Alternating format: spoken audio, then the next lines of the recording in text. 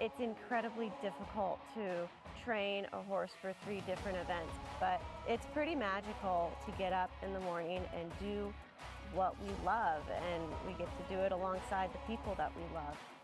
Someone once told me that if you try to get a horse 1% better each day, at the end of 100 days, they're going to be 100% better. They're going to fight for you, and they want it as much as you do.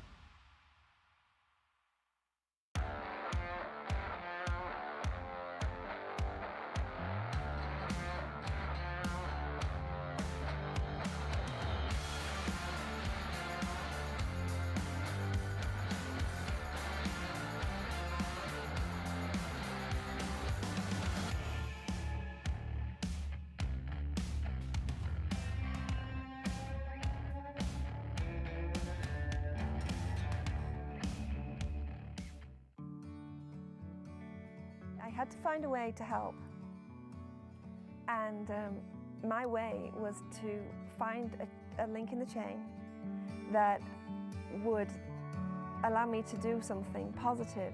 Through the TIP program, I were able to make a significant difference in a large number of lives. It really is a dream come true, but lots of people have the capability of doing this.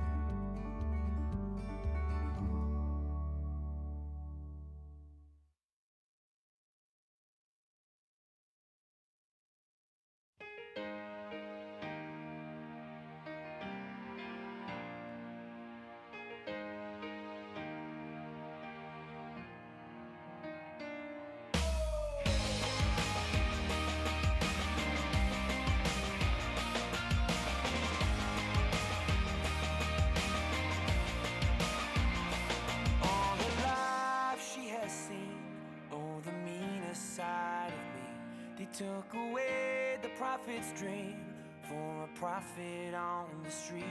Now she's stronger than you know. A heart of steel starts to grow. All his life he's been told he'll be nothing when he's old. All the kicks and all the blows, he won't ever let it show. 'Cause he's stronger than you know. A heart of steel starts to grow. When you've been fighting for it all your life, you've been struggling to make things right. That's how a superhero learns to fly. When you've been fighting for it all your life, you've been working every day and night. That's how a superhero learns to fly.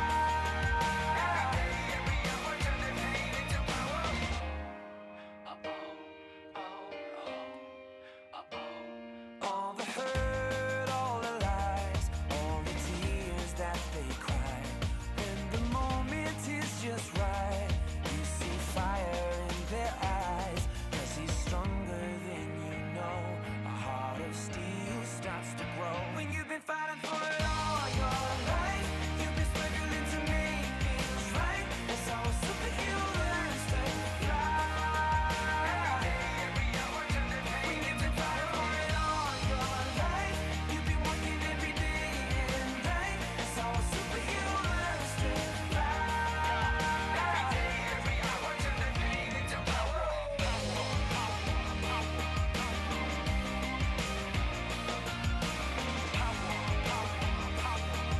Every day, every hour turn the pain into power.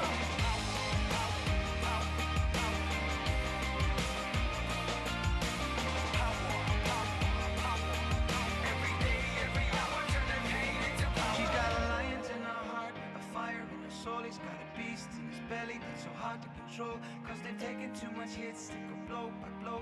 Now light him at stand back, watch him explode. She's got a lion in her heart, a fire in her soul. He's got a beast in his belly that's so hard to control. 'Cause they've taken too much hits, they go blow by blow.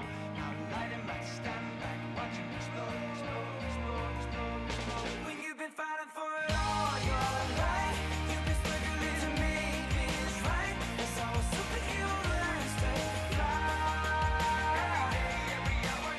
When you've been fighting for it all your life, you've been working every day and night. That's how a superhero learns to fly. Every hour turn the pain into power.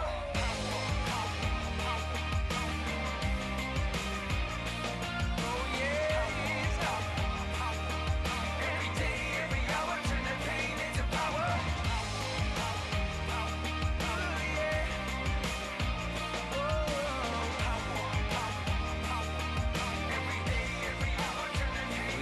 fighting for it all your life. You've been struggling to make things right. That's how a superhero learns to fly.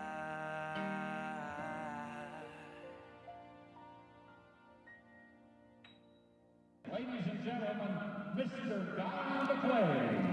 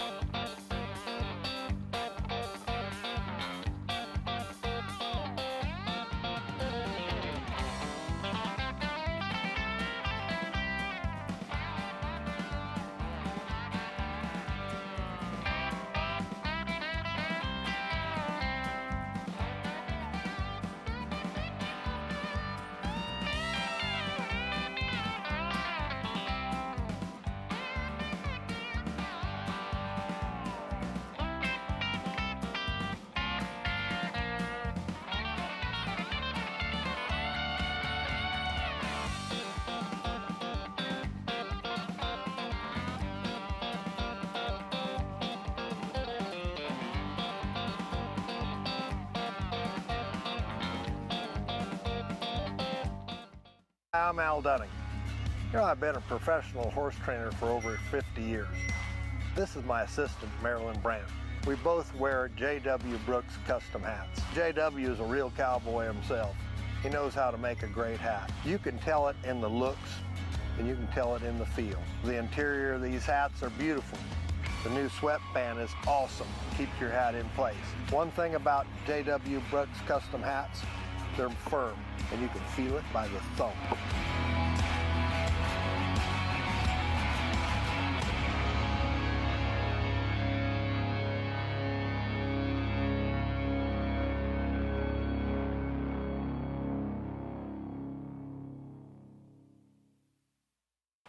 The biggest mistake that I see horsemanship students making is not being willing to learn.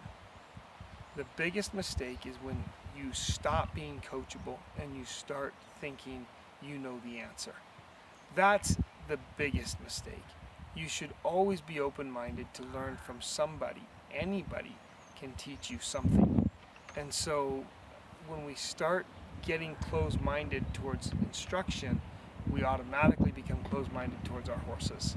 Stay open-minded. I tell my kids all the time, the single most important thing that you can learn in life outside of your faith and values is be coachable. Let your horse teach you.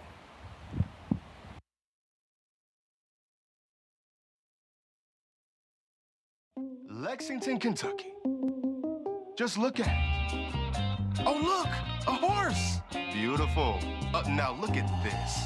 And this. Looking for the horsiest getaway in Kentucky? Look at Lexington. Ranching is passed down from generation to generation. Know what else gets passed down? The world's finest.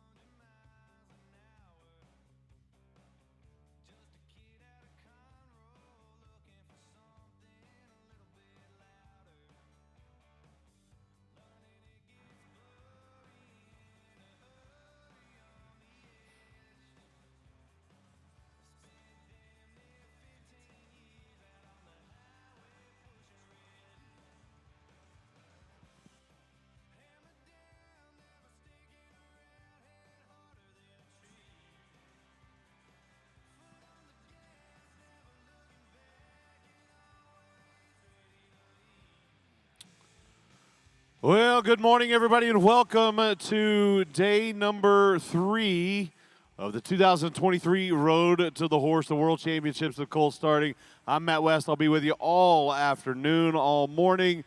We're going to be rolling through a Saturday performance as we continue this World Championships of Colt starting. Hi, everybody. Thanks for being here in Lexington, and thank you for joining us at home on Ride Pass. Without further ado, let's get to our first talent of the morning. Please welcome to the arena the 2022 Wild Card Champion and now a contender for a World Championship. Give it up for J.R. Robles.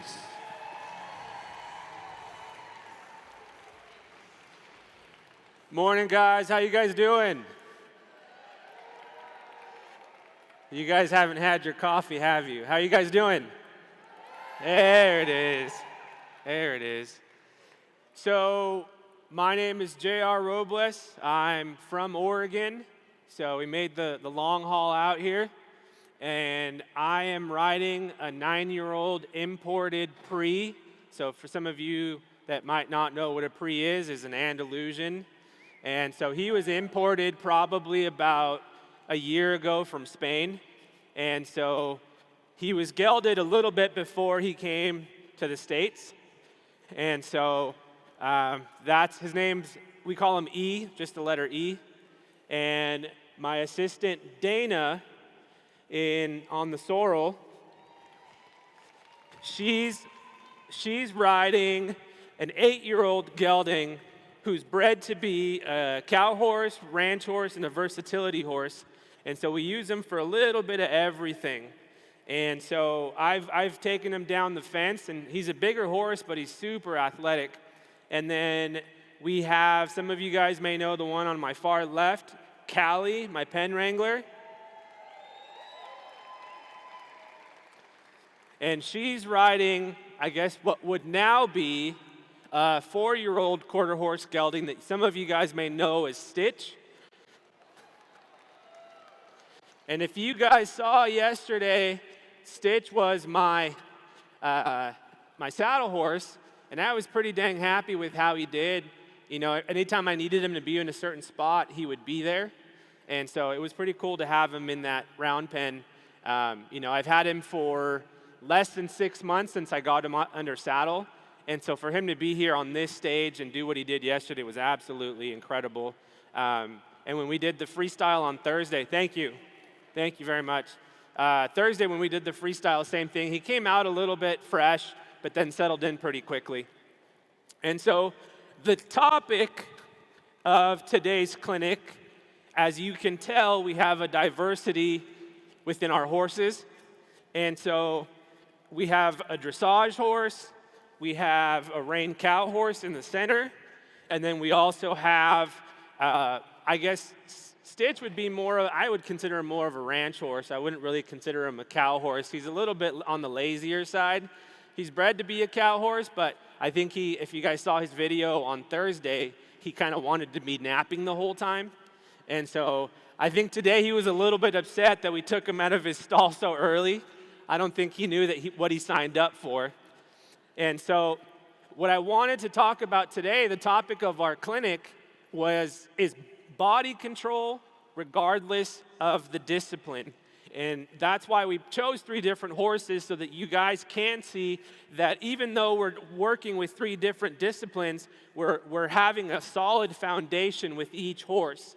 Yeah, our program now is predominantly reiners, but we still get an occasional horse that does something different.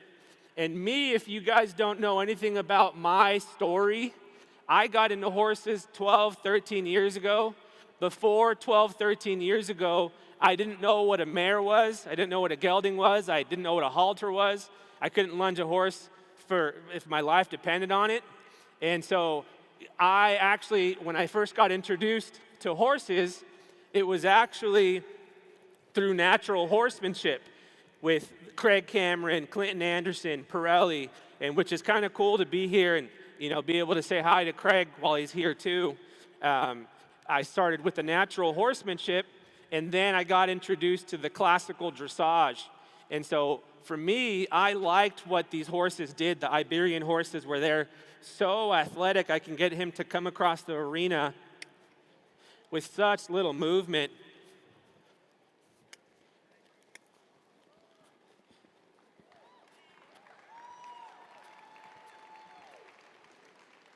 And so these horses, these Andalusians and the Lusitanos, if you guys were in Fort Worth last year, you guys would have seen me on a Cremello Lusitano. He was a pretty cool horse. And so these horses are bred to be bullfighting horses. So they're bred to be forward, they're bred to be big. And if you guys have been around this horse is pushing 16.3, maybe 17 hands. So he's a big horse. I know I'm not a very tall guy, so I look a lot smaller on this horse. You guys can laugh if you want at that. And so for me, when I take my horses out, I want them to get familiar with their surroundings. And I never, ever take my horses to the outside of the arena when I get somewhere. Even my show horses that have been places, what I want to do is I want to take them to the center of the arena, and I call it working from the inside out. So I'll come to the center, and you've seen both of my assistants. You know, it's a lot of figure eights, it's a lot of bending, it's a lot of counter bending, so you can come through. Callie's doing a fantastic job right now with Stitch, getting him to counter bend. And what I want you guys to notice, and we did this on purpose, was what we have for mouthpieces. In this, in Elegido's mouth, in E's mouth, we have correctional, so something with the shank. On Stitch, he's a lot younger, he's 4 years old, so we still have him in a snaffle. We switch him back and forth from a correctional to the snaffle, and I like what Stitch is doing. He's dropping his head, he's starting to relax, and I like what Elegido just did right now. I like that he's letting out a big sigh, starting to relax a little bit more. So correctional on E, we have the snaffle on Stitch, and then on Floyd, we have Bozell, a hackamore. And so the hackamore is a little bit more in the traditional, the buckaroo, vaquero style, and the cow horse style. And so with him, we do ride him occasionally. We put him in the bridle with Romels, and then other times we put him in the hackamore. And so for me, I want you guys to see that it doesn't matter, and you guys have heard the saying, it's not the tools, it's the hands. And so as we're riding around, even though somebody might consider this bridle a little bit more on the severe side with the correctional, you can tell that when I'm riding him, my hands stay very much in the same spot. And what I want this guy to do is, we really didn't get to lunge or move outside because the outdoor arena is a little bit flooded. So you guys get to kind of see, which is great. You guys get to see everything kind of in its raw form, which is fantastic for you guys to see, because it's not we come out here and everything's perfect. There's still stuff for us to work on. And so this guy hasn't been to town very much. And so this is fantastic for him to get used to and understand that, hey, this might be the rest of your life, going to shows, doing horse expos, doing events like this. And so I'm offering him, he wants to move forward, so I want to be productive with what I'm doing. And so those of you that ride dressage would know, and we're going to talk about this as well, you're going to see that when the girls ask for a downward transition, they're going to hum. When I ask for a downward transition on this guy, I'm going to do the little purr, the there. Good job. And thank you. And I'm sitting down in my seat when I'm asking him to do that, so I'll do it again. Good. Good. And I don't have to, he's a little excited, but I don't have to pull on his face to ask him to stop. So what I'm going to ask Dana to do, I'm going to stand here in the center with Callie. What I'm going to ask Dana to do is I'm going to ask her to trot just around us.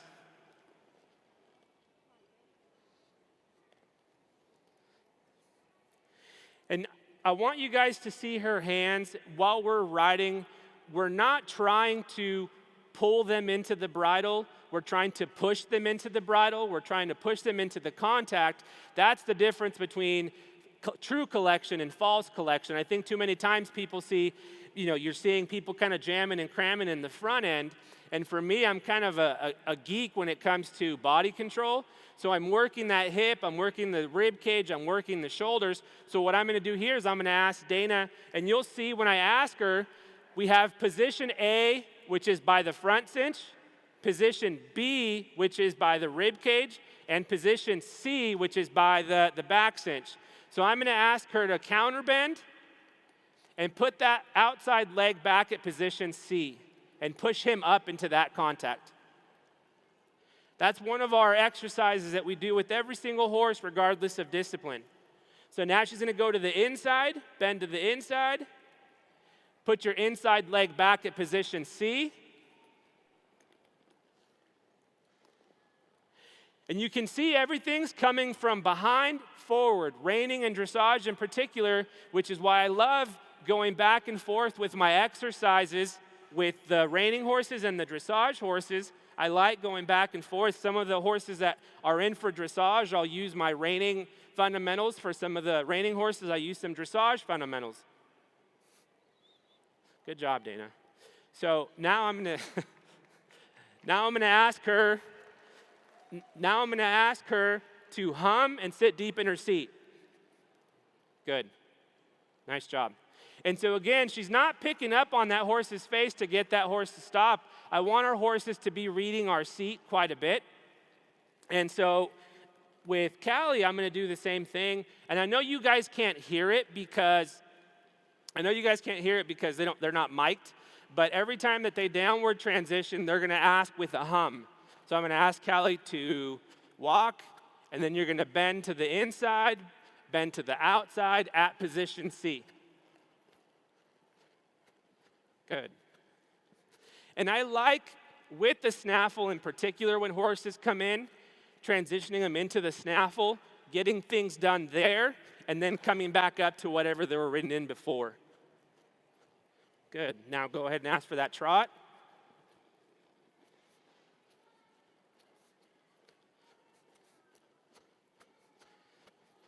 And what I want you to see is her inside hand, it's steady contact. It's not a yank and a yank and a yank. It's just hold and use your legs to fix what's happening. I think too many people see something happening up in the front end. Maybe the horse is rearing, maybe the horse is rooting on your hands, and you're thinking, man, I got to fix it at the face. When in reality, my rule of thumb is you're never going to fix the issue where the problem is happening. So again, I'm going to repeat that. You're never going to fix the issue where the problem is happening. So if you're having an issue with the lead change, the issue that you're not going to resolve it at where the actual lead change is being asked. You're going to fix it 10 steps before that. And so again, everything's going to be steady contact. I'm not trying to get the horse worried about anything. Good, Callie. Good, Callie.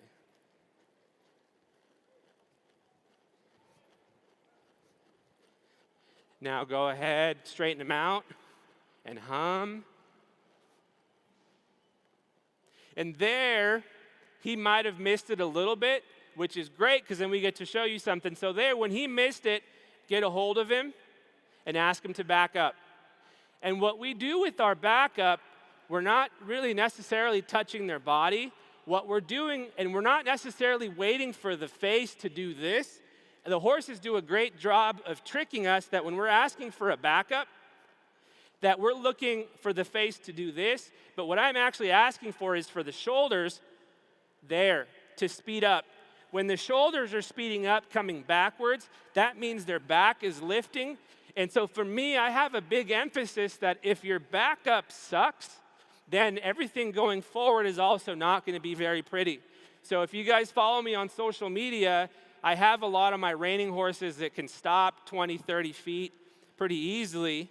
And people ask me, they'll send me a message, hey, how'd you get your horse to stop 20, 30 feet? Well, I talk about the backup, and they're, no, I want to know how you get the horse to stop. And I said, no, it's in the backup. You know, if you can't get your horse to come back through your hands without having a rip on their face, you can imagine what that image is going to look like when you ask to go forward and you ask to stop. They're going to be rooting on your hands and doing the exact same thing. So for me, there's a big emphasis on that where I can go and stop. There he kind of rooted on my hand, so this is a good time to show a backup exercise that we do is we back up in circles. I want these horses, you can see that, since you guys are in a good spot, you can see the ground. There's a lot of circles that we can start forming as we back them up in circles. And I'm backing them up with my left leg. It might look like I'm actually pulling them back, but every time I add my leg back there, I'm pushing that hip backwards. So we can go from this exercise, backing up in circles, to asking them to turn this way, almost like a reiner. And then I can say, okay, we're going to back you up this way. And then now I'm going to push that hip up. Good. So I'm going to ask Callie to do the same thing. I'm going to ask her to back them up in circles.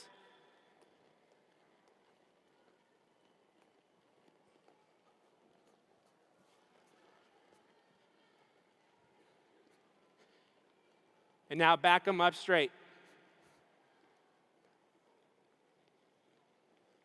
Good job, buddy. Good. So now, again, the problem that we had earlier was that he missed the stop or the downward transition. So what we're going to do is come back, ask for that walk, trot.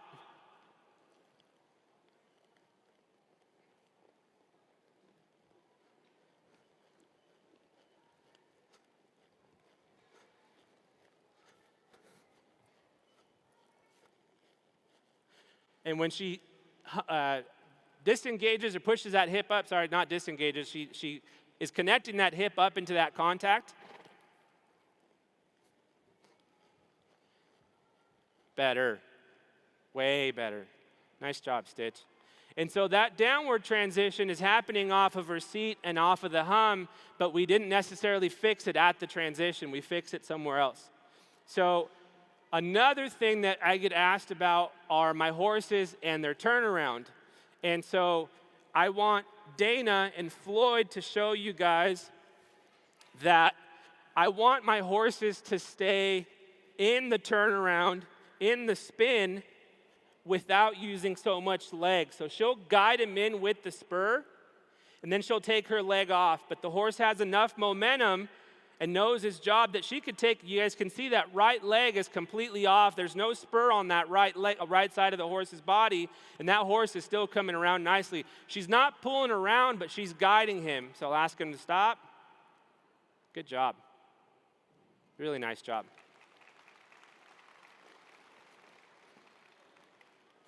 And then we'll go the other direction.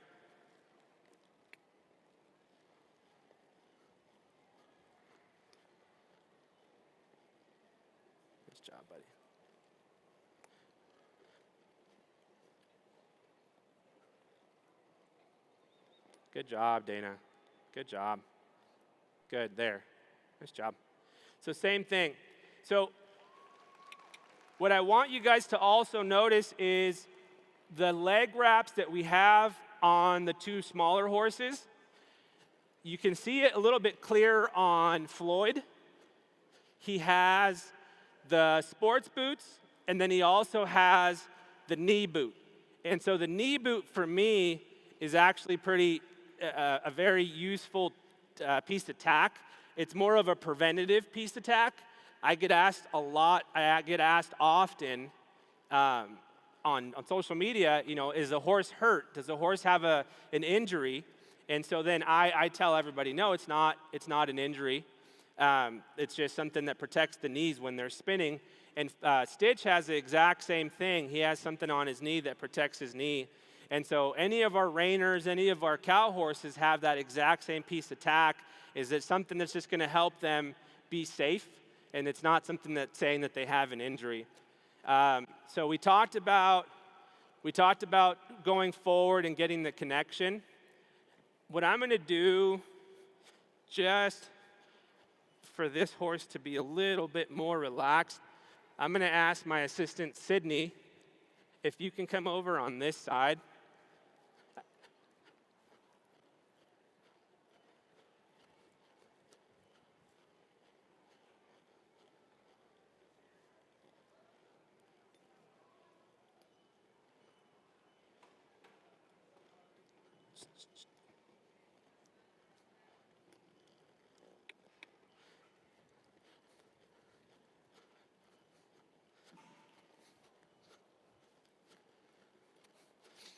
What I'll have Dana do next is I'm going to have her walk, trot, canter. Yeah, walk, trot, canter.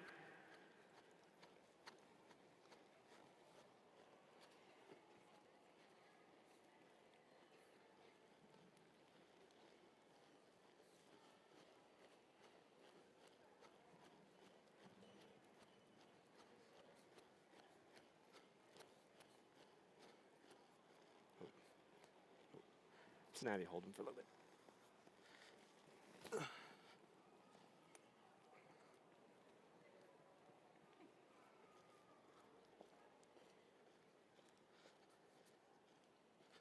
So what I'm going to have Dana do is I'm going to have her walk, trot, canter around us.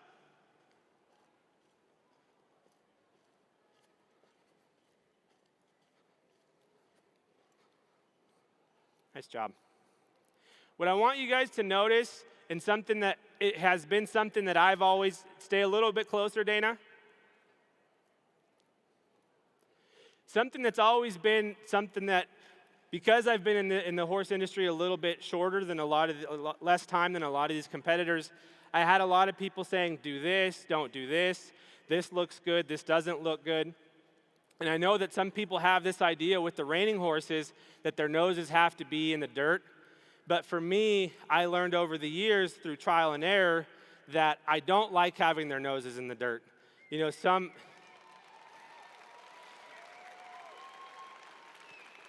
my horses, I've learned, they give me so much more through their body when I allow them to be in whatever comfortable, natural state that they want to be in.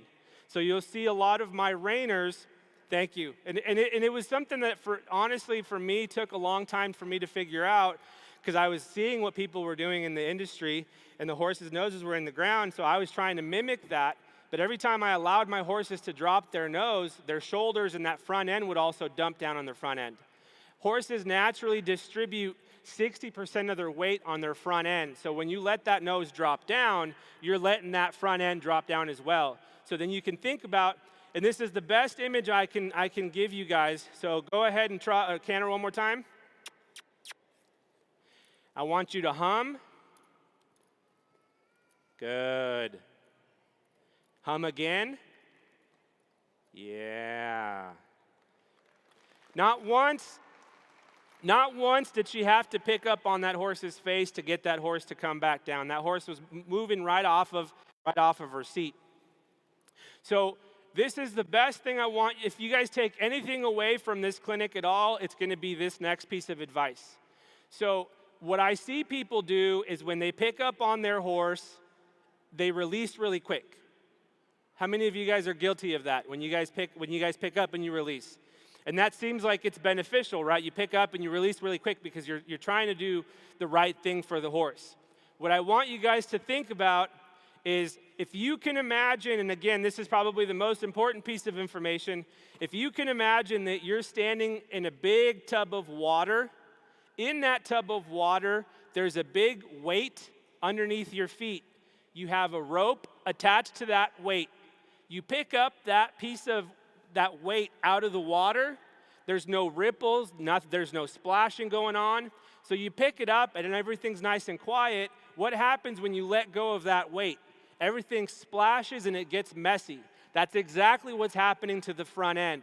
As slow as you pick up on your horse, that's how slow you should also be putting that horse down, because you're teaching that horse to stay in that frame versus dropping that front end down.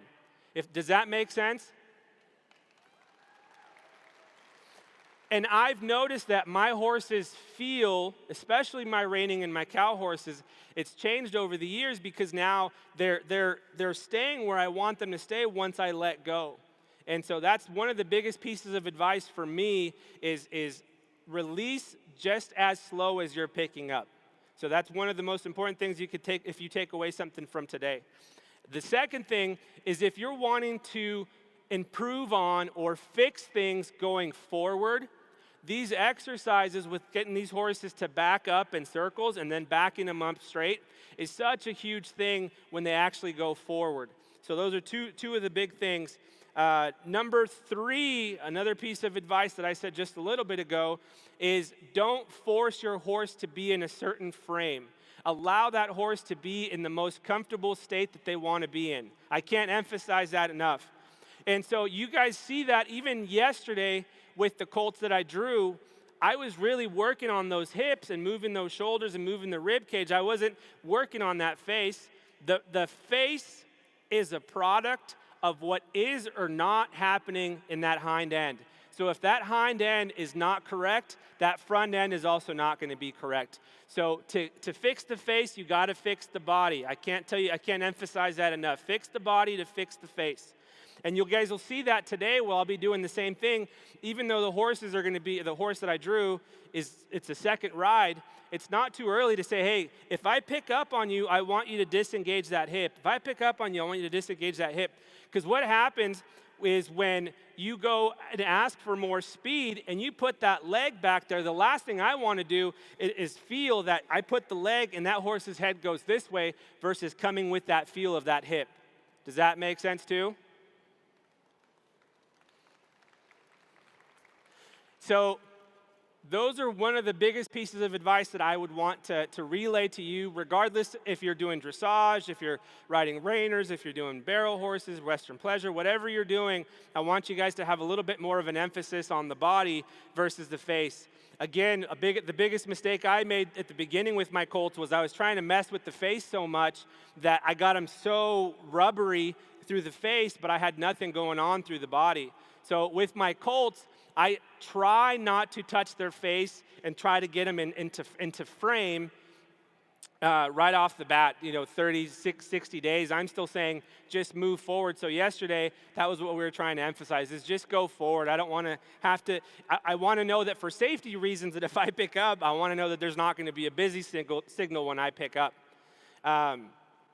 Do you guys have any questions about anything that I've talked about today at all?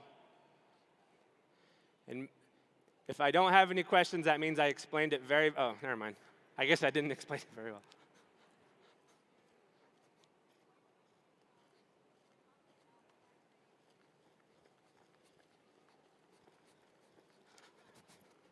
Got to get my workout in already.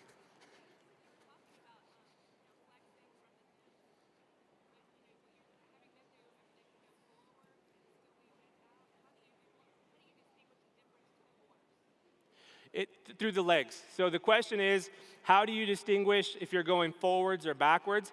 And a lot of it is my seat too. So if I'm sitting here, I'm drawing that horse back. So that's how they distinguish if we're going forwards. If I kind of put my energy forward, then we're going forward. And my leg too, if you can imagine that my spur is being put into their body, that's another thing with the spur in particular. When I use my spur, I don't poke. When you start to poke your spur, you get the horses to be defensive and kind of ticked off about it. So for me, that's the reason why they have the rowels, is so that when you come up, you pick up on that body and you roll it across their belly. The best image I can use for that is if you can picture a bowling ball and you're going to roll it down the lane. If you poke with one finger, you're not going to get it very far. But if you cover the whole surface area with the ball and you roll it, you're going to get a lot further. So it's the same thing with the body, with the rib cage. If you're poking, you're not going to get very far. But if you're covering more surface area with the spur, you're going to get a little further.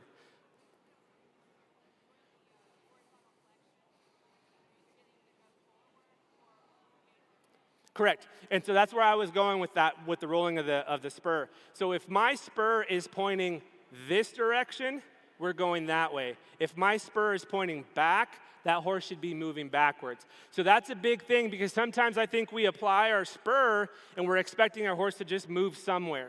But I always think about that visually. If you could send arrows through their body, or energy arrows through their body, if I put my spur wherever my spur is pointing, that's where that horse should be moving. So if I point that spur this way, that horse should be moving that way. If I point it here, it should be moving this way. If I point it this way, it should be going that way. Does that make sense? So that makes a difference to my horse as to where it should be moving.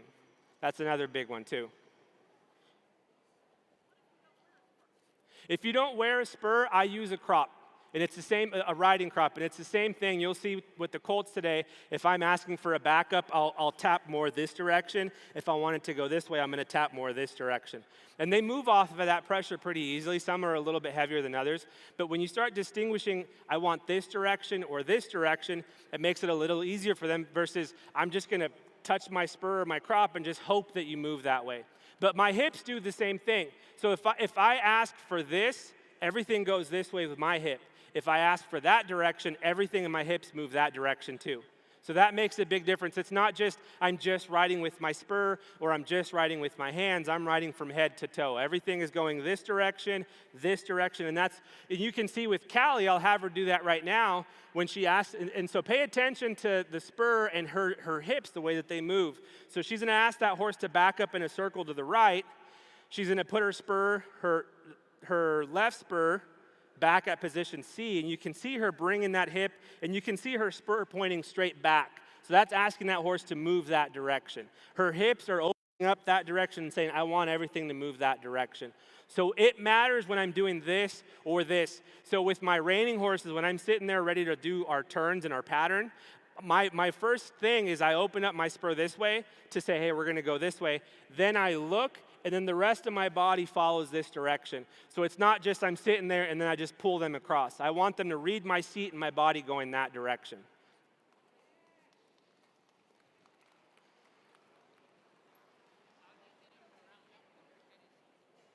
So that's a great question. How do you get them to round up through their back and their shoulders when their head's up? My first instinct is don't worry about the face. I want you and this brings up a great point. I have like thousands of thoughts going through my head and everything's wanting to come out at the same time. So for me, one thing that changed the way I ride probably about 3 years ago is when I'm riding with my reins, I now imagine, this is another big piece of advice, when I ride now, my reins in my head are no longer attached to the horse's face. When I ride now, my reins are attached to the horse's shoulders. So every time I pick up, if there's any sort of heaviness, I'm feeling that through the shoulders. So when you change that mindset, you're not worrying about what's happening at the face, because I think when I see people ride, their eyes are glued to their horse's face. And they're fixating and trying to fix it there. But if you switch all your attention back to the shoulders, you're gonna see that you're missing something big in those shoulders. So for me, that backup exercise is huge, is backing them up and getting them to use their body like this, use their body like this and getting them to back up. And so one backup motion that we haven't really talked about is, I'm gonna ask Dana to do this, is I want her to use her whole body to get that horse to back up. So I don't want her to just sit there. I want her to use her upper body. I want her to roll her pelvis until, just like we were talking about earlier with body and pelvis position, you're gonna roll your hips and ask that horse to back up. So I'm gonna ask her to back that horse up right now. She's gonna move forward, stop, roll your pelvis. And you can see every time she rolls her body, that horse speeds up a little bit more, and that's exactly what I'm looking for. In the show ring, I don't want to be in there and having to pick up on my horse's face to back him up. So if I've made my big stop and I start to back up, I'm going to roll my hips back and get that horse to back up so I'm not having to pick up on my horse's face. That makes sense?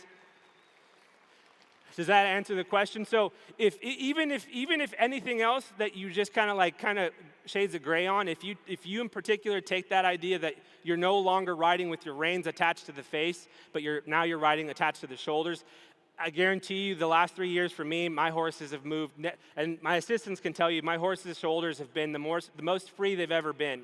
And I was trying to fix everything in the front or in the hind end, but there was something missing in the shoulders. In particular with my lead changes. I was getting the hips to swing left and right, and they looked like they were on a door hinge, just swinging left and right, but then they wouldn't come through. And I was wondering why that wasn't happening. It's because the shoulders were so stuck, it wasn't allowing that hip to come through.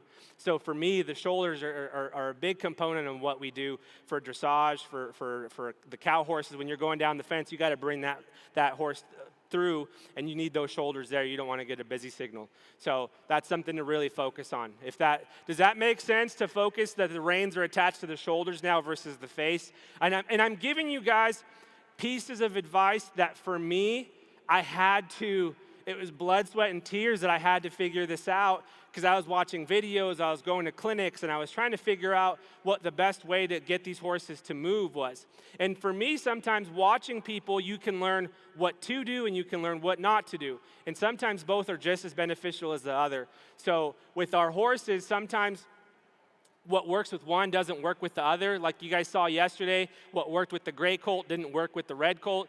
But at the end goal was the same, was to potentially hop on and ride around. At the end, that red colt that was pretty defensive, that almost kicked my head off, was actually kind of moving on his own, and just kind of his head was low. Not because I forced it there, because you guys saw I hardly picked up on that horse's face. My pen wrangler was the one pushing him forward, so I gave him his face and I didn't hold him, and he gave me his natural frame where he wanted to be.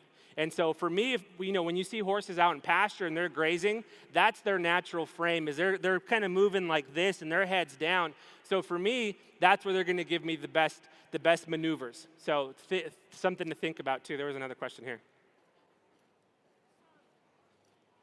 How do you warm up for a reining run and a cow horse run, and is there any difference?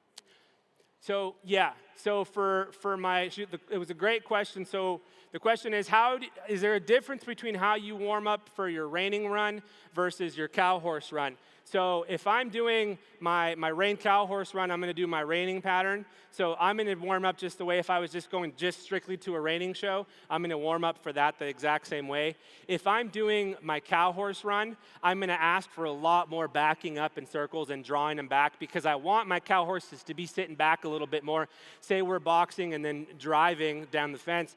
The initial part, I really want them to sit back and have those shoulders free, which goes back to the shoulders. I want those shoulders to be able to be pliable, left, right, forwards, and backwards, but I also want that hind end to be down and sitting back.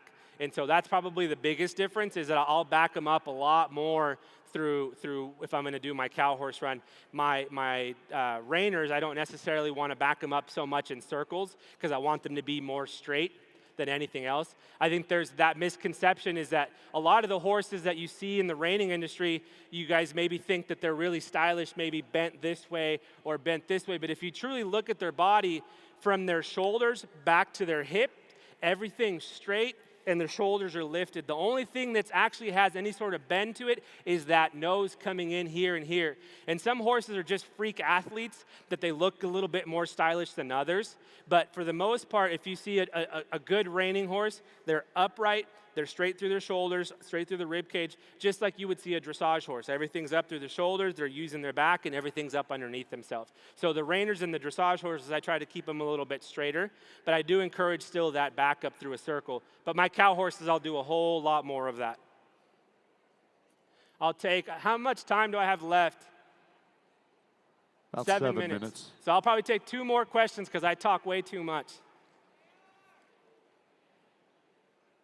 I'm going to take a question over here just because I've taken a few questions on this side. You're welcome. Okay.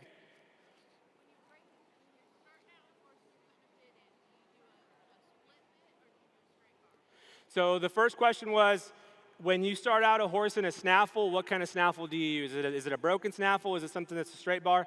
For me, I've had more success with something that's a broken snaffle and something that is a D-ring. I like the loose rings sometimes, but the D-rings I like because when you pick up, and again, it's not the tools that you use, it's the hands that use them.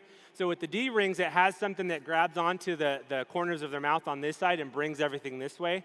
So something that I want to learn to pick up on that feel, I'll pick a D-ring to start a D-ring snaffle to start my colts.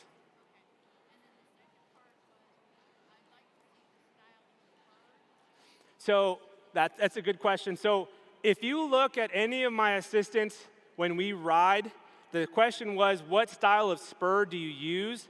And I'm always going to recommend, I call them clover spurs. So basically it looks like a 4-leaf clover. So my spurs are completely blunt. There's absolutely no sharp edges whatsoever to my spurs. If my assistants ever come into my program wearing them, like new assistants, I tell them to take them off and they need to buy something different. I don't want that by accident. Sometimes we get a little bit frustrated, sometimes we get a little bit excited, and we spur a little bit more than we're supposed to, which is unfair to the horse. So for me, regardless of if you get a little frustrated with the blunt spur, you get your point across, but you're not doing something that's going to tick off the horse or upset the horse or hurt the horse. That makes sense? So that, yeah, you're welcome. So that's my answer to that is blunt spurs. If you guys want to see them too at some point, I can show them to you guys, but they're just rounded. I'll take one more question on this side.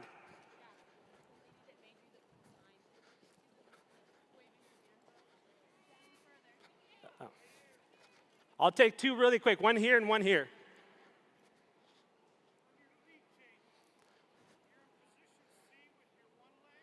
Correct. That's a great question. So lead changes, I did my clinic last year on lead changes, which I love talking about because it's such a like a thing that people are like, crap, I can't get the lead change, and it's so tricky. And to me, lead changes are probably the most difficult thing to reprogram and fix, especially when they've been done incorrectly. And so for me, my lead changes, the question is, where do you have your legs on your lead changes? Position A, B, or C? My answer to that is when you're loping and you ask for that lead departure, let's say we're going to the left, so I'll go this way. So if we're going and picking up that lead departure to the left, my outside leg is back at position C, pushing everything forward, correct? And so there's a misconception with the lead change that it's going to be like a pendulum. So you're going loping, and because you're thinking because this leg closed that lead change should happen. Incorrect. It's not because this leg closed that the lead change should happen. It's because this leg opened that lead change should happen. So you should be able to lope, close both legs and not get your horse antsy. And once you open up that leg, that lead change should happen. So my inside leg is at position A, holding that shoulder up. And so when I ask for that lead change, I'm going to bring that position A towards position B, and then shift back to position C, and then bring that other one back up to position A. And I'm not going to open up my leg through a lead change like this, because as we talked about with body positioning, if I open up my leg like this and we're asking for a lead change, where is that body going to go? That body's going to go this direction. So you get horses that you're wondering, well, I asked for the lead change, but my horse keeps diving this direction. Well, that means that your leg is opening up this direction as well. So when I ask for that lead change and we're loping here, my leg shifts and everything goes this direction. So my leg opens up this direction, blocks the shoulder, and everything gets pushed that direction for the lead change. Does that make sense? So not because you closed your leg should there be a lead change. It's because you opened your leg that there should be a lead change. That was also a big discovery for me 3-4 years ago that I was like, crap. And I was getting it done because some of the horses that I had were so talented that they could get it done. But then in a show ring, I'd start to get into trouble where the horses would dive their shoulders in because you get a little butterflies being in the show ring and everything gets a little bit more amplified. So for me, making sure that when I open up my leg, everything's this direction. And I'm not, and you'll get a horse so jazzed up in the lead change trying to get it done by just adding the leg, then rather than bringing it in, holding it for a stride or two, and then opening up. You lose a lot of that edginess through the lead change when you do it that way. Does that make sense? Does that make sense? Okay. Okay, last question.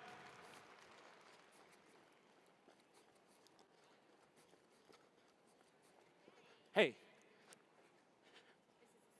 No, it's okay. I've got a very spirited mare, Mm-hmm. and she's very high-strung and fresh, and she's a bucker, and she's a rear in the round pen. Mm-hmm.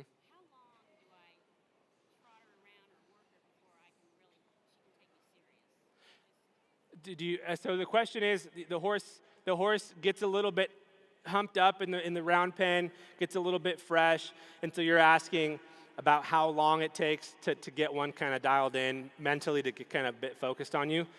That's going to be a tricky question because it varies horse by horse. But if I'm doing stuff on the ground, I change direction often so that I am getting their focus. And it's the same thing when I'm asking that horse to lunge and change direction.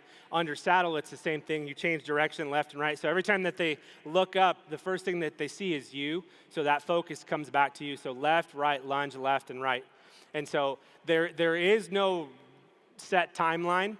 but as time goes by, that timeline does get shorter and shorter, but not setting a timeline is what's big.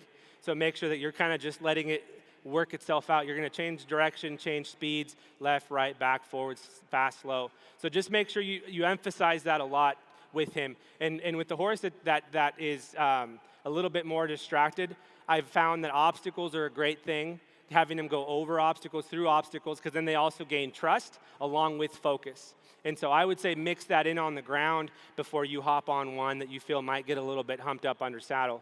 And so yesterday with the Colts, you saw the first thing I did was I started going through the obstacles before I even hopped on. That says to them, okay, I trust this person because he led me through this and I survived.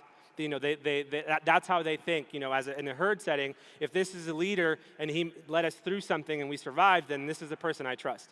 So yesterday was the same thing, and I'll do the same thing today. I'll go the obstacles first, and then I'll hop on again. So that's what I would do. I'd mix it in that way. Thank you guys very much. If you guys have any more questions, our booth is right back in that direction. And thank you guys very much. And I'll just see you guys later. Thank you. Thanks once again, J.R. Robles.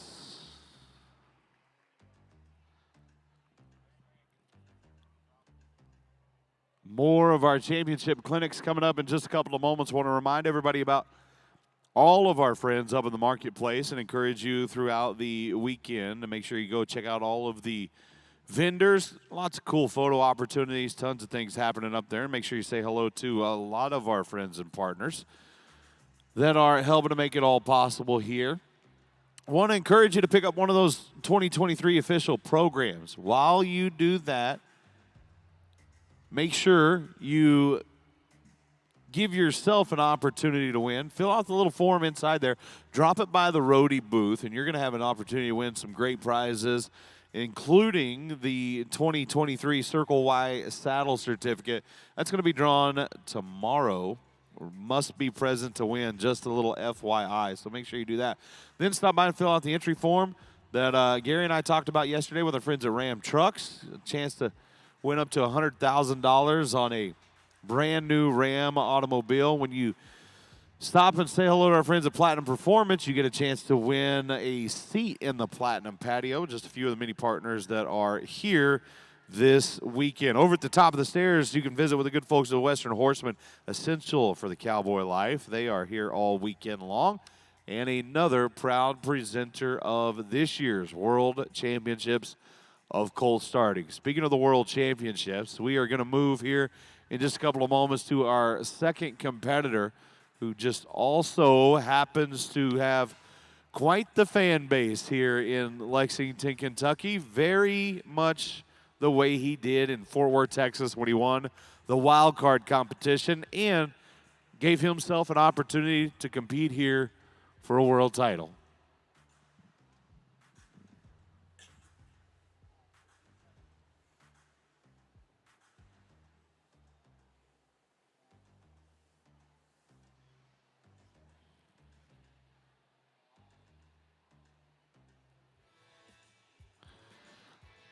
So let's welcome our next Road to the Horse competitor. Please welcome Mr. Cole Cameron.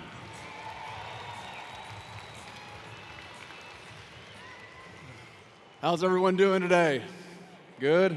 All right. It's good to see everyone. I'm going to walk my horse around the arena and get him used to it here. It's so windy outside. I didn't get to warm him up at all. But I think that's pretty good, because I'm going to go through my whole routine with you all. So, and you can kind of see how I work on different things, different maneuvers, some performance moves. So Kool-Aid, he's a ranch horse deluxe. He loves working on the ranch. After this competition, I told him we're just going to be a purely ranch horse. So in April, we're going to go over to Red Rock, New Mexico, where we went last year for about 9 days, and brand Corriente cattle on a 60,000 acre ranch. He's going to cover at least 10 miles a day and probably drag 20 calves a day. But he thrives in that environment. So he loves it, ears forward, and that's where he truly shines. So I've had to really, really dig deep with him working on these performance maneuvers. And I've really, really wanted to get him the best I could possibly get this horse for this competition so I could come out here and show you all some of the stuff, you know, that he can do. And he really is. He's good at changing leads, and he's good in his turnaround. You know, it's taken him 2 years, and really the last 6 months we've had to dig deep and really work on, you know, these more advanced moves. So one thing that's really important in my program is, like yesterday with my horses, I want that forward motion. And Kool-Aid had that, if you remember him at the wild card competition 2 years ago. That first day he was super tough, kind of like his brother yesterday, who I'm calling Tang. Tang was super tough, and Kool-Aid was super tough. But they just had that, they had that try and they had that grit, and they wanted to continue to move out. So that forward is really important. I feel like that gray horse just didn't have enough forward for me, and he was really good on the obstacles, but I knew that I have 2 days to really advance that red colt on obstacles. So it's hard to judge that on the first round. Both horses could have gone either way. But we're gonna go ahead and go into some warming up. And when I'm warming up, I'm always gonna be thinking about my reining maneuvers. And I'm no professional reiner. I get by in the reining in my competitions, and it's always the event where, you know, if I can get by and not make too many mistakes, I'm happy, because I really want to get to the cow working events, and that's kind of what I like to do. So, but I am going to work on circling a lot. Big circles, small circles, rating my horses up, rating my horses down. So we're going to talk about how to work our circles, how to slow down and do a small, slow circle, work up and do a fast, big circle. And then we're going to work on our lead changes. Kool-Aid really has struggled with his left to right change. He's pretty good on his right to left. I'm probably not going to touch there today. There's no reason to. I like to kind of break it down and maybe work on one side that they struggle with, maybe on that certain practice day. Maybe come back the next day. If I even work on lead changes 2 days in a row, I'll probably work on the other side and leave that other side alone, just kind of so I'm not beating them up on both sides. Plus, it's a lot of loping. It's a lot of try out of his part, and they can get really stressed out. And Kool-Aid in general, he gets really offended really easily. So I have to try my best not to offend him. He doesn't like being overly collected. He doesn't like being spurred too much. He kind of wants to be left alone, and he's going to let you know when he doesn't like something. So it's just better just not to go there, because there's no reason to pick a fight with him. He's way bigger than I am. So we're going to work on our lead changes as well as our circles, and then I'm going to show you, I have a flag down here. We couldn't use a mechanical flag, but I'm going to use Dylan as my flag, which is going to be great for all the women out here. If you want to get your husbands or boyfriends into horses, you can start them off by being your flag. That's going to get them really excited. So we're going to end with how to start your colt on the flag. We always see these great trained horses on a flag, and they're moving around, but how do we get them there? Well, we have to teach them how to be cowy, right? We have to teach them how to cow up. We have to teach them the job. So just a short, easy session. At home on my colts, I always finish the last 5 minutes on the flag. I will, or on a cow. And I'm not going to make it hard. I'm going to make it effortless, and I'm going to make it fun for them, and I'm going to quit them there for the day. And then we're going to have a special guest at the end of the clinic. Y'all know him as Craig Cameron. I know him as Dad. He's a legend. He's going to come in. Yeah, give him a hand. He's over here too. He's going to come in, and he's going to work on, he's been doing some amazing liberty work with Kool-Aid. I can't take credit for any of that. He just is so good at everything, and I'm just still trying to figure things out. So he's going to show you some liberty stuff and maybe talk about that for a few minutes. So I'm going to go ahead and get into my circles, and he's a little fresh. Like I said, I haven't even done anything with him yet. So I'm going to lope him around in a big circle in this left lead. Good. So now what I'm going to kind of want to slow him down. I'm going to go ahead and pick him up. And I like to collect my horses in rhythm, so like in strides. So if I hold him 4 strides, 1, 2, 3, 4, I'm going to go ahead and let him go for 4 strides. I'm going to pick him up. I'm going to use my legs, get him collect, get him soft. Good. Now let him go. All right, so I'm gonna keep my head up here. Now I'm gonna speed this circle up a little bit. Ask for a little more, because he kind of wants to go. So when they want to go, I'm gonna use that. Like I said, I really like the forward. So I'm gonna kind of let him go here. And now when we get to that middle, I'm gonna work on that slow, right? That rate down. So I'm gonna come here and walk. And I'm gonna walk him out. And I might walk him in a slow circle. I'm gonna let him relax. I want him to listen to me at the center of the arena. Okay, I don't want him automatically to think that we're going into that slow circle, but with this rate down from a kind of a quick lope to a walk, it's gonna help him just really rate down in that slow circle. And it doesn't matter if it's raining, if it's whatever you're doing, it's just having your horse listen to you. And this is stuff I've been working on just for our little 4-minute demo we're about to do here before our run. So we're gonna do this one more time. Come around here, I'm looking where I'm going, I'm looking for my markers, try to find the center of the arena, and walk. And I'm gonna say walk. Thank you, yeah, give him a hand, he's trying hard.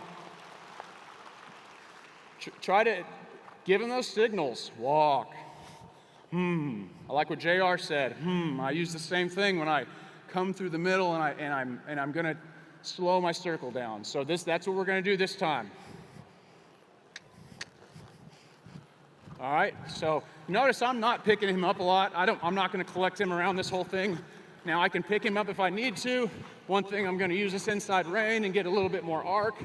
And that's gonna come with time as he gets more comfortable. I'm not gonna pick him apart. So speed this circle up. I'm gonna look for my center point. Now, sit back. Now look at that difference. And that's just kind of all him.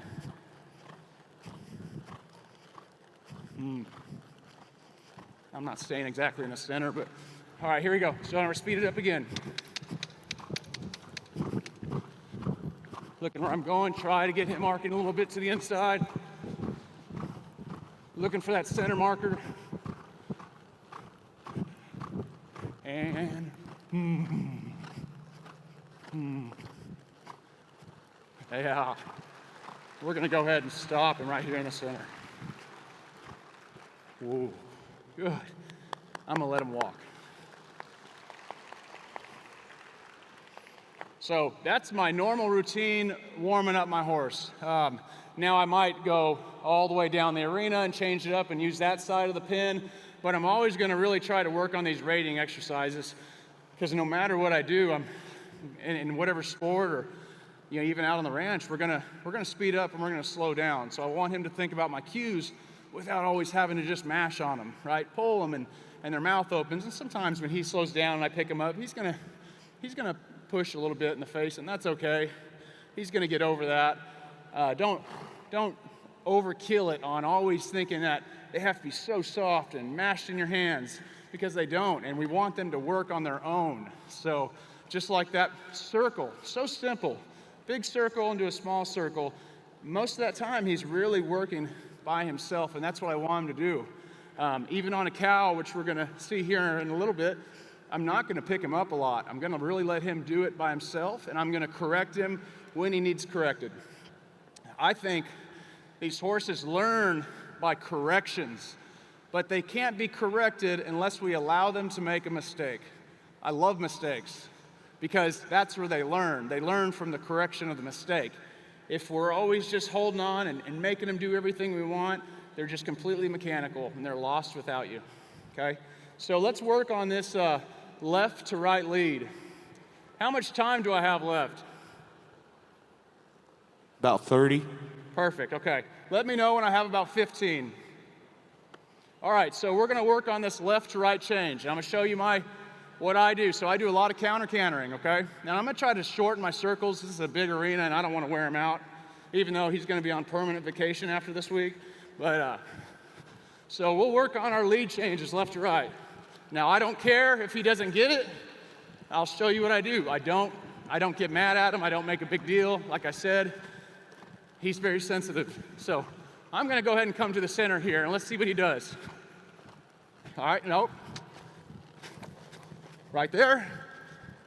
He changed on his own, and I didn't want him to change in the center, so he kind of knows what I'm doing. So watch this. So now I'm going to trick him. So in that moment, two things you can do. Push him through that, which I could have done, but I want to show you all this. So now I'm going to come through the center, right to where I feel him starting to change, and stop. I'm going to roll him back.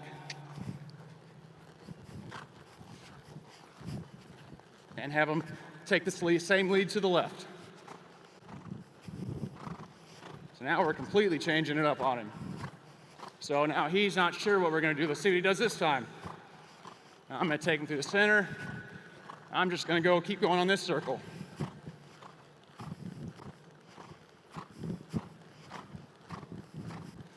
All right. Now this time I'm going to stop him and roll him back and use that side again, because I just like that side of the arena. His buddy's over here. Ooh. Stop, rolling back to the left, and catch that lead. There you go. Good, good boy. And let them know they do good, right? That's good. Okay, this time we're going to work into our counter canter. Thank you. All right, I'm just going to lift with my inside rein, and I'm going to have him hold that lead.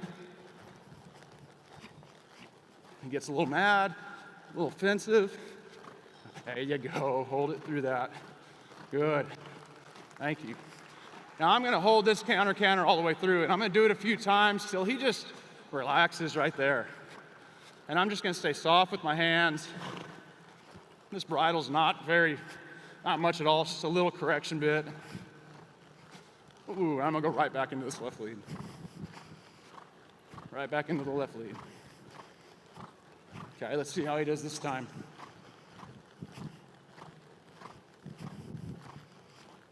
I'm not too concerned where I'm at. I'm just gonna come here. Good. Better.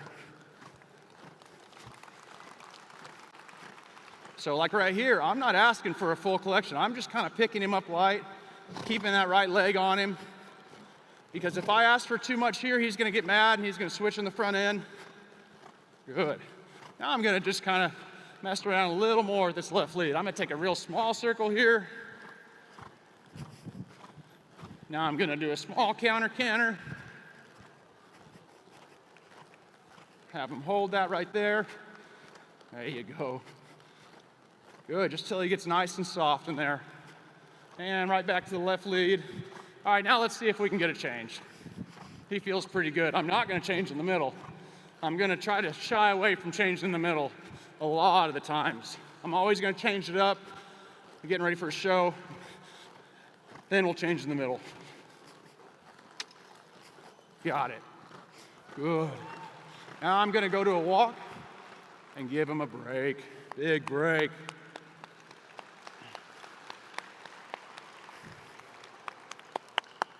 Good. Yeah, let's just let him sit. So, moral of the story is we can make that really, really hard, or we can make that really easy, right? And just like children and just like husbands, you know, they just always, they need a little bit more, care. You need to be a little softer with them. So, I know Kool-Aid, and if he misses that lead, and he's going to start throwing his head up and getting mad if I start mashing on him with my outside leg, outside spur, and we're going to get nothing done. Really, I might as well just finish on that session because he's done for the day. Once he kind of loses his head, that's it. Or, you know what, if he misses that, I'm just going to break him down to a walk, pet him, and then I'm going to ask for the counter arc and keep him in that counter arc till he feels soft, and I'm going to ask him again for that change. I'm not going to change him again to the right. That was really good. And we have a 4-minute session coming up soon. And I want him to catch his air, get some air in his lungs, and I think he's done with loping around. So we're gonna go now where I would finish the day on this colt. So if this was a horse in training, that'd be all I did. So what was that, 20 minutes? I'd be done. Now I would take him over to the flag. So if we're in the arena, I'm gonna go finish my day on the flag. If we're down in the big round pen. I'm gonna finish the day on a cow. 5 minutes, he's gonna like it. I'm gonna step off and I'm gonna loosen the cinch and I'm gonna walk him back to the barn. So here's my cow. Well, I want them all to be able to see. Why don't you come down here, Dylan? How much time do we have? About 25 minutes. Oh, perfect. Give the cow a hand.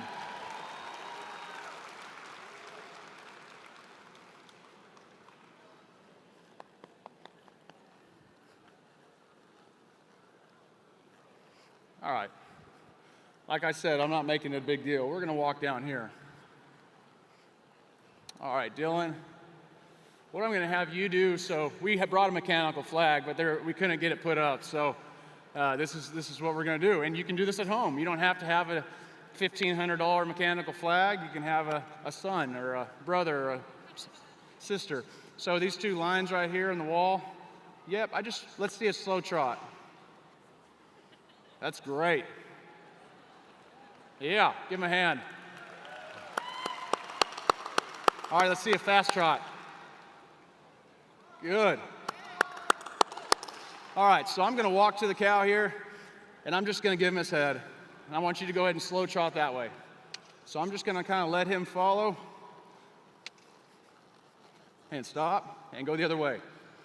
So right there, he completely took his head off the flag, cow. So I'm going to go ahead and correct him and drive him back over here. I'm going to correct him a little sooner next time, but that's what I'm going to do. And go the other way. So right there, he's not rating. He's not stopping on his own. Go the other way. Want him to look at Dylan. Good, stop. Just come back right there. Good. So if I'm controlling the flag, that's where I pet him, right there. I reward him for that try. He stopped on the cow that time. First 3 times, he did not even know a cow was there. So I'm getting him hooked on whatever is moving in front of me. All right, go the other way. All right, he's not doing anything, correct. Make it kind of known that, hey, you're messing up. Good. All right, go the other way. Yeah. And stop. Go the other way. Help him, help him. So what that's telling me is he's a lot better on his right eye than his left eye. Go ahead.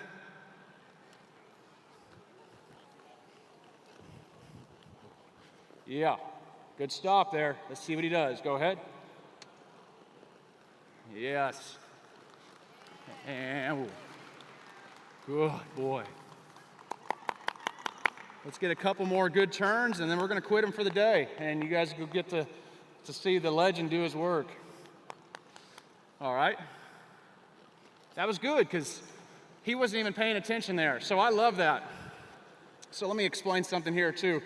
Now, if I come and stop on the flag, and let's say Dylan's over here riding, I'm working the flag, and I talk to Dylan for a second, if Kool-Aid's eyes are over here, I'm going to turn that flag, and then I'm going to, boom, correct him. And I want him to know that when that flag moves, no matter where he's looking, he needs to go with it.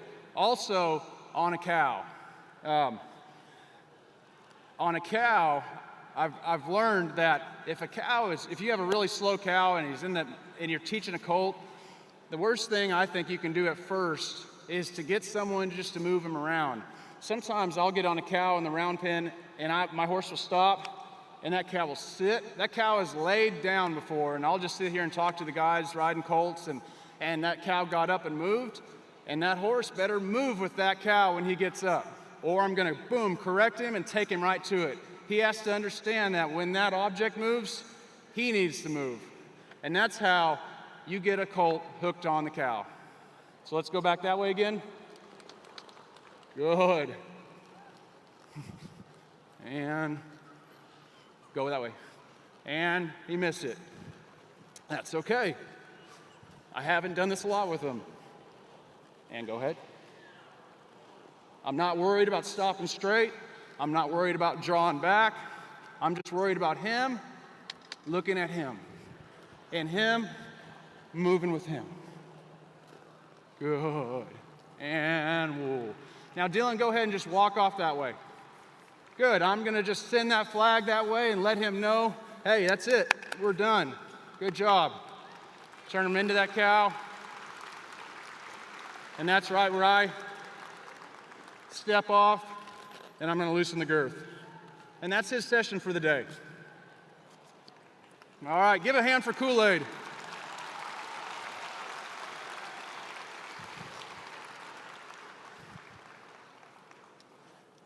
And give a hand to our flag. All right, Dylan, Cal. Thanks.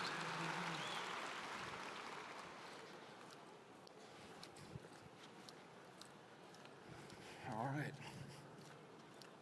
Are you mic'd up? Yeah, I think, oh, yeah. Good morning, everybody, good morning. About 15, hey, Colt. Yeah. You know, I love that slow work, and that's how we build the foundation, just like that, you know. You don't make them do it, you let them do it, you fix it up and wait. And waiting doesn't mean you're doing nothing. Cole was doing quite a bit right there, but really waiting on this horse. And again, you develop that want to when you offer it up in a way they can understand, and then you give them the time that it takes for them to understand. You know, people always ask me, Craig, where do you guys start? And we tell them the beginning would be nice, you know. So remember, every day is a new beginning. And just like those colts that they're working, you know, it might look like Cole was going slow in the beginning, but I think that's the best way.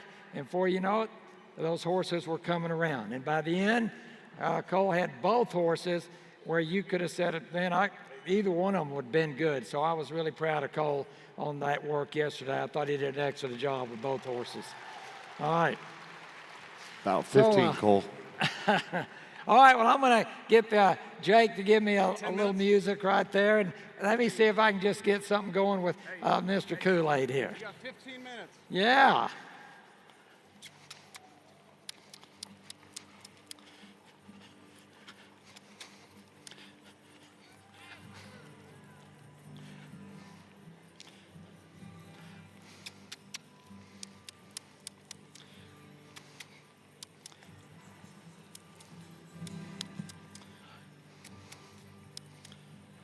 Good boy.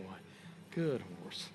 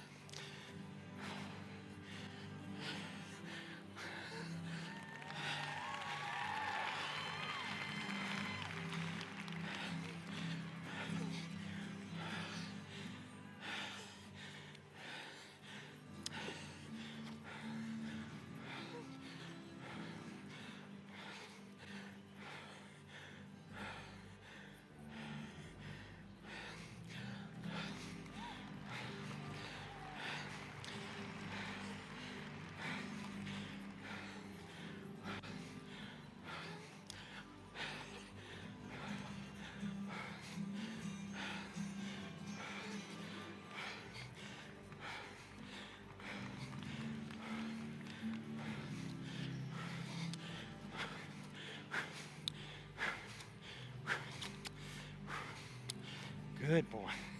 Good boy.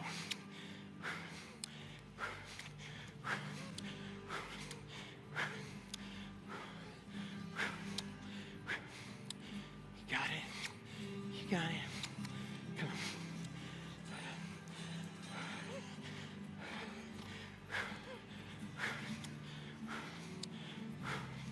Good boy.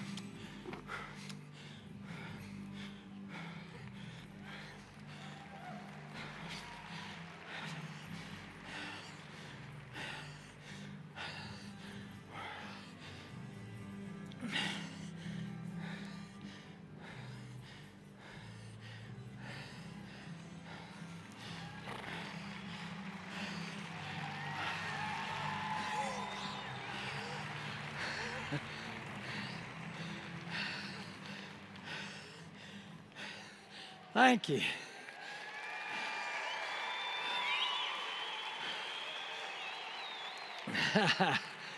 Oh, yeah. Damn, that's a big arena. You know, a long time ago when I first started starting colts for the public as a young guy, like JR and Cole and more like long time ago, people would say, Craig, aren't you scared getting on so many of them young horses? I noticed today they say, Craig, aren't you scared of your age getting on so many young horses? But I tell people, don't be scared, be careful. See, scared won't help you, but careful will. And so all this work we do, yeah, isn't that the truth? Absolutely the truth right there.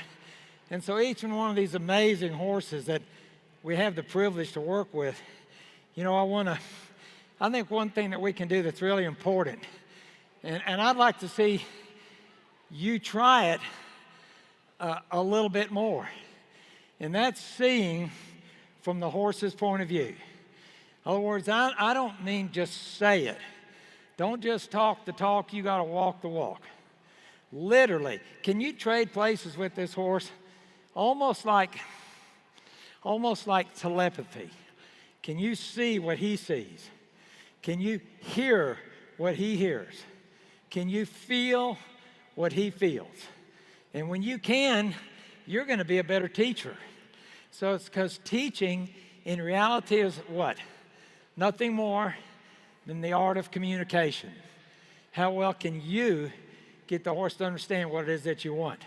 So all these great cowboys, Guy and I'll tell you what, Mike Majors, he's out there getting it done at 60-something years old. That's pretty dang amazing. And every one of these horses, I have so much respect for each one of these guys. These horses are tough, and they're doing a great job. And they're offering up in a way these horses can understand. So again, it's all about trust and acceptance. It's all about getting them ready. It's all about getting them prepared. And those three elusive components that we're working on with the horse: trust, respect, and confidence. Those things I just mentioned, you either gain them or you lose them. Now you tell me what you did with your horse yesterday. Did you gain the trust or lose the trust? Did you gain the respect or lose the respect? Did you gain the confidence or lose it? So again, I tell people, quit working so hard on these horses and start working on yourself. Because ain't it the truth? I mean, sure enough. You know what? Ain't it the truth? Because you know what I'm saying. When we get good, they get good. Yeah. Y'all were supposed to answer that. When we get good, absolutely. My poor wife one time, I always say, when you're dreaming it, you're living it. I'm always waking up in the middle of the night sometimes. I mean, I sat straight up in bed. Poor Daylene, she's like, what now? And I thought to myself, that's it. That's it. She says, what are you talking about? I said, I'm talking about these horses. Be the change you want your horse to be. If you want your horse to be good, you got to be good. If you want your horse to be light, you got to be light. If you want your horse to be soft, you got to be soft. All these things. Be the change you want your horse to be. And when you are, I guarantee you, these horses, they're never going to let you down. Hey, I want to thank Road to the Horse, Western Horseman, for always having me back. And, you know, I'm always saying I'm riding for sometimes the old guys and the old ladies, the kind of old and beat up guys. I'm riding for you guys all the time. You dang right. And we're still out there getting it. And it's just an honor and a privilege to be here. And we're so aware, Cole and I and my family, that we don't have what we have and we don't get to do what we do without you guys. So we want to thank you from the bottom of our hearts. So thank you so much. We love you, and we'll see you in the round pen. All right.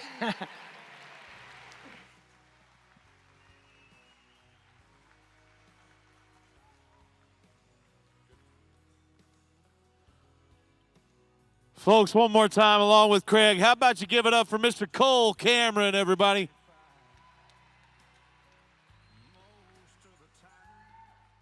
And the great Craig Cameron. Thank you, gentlemen. You know what? How many of you woke up early this morning excited to be here for a Saturday at Road to the Horse? Okay, by round of applause, how many of you regret getting up early? That's what I thought. How many of you are ready to have a little fun today, huh? Well, the crew's got some free T-shirts, but you've got to earn them. I want to see somebody stand up and have a little fun. Let's go.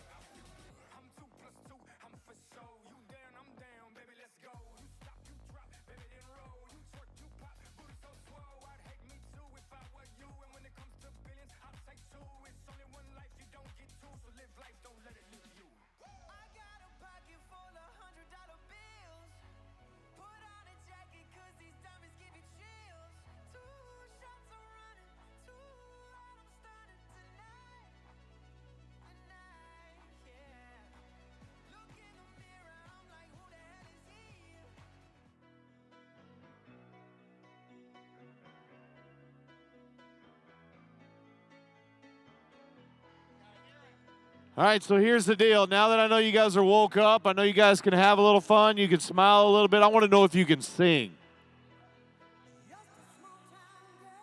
Loud as you can. That's not bad.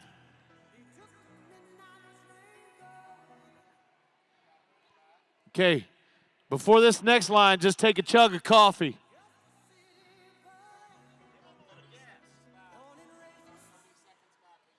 There you go. Now you're getting better.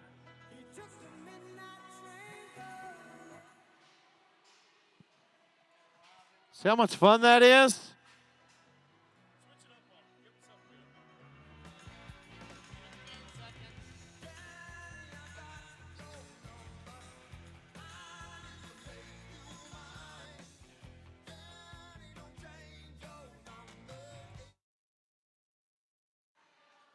Oh, you're good.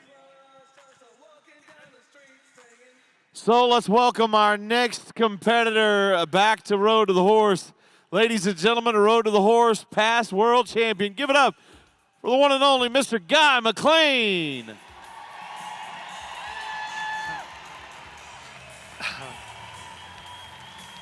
Well, thank you so much, Matt. Ladies and gentlemen, you don't know what you mean to me, and that's my family over there whistling. God love them. I don't know if it's my mum, my dad, or my nephew, but I just love them all, and I just want to thank you for welcoming all of us in and making us feel important, because there is only one winner in this competition, but that's not true. We're all doing our best. We're all trying our hardest. Whoever wins it will deserve it, and the rest deserve it too. So thank you. So in this clinic, there's going to be a little bit of laughter. It's going to be a little bit of cheekiness. The buckskin's going to provide that. It's going to be a bit of crying. I'm sorry about that, but I am just like a bucket that is overflowing with emotion right now, and for many reasons. Most of the time I cry just out of pure love for my family, love for my horses, love for this life. Thank you. I must admit there was a few sad tears yesterday too, but that's okay. So let me introduce you to the little filly that I'm on, and just want you to know that though I'm not showing any horsemanship here, I'm showing more horsemanship than anything with what I'm doing down there.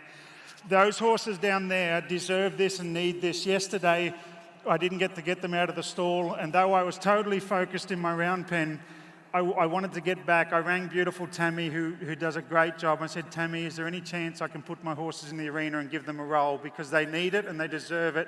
Mentally and emotionally, horses aren't supposed to be locked up in stalls. So this is more horsemanship right now than what I'm going to show you in a little bit. Oh, this horse out in front, running on the left lead in front and the right lead behind, Spin Abbey, is the most athletic, incredible horse I've ever ridden, and he's running around there like he doesn't know where his feet are. When I first started him back as a 3-year-old, he would do that in the pasture, and I thought, oh my God, he's a bit like his mum, because his mum did a little bit of it, but his daddy was an Australian stock horse stallion that was so athletic, and because he can change like that so easily behind, he's my best flying change horse I've ever ridden, and you'll see that later. But I'm so happy to see him come out, because he's 20. Hope, he knows I'm talking about him. He's looking at you now. He's 23. Denny, he's 2, trapped in a 15-year-old's body. And mate, he's 50, trapped in a 13-year-old's body. Look at them, it's Fight Club. And no, even that they have to do. Even that they have to be able to express themselves. I'll keep an eye on it and not to be too mean on each other, of course. But Spin Abbey here is probably, for those really good horsemen, you'll notice he's probably just a tiny bit off. He's 20-year-old. When I ride him, I'll feel for him, but he just stoics up a little bit like me. I mean, I had a gentleman come up to me today, and I won't do his accent justice because I'm from Australia, but he come up to me today at the foyer where I forgot my phone and I had to go back and I forgot my key card. Apparently I've got a few things on my mind. So I asked the lovely lady at the desk if I could go up and get a new key card, and he goes, well, dang, you sure darn looked like you were struggling there yesterday. You were limping around pretty darn good. And I said, oh yeah, good morning, sir. Nice to see you, lovely day. And he goes, why was that? Why was that going on? What was happening there? And I said, well, sir, I really don't know how to answer that. What do you expect me to say? Well, I don't know. You were limping around pretty good. Was you sore? I said, oh, I really don't know what you want me to say. Well, was you sore? I said, no, sir, I was fantastic. I just like to limp like that because I think it looks cool. And he goes, oh, guy, you're funny. And I said, yeah, so are you, mate. Funny looking. I didn't say the funny looking, but boy, I thought it. So, sir, I hope you're having a good day. I hope you enjoy yourself here and it's all good. So, I have had people ask me about my hips. My hips are sore, and I've been riding by myself since I was 4. I live in this position. I'm not meant to be walking, but I'm not sore when I ride, and that's what's important. So I'm going to focus on them in a little bit and give you some of the best work I can. Denny's already planning on telling some jokes. Before I do, I have to cry a bit. Hang on. I've got to read out a list of the people that are here, and I just hope it doesn't scare the filly because it's going to roll down around her feet. I'd like to thank my ma and my pa here at the Grammy Awards. Okay, so this is a list. Oh, this is why I do bag and stick stuff and tarp work, so I can roll the list out. So I have my family here from Australia, and I want you to know something about my family. They're not holidayers. The only time my family holidays is for family weddings and family funerals, and maybe a christening if the kid's pretty enough.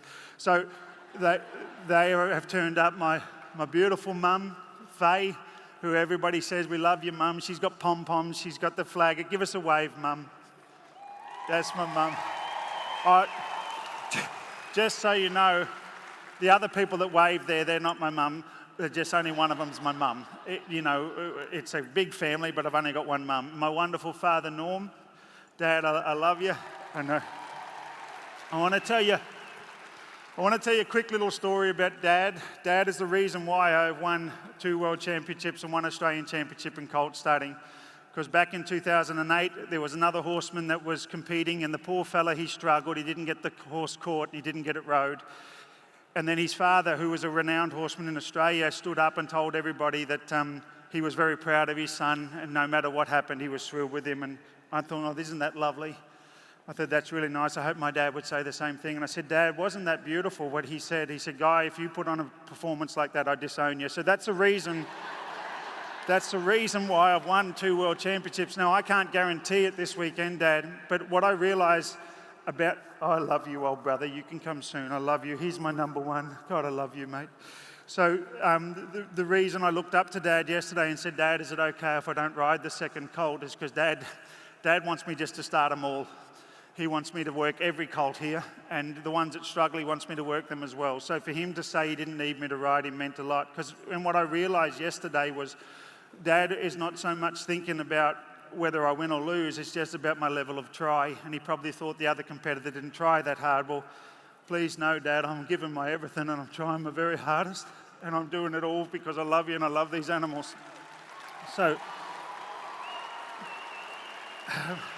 my brother Cameron is here. He's the greatest worker I've ever met. He's up at 5 in the morning. He doesn't stop until the sun goes down. He trains and he doesn't stop even then.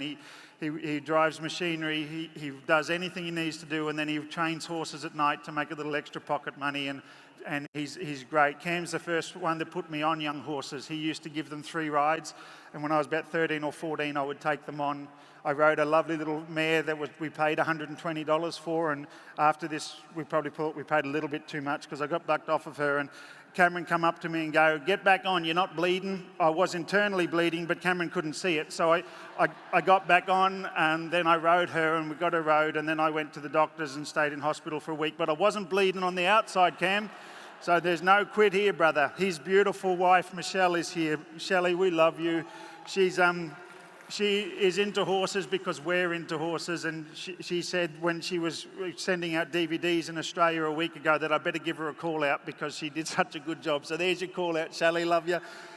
We have Nick, their beautiful boy, Abby, my gorgeous niece, who I love you dearly, Abby. She said as long as I let her ride mate again, I don't have to talk about her. My sister Sky, I love you, sis. You're beautiful. Sky's been drooling over Cole Cameron, but she shouldn't because her husband Kirby is a policeman and he could arrest you. So he could arrest both of you. So we love you, Kirby. They're beautiful boys, Hunter and Lockie. I'm going to leave my brother out for a second. My gorgeous daughter, April Rose McLean. Where are you, sweetheart? Everything I do to make you proud. Everything I do to make you proud. My nan and pa aren't here, they passed away. Everything I do to make you proud too. So then we have Joe, who's April's boyfriend, who I didn't want to like, but I have to because he's really nice. He's just a beautiful lad. TJ, he's a great lad. Everyone's met TJ, have a look at him. Have a look at him. He didn't get those tats. He was born with them. They're birthmarks because we don't have tats in our family. His beautiful girl, Ali. Then I have my USA family, Nate Preeford, who's my pen wrangler. I love you like a brother, mate. You're a champion for me. You're a beautiful man. And I want to tell you a little bit about his darling wife, Bailey. Bailey is a wonderful girl. She bred this horse that I'm sitting on. I call this little filly Preeford's gift. And I said to her, I said, geez, that's a lovely filly. She looks like Jim Craig's horse. Apparently I'm Man from Snow River obsessed, as you saw from my pic yesterday. So I said, I really think she's cute. She said, Guy, I want you to have her. So I travel this filly around so people will know that I love the Preefords and I appreciate them. And this is the sort of horses they're breeding. And Bailey's herding today because she really wanted me to pick the number 10 colt because she loves the barrel racing blood and she loves the thoroughbred blood. Bailey, I love you more than this competition and more than anything else, sweetheart. I would have picked him anyway. He's a thoroughbred and I love thoroughbreds. Please don't feel bad about it, darling. I think I did the right thing by that colt and it's a part of my journey here. So please don't feel hurt, sweetheart. You mean more to me than that. my American family, Louise, Lydia, Caroline, Hannah, and Chelsea. These are girls that have helped me over the years, and they won't even let us pay them. They just want to be on the journey with us. They turn up to the events, they pull up and pull down the booth every day, and they're just the most genuine and wonderful people. I am going to work these horses, I promise, but it's important to me that I do this. And I just have to say one more thing. When people say to me, "Oh, Guy, you're hurting, I hope you feel okay," you will never hear me complain. I will not whinge, and I will not gripe, and I will not be upset, because I have a man sitting up there. Scotty, where are you? That's my brother, Scott McLean. You've seen him before. You've seen him. He was Stormtrooper 564 on Star Wars. He's been in television ads. He was the man that got shot off the top of the building when he was pretending to be another man. Scott McLean was one of the world's greatest stuntmen. He was on that movie, what is it, when you Hangover 2, I think. And when you see that man with the tattoo on his face, with the monkey, that was an actor. My brother Scott was his stuntman. And he come around the corner, and a truck come out, and that truck wasn't supposed to be there. And my brother's head was squashed between the truck and the car, and he died. And he was, I don't know how long he was in coma, but it was too long. And he's sitting up in this audience now. He water skis, he horse rides, he drives a car. So, you give him a standing ovation. You're my hero, brother. You're my absolute hero. I love you. And the fella sitting beside him, he's got birthmarks.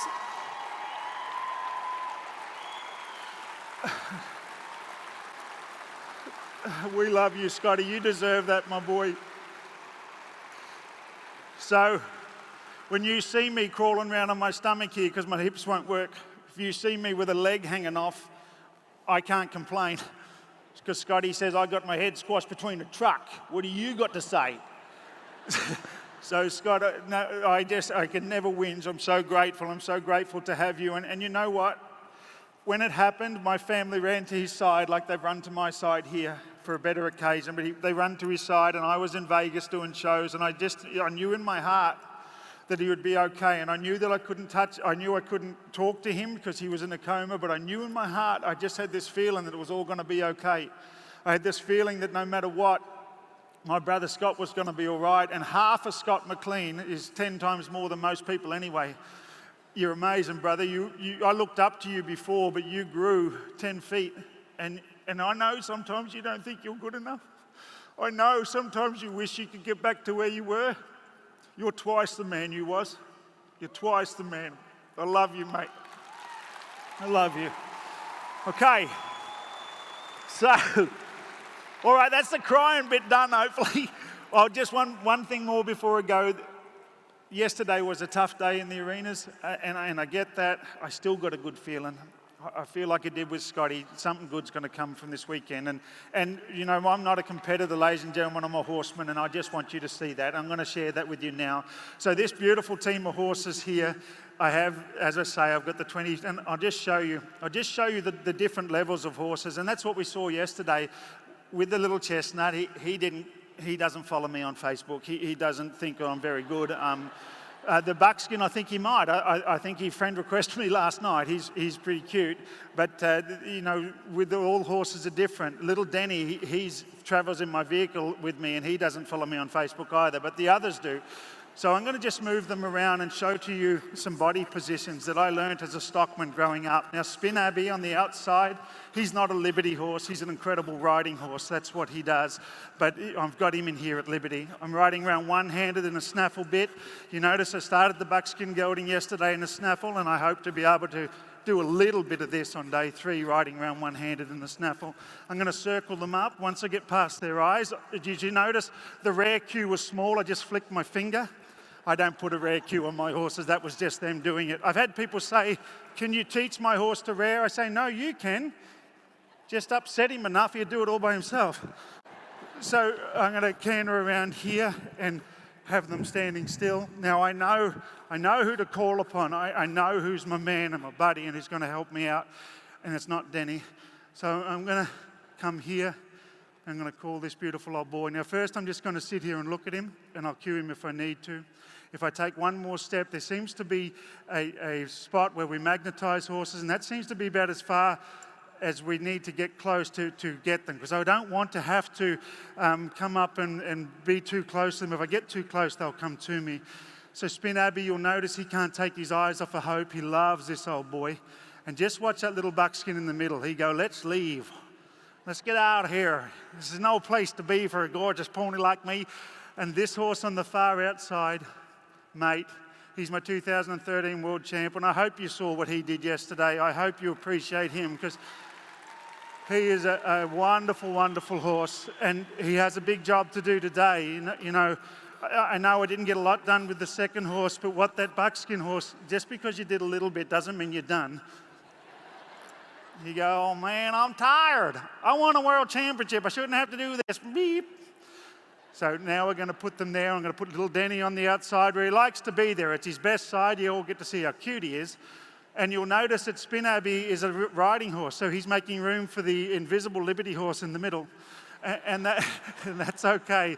You'll notice when I ride Spin Abbey in a few minutes how soft and light and supple he is. He doesn't want to be touched. And you can see that the very best horses, they'll have that. They say, don't touch me. And then when we ride them, they say, don't touch me. So now it's time for the Denny show. I'm going to take him from my right and bring him up here to my left. Now that's what I'm asking for. Denny will do what Denny likes. Now, yesterday, he did this to me in the 4-minute demo, and I probably won't bring him in the 4-minute demo for this afternoon. He'll stay in the stall. Denny takes about 15 minutes for Denny to warm up. So you'll notice the little mare that I'm riding. She's only a 3-year-old. She's got a little bit of, I don't like you, Denny, very much because you bit me 3 weeks ago. Mares do remember.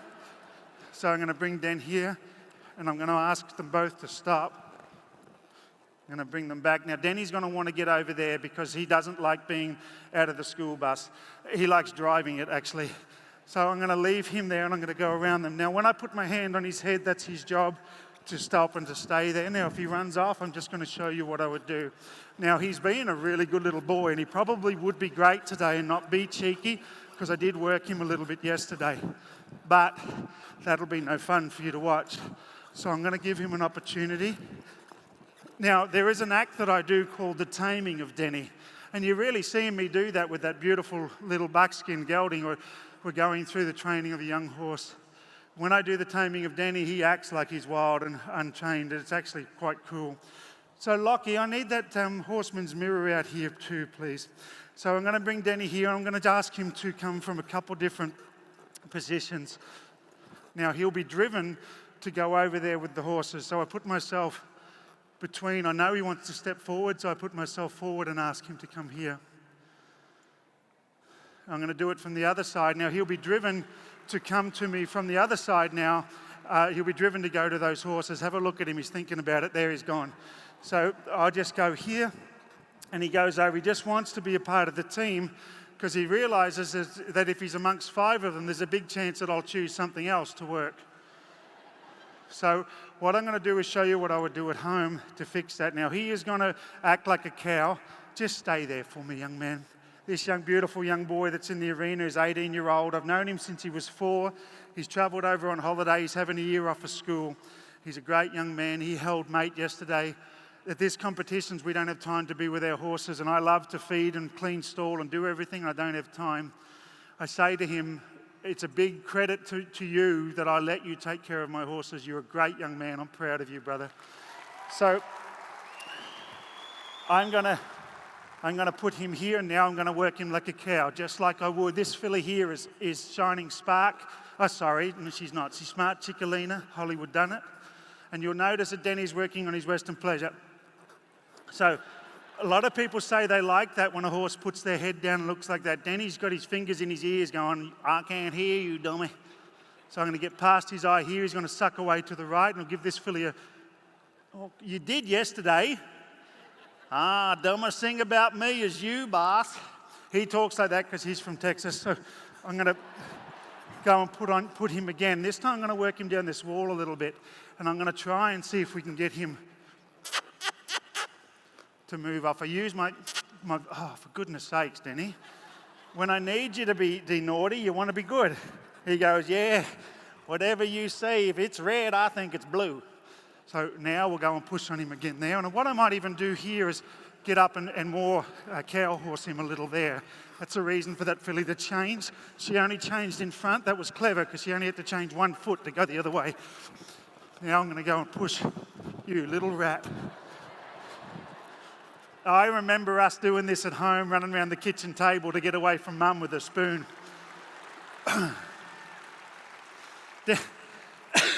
Denny goes, dang it, why have I got to listen to that whip so much? I remember riding him bridleless and saddleless the first couple of times, and I taught him to stop and back up just off of my legs alone, and I'd be riding him along, and he would run off, and I'd just take my feet out, and he'd slide to a stop, and he'd look at his legs as if to say, stop listening to him. Good boy. So I just want to do a little bit more of that if I can. So I'll push him away again, because this filly needs to learn how to work a cow. And Danny's good at acting like one. I'll get her stopped and let that horse draw her through. I'll get past his eye. That's a real neat turn.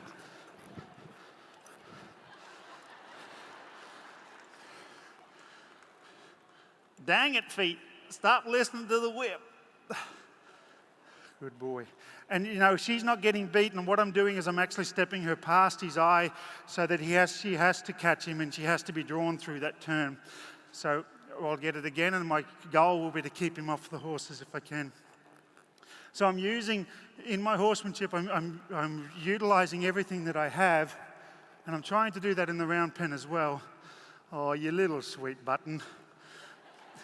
Lay down for me. So I find that when he runs off a lot, this is a great way to stop a horse running away at liberty. Now, this darling little girl, I believe that she's going to be a wonderful riding horse, and I can see me doing my Snowy River skits on her, and oh geez, I hope on a 2023 world champion, but we won't say that out loud just yet. I'm going to roll her over here, ask her to can around there. She doesn't side pass over the horses yet, but what I'll do is I'll take her close. And actually at home, I've not been able to side pass her completely over, but that would be the start. And then we build on from that. I've got to side pass her over hay bales and do a lot of stuff before we do that. Okay, so fingers crossed Denny will stay down. And I cross my fingers a lot with Denny. Good boy. Righto, mate, bring that over, please.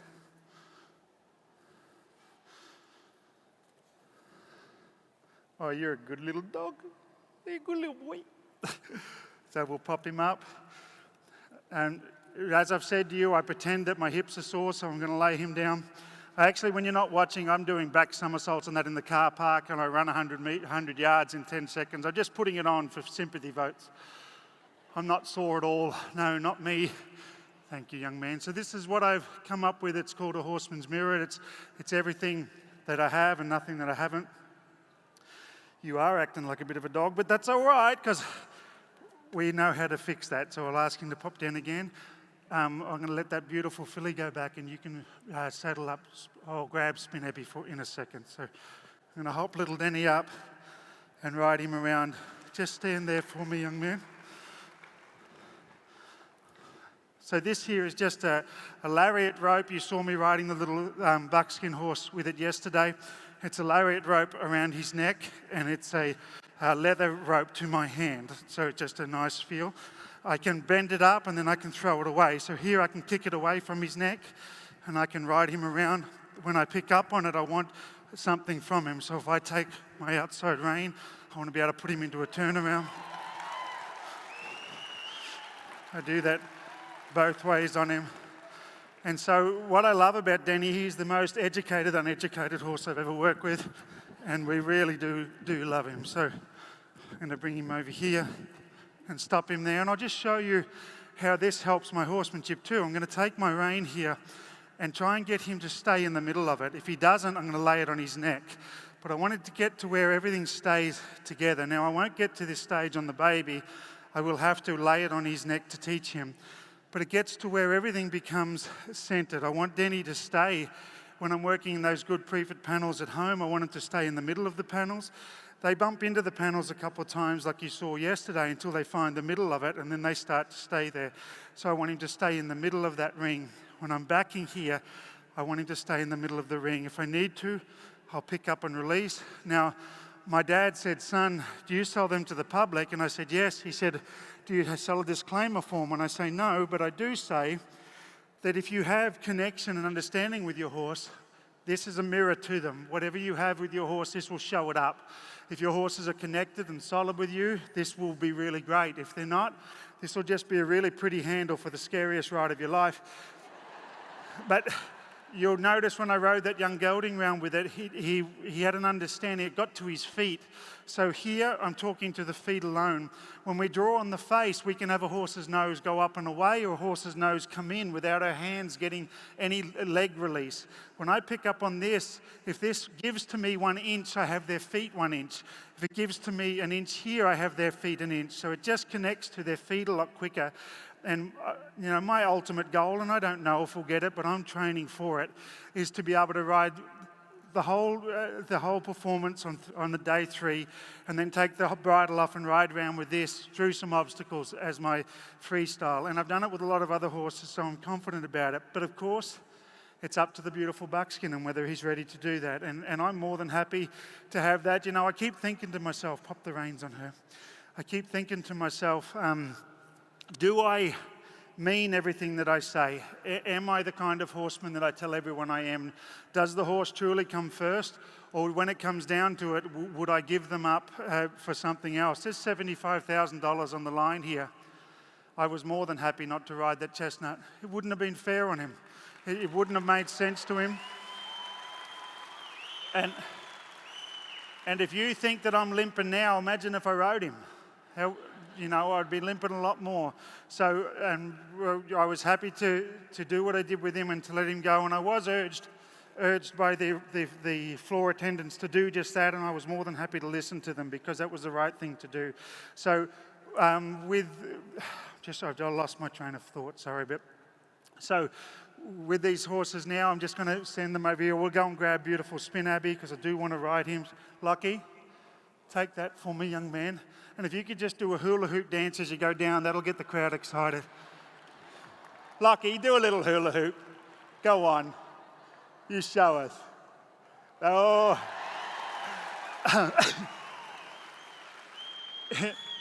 He's only 18. His hips don't lie, but they're sure as heck going to lie when he gets to 47. So I'm going to come and grab Mr. Spin Abbey here. And he is, I kind of wondered with him, and I'm back now on my thought process of what I was thinking. So I was wondering if I do really mean all the things that I say about putting the horse first, and I do, because I'm more than happy to do that. If that young horse was to come to me to be trained, I've had horses in the past that have taken me 3 or 4 days to ride, and for me, as a horseman, 3 or 4 days is a long while to get the first ride, because as soon as we get on them, then they go, well, that's what life is. I'm a riding horse. The longer we spend on the ground, the more they think they're a groundwork horse. So there's a perfect spot, a perfect time for the first ride. I think I pretty much got it right with the buckskin, and I know I got it right with the chestnut. He just wasn't ready to be rode. So in that moment, I was more than happy. And if I leave this competition, whether I leave as a world champion again, whether I leave as someone who gave his very best,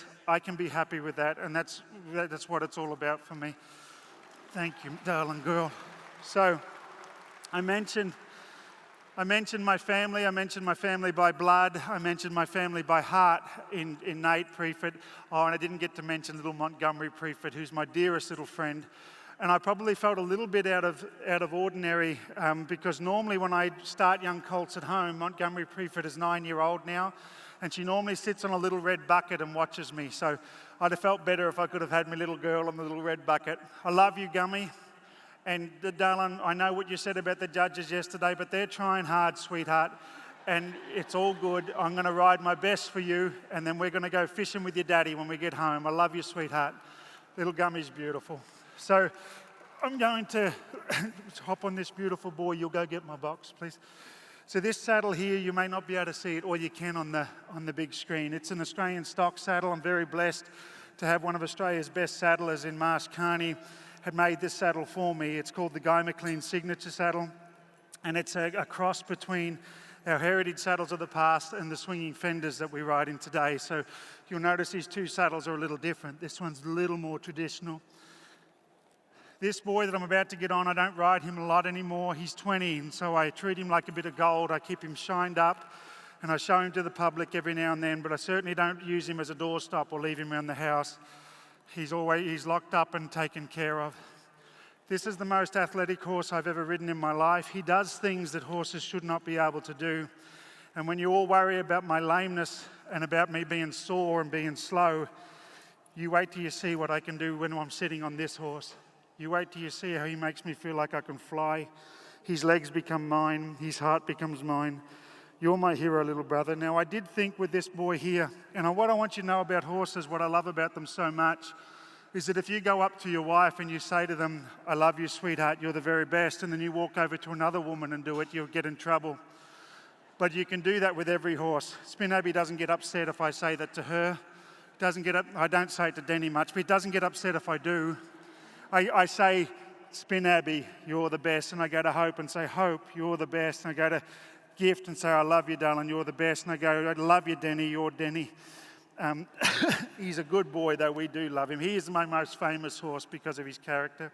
I'll have a quick look at my watch. So I'm going to climb on this boy. As I say, he was a little off the last couple of days.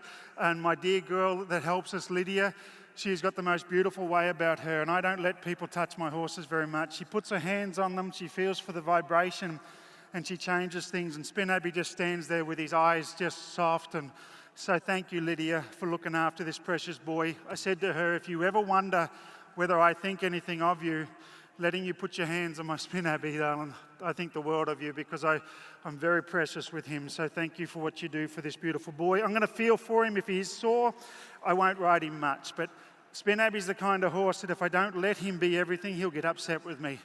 I remember riding him last year at the wildcard competition, and I had a lovely young man, Nate Iker's boy, said to me, excuse me, Mr. McLean, do you have that horse here that can canter backwards? I said, mate, I do.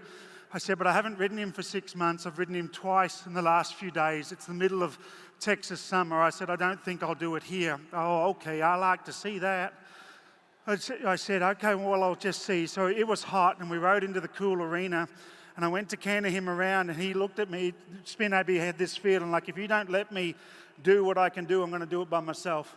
So when I first started Spin Abby, I rode him in a one-rein halter. I ride in the bridle a little quicker now, because when I rode in the halter all those years ago, I'd ride in the halter for a week, then I'd put the bridle on and I'd ride in the bridle, and they go, hang on, you lied to me.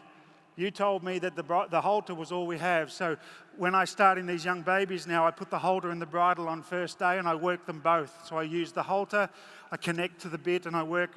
There's 3 positions on that I work with the halter and the bit to be able to get what I'm wanting. So the horse doesn't say on day 10, you lied to me. So when I started this boy, though, I taught him to side pass. Normally day 3, I'm side passing at home. And this fella side passed on day 3 like they did. And then all of a sudden, he started to do that. And I thought to myself, man, I'm an educator. Look at me, I'm amazing. And then he kept doing it and got faster and nearly ran through the fence. So I turned him and I said, oh God, we have to go this way. And I had to get control of his feet. Then about 4 days in, he just did this out of nowhere. He started galloping backwards. And I tell you, when you ask for it, it's really cool. When you don't, it's awful. You can't see where you're going. My neck doesn't bend that good.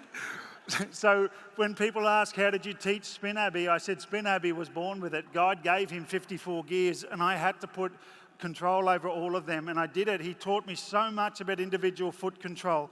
He taught me about controlling that inside hind foot, connecting to the inside front foot, connecting to the outside front, and connecting to the outside hind, because if I didn't do it, I couldn't control him.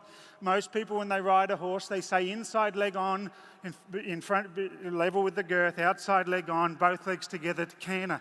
Well, that just makes Spin Abby canter in place, because I'm talking to both hind feet. So if I want Spin Abby to canter, I'll put my outside leg on to engage the canter, and if I want him to stretch, I'll think about my inside leg. And when I say think, Spin Abby won't let me put my leg on. He's too smart. He runs off a pure thought. I'm thinking to the left. I'm thinking to the right. I'm thinking to the left. Now,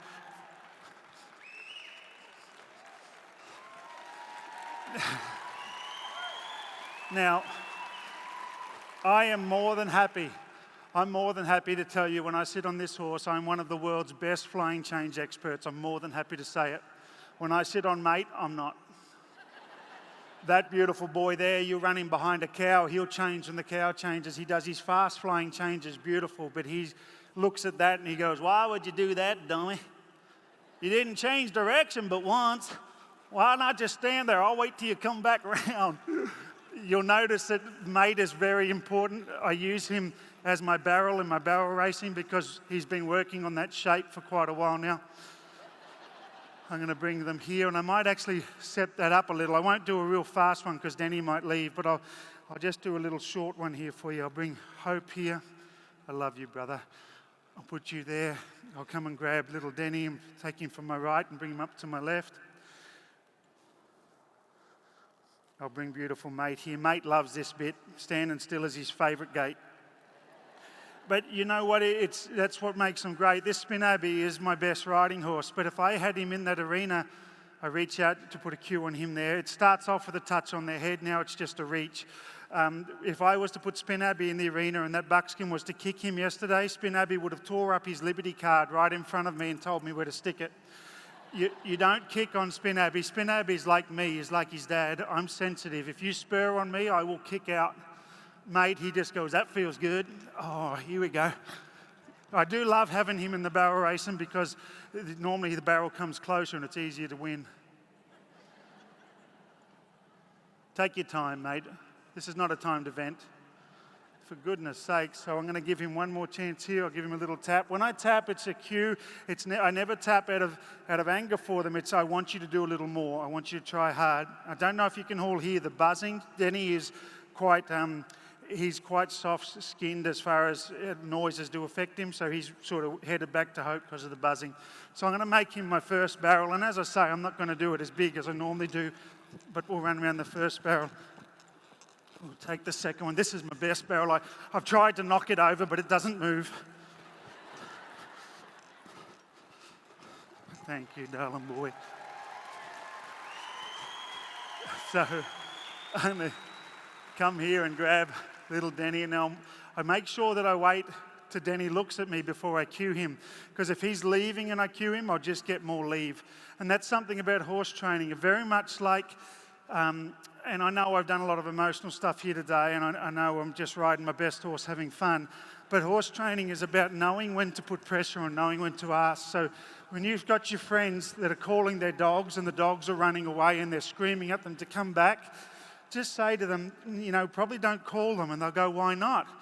I say, because when you call them and they don't come back, you're just putting a cue on it and you're making everybody know that your dog doesn't listen to you.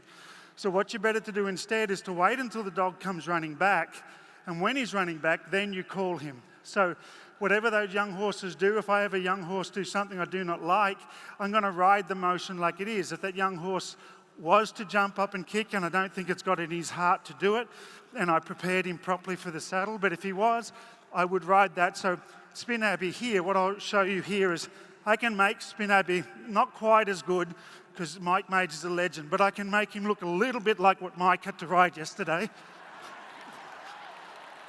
But I'll give him a round of applause. He's my hero too. I love Mike.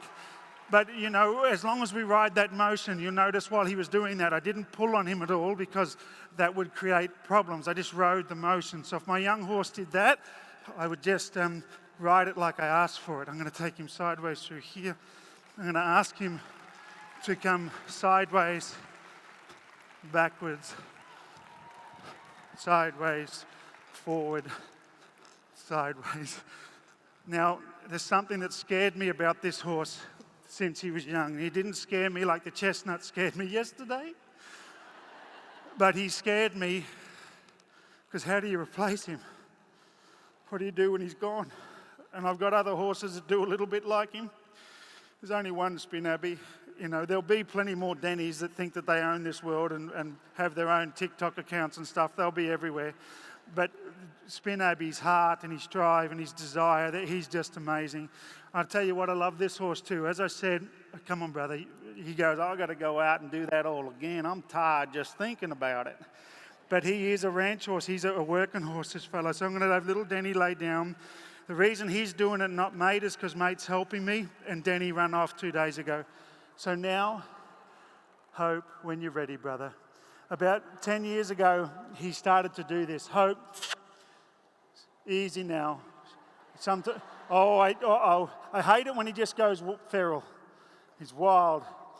So Hope, excuse me.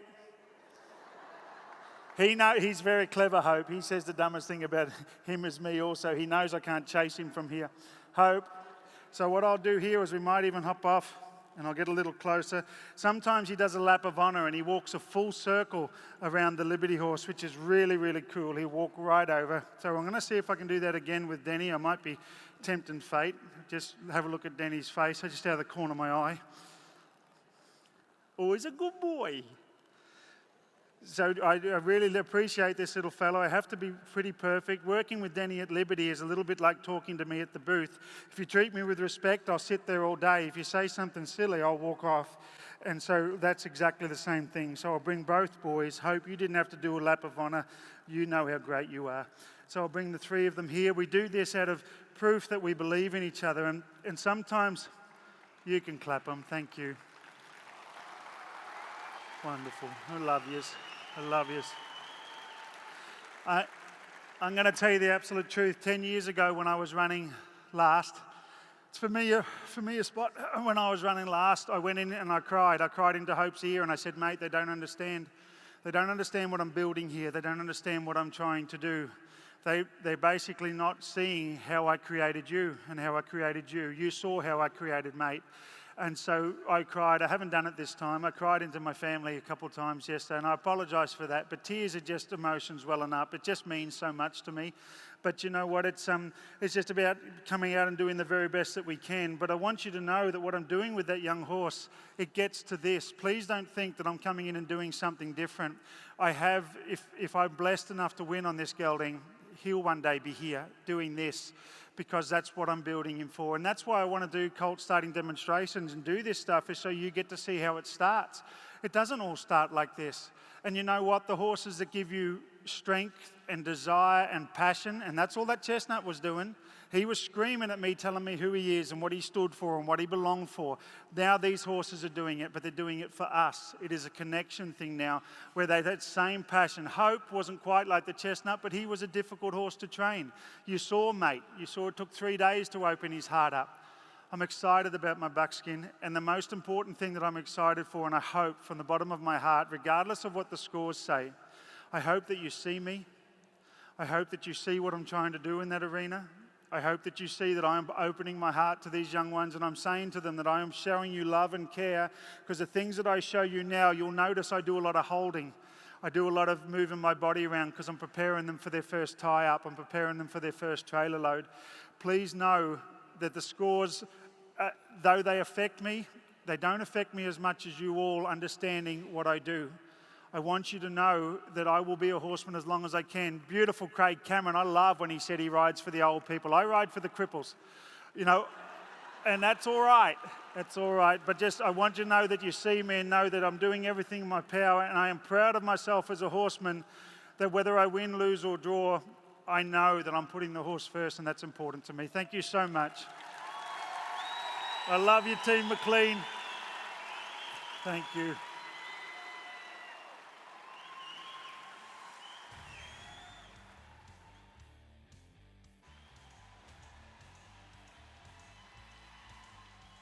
Ladies and gentlemen, Guy McLean.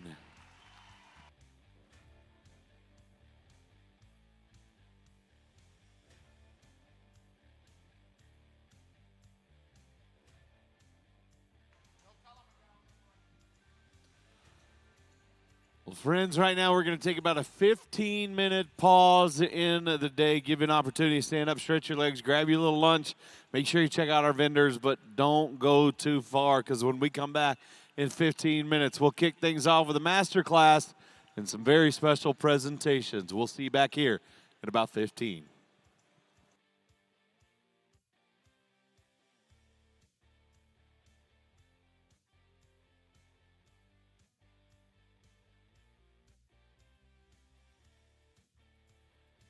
what criteria are we looking for between the colt and the competitor?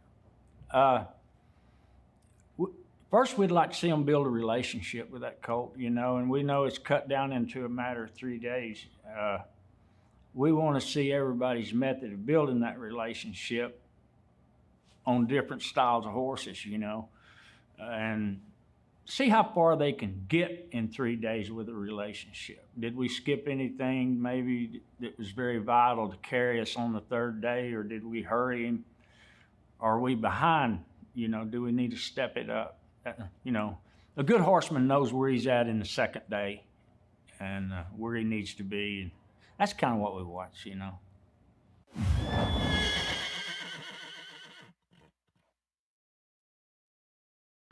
Ranching is passed down from generation to generation.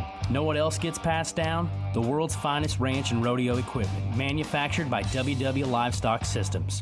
Ranchers demand quality, and they have come to depend on WW equipment to fulfill their needs, large or small. We invite you to consider WW, made in America, available coast to coast. WW Livestock Systems, the world's finest since 1945.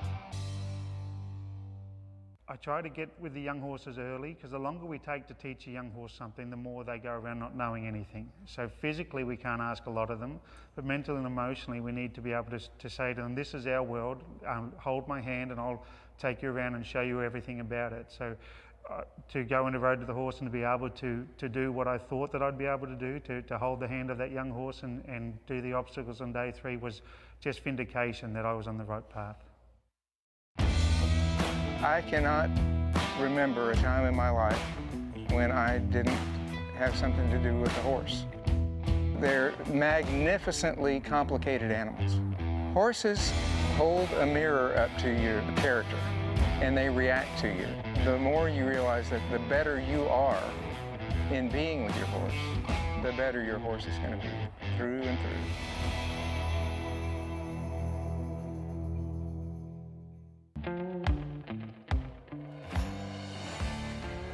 Along with its famous slogan, horses with a history, brands with a background, legendary quarter horses and superior cattle are hallmarks of the historic 4-6s ranch. The ranch stands some of the most well-respected quarter horse stallions in the industry, including the finest cutting, ranch, and race-bred stallions anywhere available. To learn more, visit www.6666ranch.com.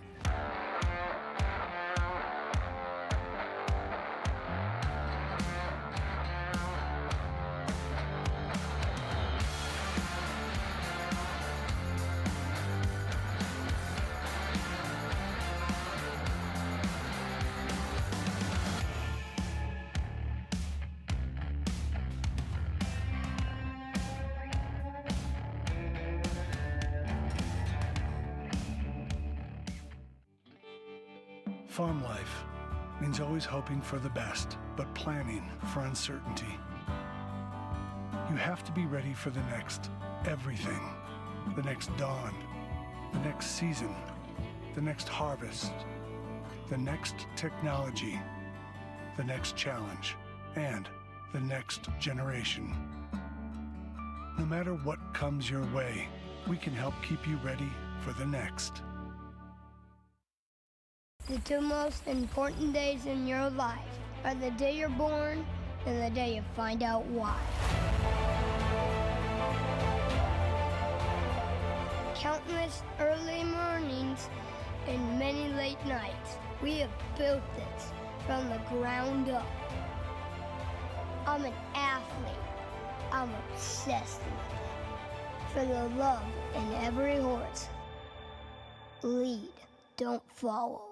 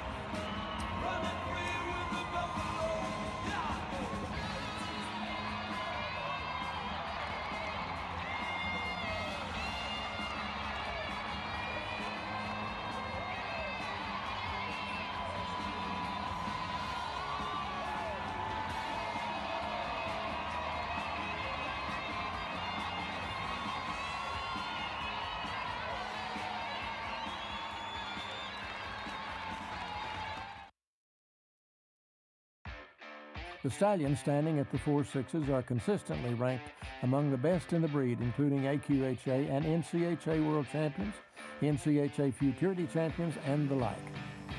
These elite stallions have proved themselves siring top performers in multiple disciplines, including cutting, reined cow horse, roping, and barrel racing.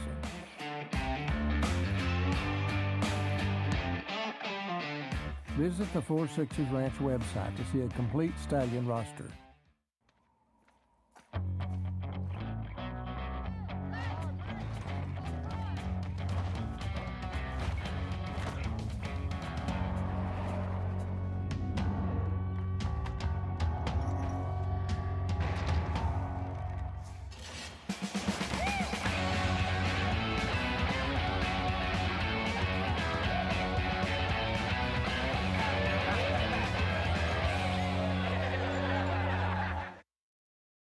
Spring is around the corner and Mead Tractor is ready.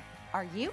Get mowing this spring with a John Deere S220 mower, only $58 a month, or a Z735E zero-turn mower with 0% financing. Our John Deere 1023E with a loader and backhoe is only $25,995. And save up to $7,000 on a 5075E to handle those chores around your farm or property. Stop by your local Mead Tractor or visit meadtractor.com.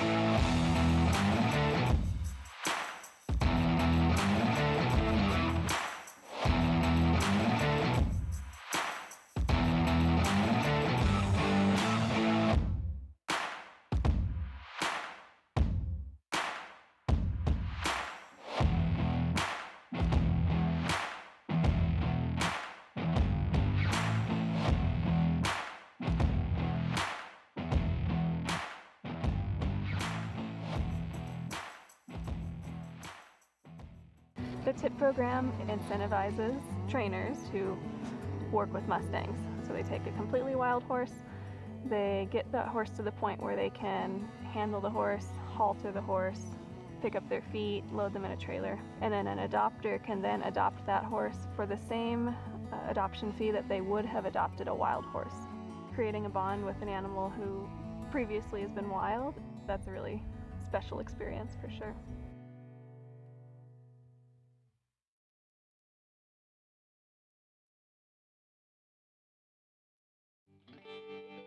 Farm life means always hoping for the best, but planning for uncertainty. You have to be ready for the next everything, the next dawn, the next season, the next harvest, the next technology, the next challenge, and the next generation. No matter what comes your way, we can help keep you ready for the next. Growing up out here, the work ethic is just second to none. There's got to be a certain amount of gravel in your guts and just dirty try to be successful. And there's just a resilience to this lifestyle and where we live that creates some really awesome character in people. As a horseman, you've got to be confident enough in what you're doing that you convey that to your horse.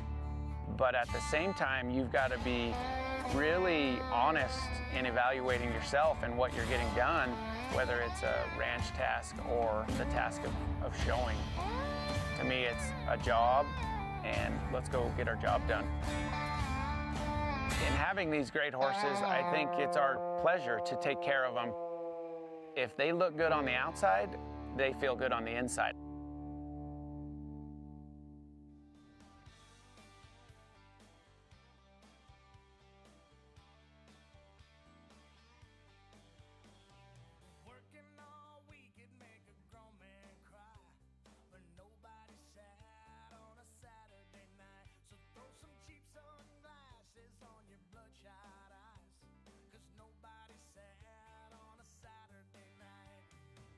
Some Johnny Cougar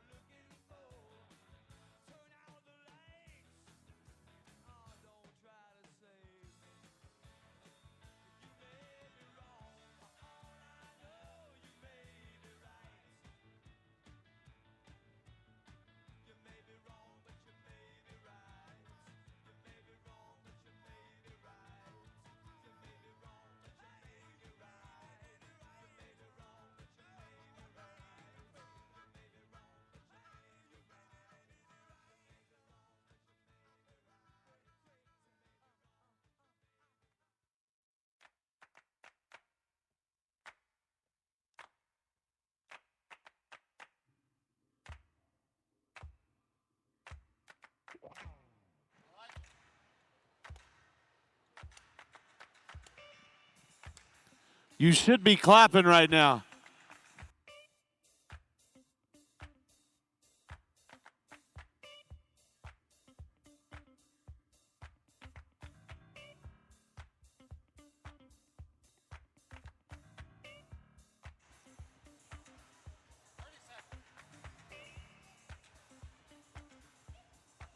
You can dance if you want to.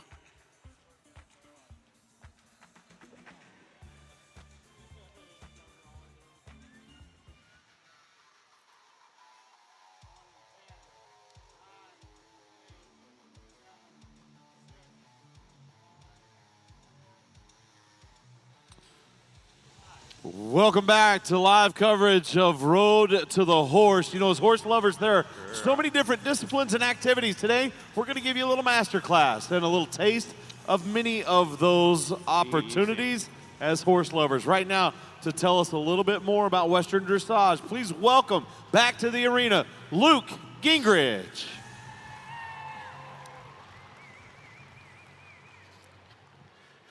All right, good morning. Happy to be here this morning, get to talk to you all a little bit about Western Dressage. It is a relatively new discipline that allows the Western horse and rider to work on the fundamental dressage principles in training and showing without having to change tack. It also allows for the difference in movement between like the stock breed horses compared to warm bloods. I believe the dressage principles are the building blocks to building a solid foundation in any discipline. For me, whether that is working on reining, Western dressage, or for me, it starts all the way on the ground with the groundwork and liberty work as I'm building the foundation on the ground, and as I advance into focusing on posture training on the ground with my horses, teaching them how to carry themselves better and become more aware of how they're using their body, and then how that transfers over to the ridden work. I do show my bay gelding that I had out here with me yesterday. Some of you may have seen him out here yesterday in the opening ceremonies. I show him in the Western Dressage. If you're interested in more information on the rules and tests and so forth, I would look up the Western Dressage Association of America. There's a lot of information there. Today I have out here with me Tinseltown's Wizard. She is by Hollywood's Tinseltown out of Wizard's Maggie May. But you may be more familiar with her Aunt Roxy. She is the beautiful black mare that Stacy Westfall won her incredible bareback and bridleless freestyle reining on. And so with her, you can see I'm riding her without a bridle. I have taken the kind of a personal experiment with her to work on carrying over. I wanted to see how the liberty work that I build on the ground and the posture training and the foundation I put in there carries over to under saddle work. And so I decided to start her ridden work bridleless from the beginning. So I have not used any headgear on her of any kind during that process. I was planning for that to be, a brief, maybe work on that for a few weeks, transition to tack and go from there. But every time I started to get ready to go to the bridle, I kept wondering, well, what's possible if we go a little bit farther and keep playing with it? So that's gone on for about 3.5 years now, and I still haven't let myself put the bridle on. So I'm not allowed to show in Western Dressage competition with her, but I've still really, really enjoyed the process of helping her develop in the movement and how that benefits her. So I'm going to just go ahead and ride her around a little bit, and she's going to be coming back out here in a minute for a performance in the opening ceremony. So I'm just going to let her warm up and run through a few of the movements. Just kind of let her cruise around, and then we'll go into a little bit of haunches in. So we're talking about a 4-track with the haunches to the inside with inside bend.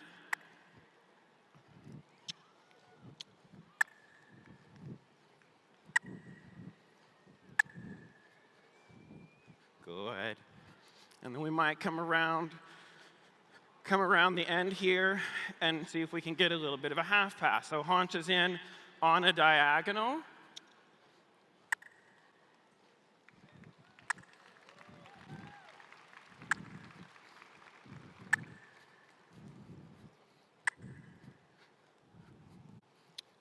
See if we can change leads.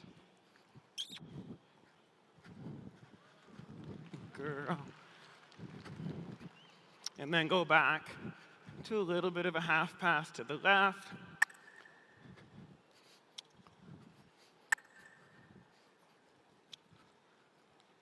And maybe see if we can move into a little bit of a pirouette.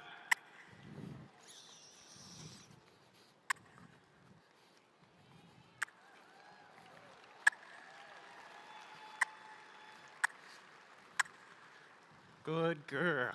Trot. Good.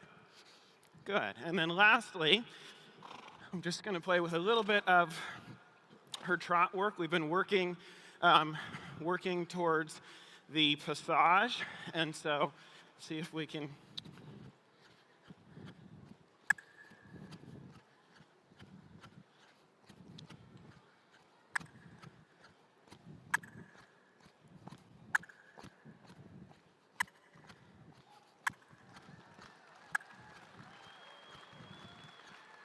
Good girl. Good. So I think that's all the time we have for today. This is just a brief little demo. If you'd like more information or want to come say hi, I'll be up in the booth, and I'm number 107 on the main concourse later after my performances, after I get a chance to put my horses away and take care of them. So hope to see you guys there. Thank you. Thank you. Once again, Luke Gingerich.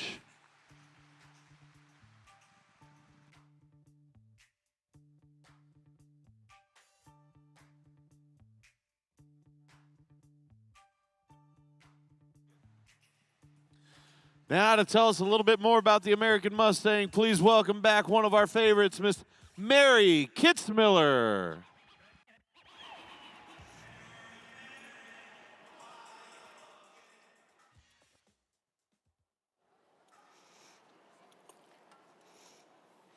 We good with the music? Oh, okay. So I think I'm going to speak first. I was going to do a little performance for you, but I'm live. So I'm going to talk first, which is great because I can let my horse kind of have a look at everybody. My name's Mary Kitzmiller, and I am here with Remington the Mustang. He is my 2018 Extreme Mustang Makeover horse. And for those of you who haven't heard of the Extreme Mustang Makeover, it is a competition kind of similar to Road to the Horse. It's a training competition where we take Mustangs straight out of the wild, and selected trainers will train the horse for a period of about 3 or 4 months, and then we compete with each other. And the whole point of this competition is to try to help the American Mustangs get into good homes and find good jobs and do all of the wonderful things that Mustangs can do. People are often really surprised that you have Mustangs who can event, Mustangs who can rein. Remy and I show in the rein cow horse events and stock horse events. And so if you're familiar with Mustangs at all, we have a bunch of Mustangs still in the American West today, but we have a bunch of Mustangs that also need homes, because in order to help keep the population steady, we're trying to find these horses private homes. And I always tell people, whatever kind of horse you love, if you love an endurance horse, a trail horse, reining horse, cow horse, you can find a Mustang that fits that bill. I know the Mustangs where Remy comes from out in Salt Wells Creek, Wyoming. They're good-natured, wonderful horses. There's a lot of pretty colors like him.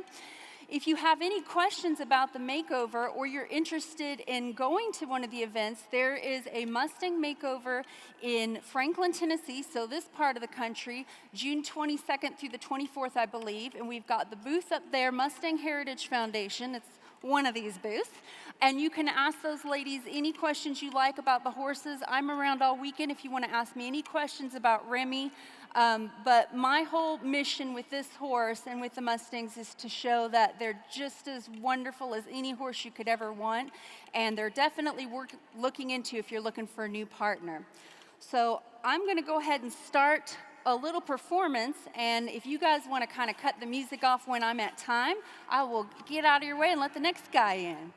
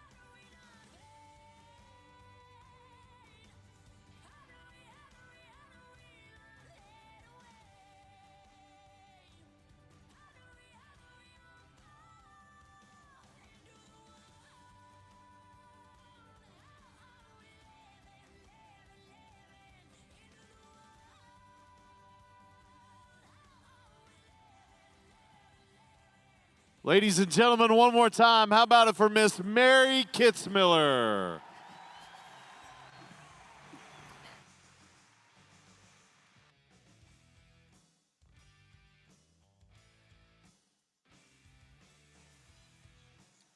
Excited about this next one. I am fortunate enough to work with her other half as the Horseman's host. Wish I could trade them, but to tell us a little bit more about Liberty, please welcome to the arena the lovely and talented Miss Elizabeth James. Hey guys! So I have to be honest, I get the easiest job of the weekend because I get to talk to Road to the Horse fans about Liberty. And if there's anyone that knows and appreciates Liberty, it's you guys, right? Yeah. I mean, you guys have Guy McLean here, you've got Luke Gingerich, Stacy Westfeld, Jesse Westfeld, they're here. And of course, I obviously got to talk in my personal favorite, Dan James, my amazing husband, to come in. And so what we're going to get to show for you in the next maybe 5 minutes now is not just Liberty. You guys know Liberty, but how many of you love it? Right? Liberty is one of those things that it's as fun to watch as it is to perform, and it's as fun to perform as it is to watch.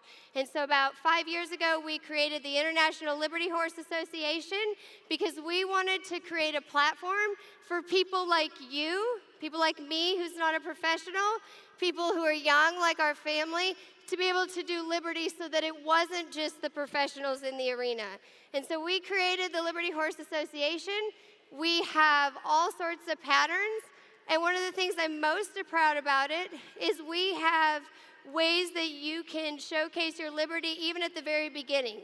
So Applejack's amazing at laying and rolling, but how many of you guys know it doesn't start out looking like this, right? Like it starts out on a lead line, it starts out in a round pen, and so we created classes for people on the lead line and in a round pen so that they can showcase right where they are.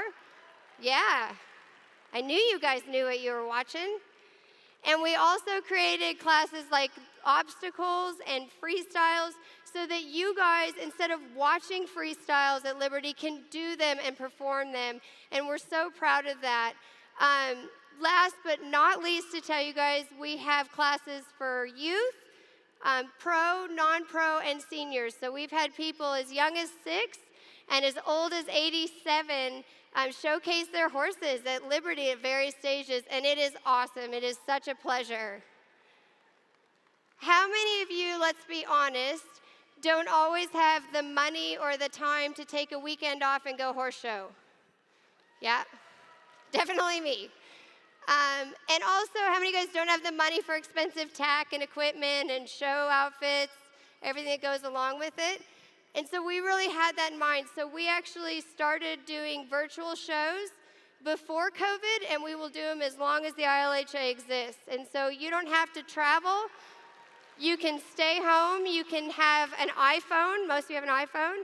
And you can film yourself with your horse, and we'll send you ribbons, and we'll give you a way to celebrate your accomplishments. And so we're really proud of that, to make it possible for people, average people, to get to do it at every stage of Liberty. 3 minutes. So we're good. We're at half. That's what we were waiting for. So thankfully, we have people like Matt West that can keep us on track for time. No pressure. So what we get to do now, my favorite part, is to show you guys. We could tell you that Liberty is for all breeds of horses, and that we've had more than 30 different breeds of horses show in the ILHA, and we can tell you that it's for all different ages, or when Dan and I sit around and plan things like this and have a drink or two, we decide that we can show you. And so I'd like to welcome out to the arena our daughter, Isabella. She's 6 now. She will tell you if you meet her. She's very proud of that. And our crazy pony Goose, who's very excited. And you guys get to watch it. First, Goose is going to check to make sure we closed all the gates. How many of you guys have known Goose for all the years that he's come out here? Yeah. So it's been so incredible. Like a lot of you, like I just believe horses know. Goose always does his own show, but I think they know when it's kids, and so I love watching him. And so you'll get to see that this is a discipline that is truly anyone at any age and any level can do. And while she's showcasing that, I'm going to talk about the last most exciting part, which is if you guys are interested in Liberty, I would love to invite you. October 13th through the 15th, we'll be here in the Alltech Arena for our second ever Liberty Festival. We'll have the ILHA Championships, so you could participate. You could also watch them. But we've also brought in international Liberty clinicians to come and teach and share and showcase. So how many of you guys have heard of Ben Atkinson? So we're bringing him over. If you follow Liberty, you know him. Good job. And how many of you guys know Ty Murray, the rodeo cowboy? Yep. So Ty is doing some incredible stuff with Bridleless, with Clydesdales. We've got Warwick Schiller of Attuned Horsemanship. So we've got a great lineup of people who love Liberty, and we'd love to have you come on out to that event and get to see this all day for 3 days. Good job. I don't know about you. I would have tripped by now. So if you guys are interested in learning more, we've got a booth right up here. We just happen to be located next to Double Dan, shocking. And we've got flyers, we've got all of us up there, and we've got our amazing team. So if you're an ILH team member, remember, raise your hands. We've got Allison on stage, we've got Katie and Elliot, Luke's here, and it is truly a family. It's an honor to be a part of, and we just thank you guys for this time to get to share it with you. Ladies and gentlemen, how about it for Dan, Elizabeth, and Isabella James? Good job, Jesse.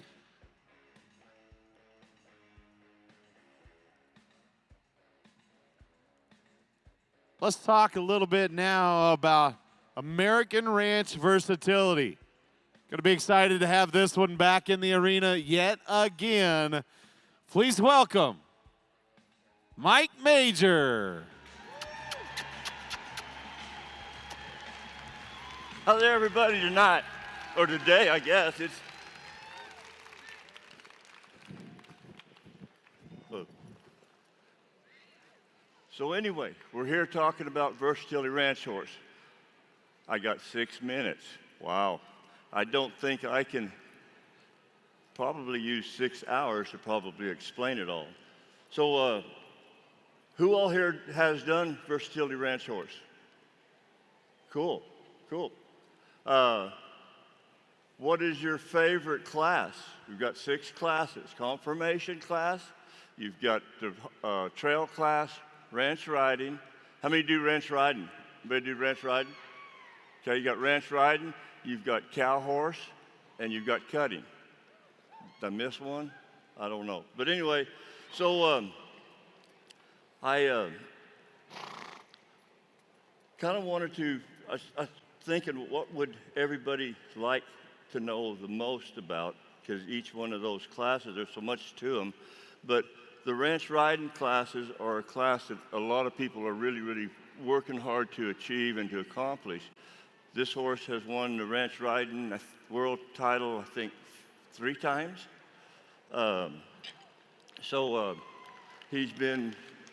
He's exceptionally good at it. If there's nothing in the arena that's going to spook him, he's a little bit watchy. But for ranch riding, okay, what the gaits, I mean, they've got a walk, extended walk.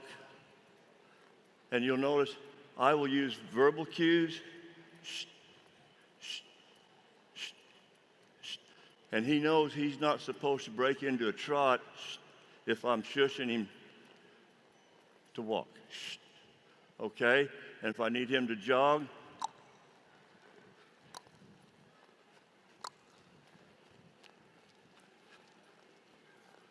and then when it gets really tricky is when you come from an extended jog back to a walk or an extended lope to a walk. The downward transitions are a lot harder than the upward transitions.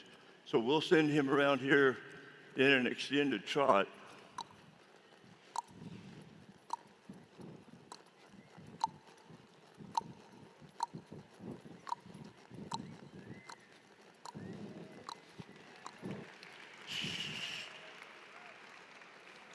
See, I just shushed to him and sat down, and see, he just came to my hands really well, still collected, and up in my hands where he could keep moving his feet forward.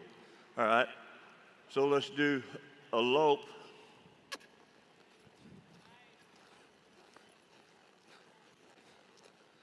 And then we'll ask him to go from a lope to a trot.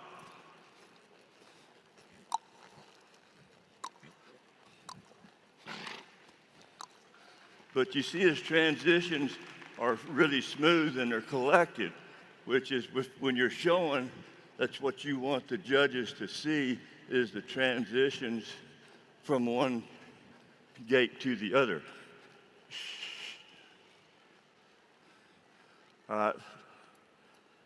So the verbal cues are really, really important to help your horse understand what you're just really asking him to do. So we'll break him off into a lope here and have him come from a lope to a walk. He's a little bit high today.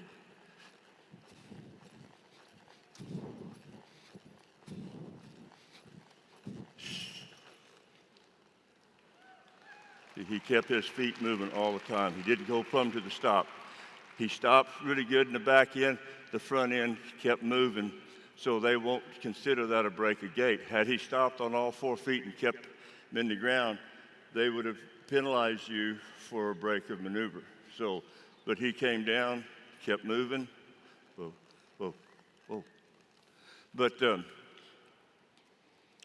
anyway, then the other thing we do, the cow work, cutting. All right, I brought my cow.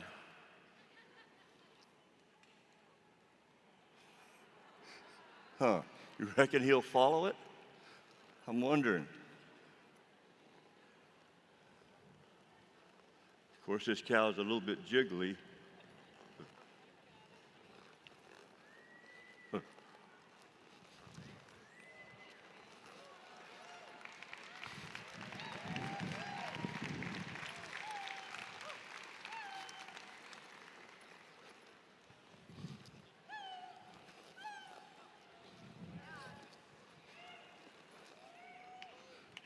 He's like, where'd the cow go?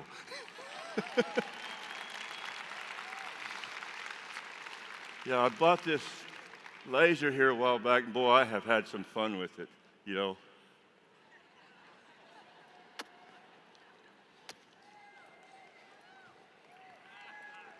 Whoa. Over here.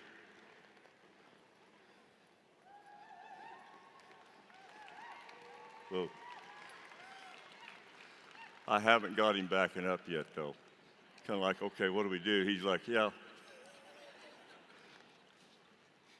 So anyway, we'll put the light over here on this side so y'all can see how terrible we are.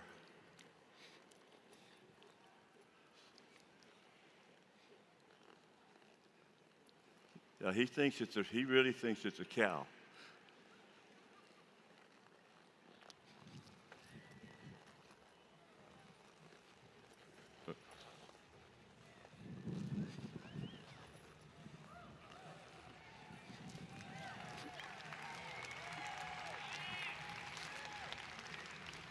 Ladies and gentlemen, one more time for Mr. Mike Major. Thank you, guys. Appreciate it. Thank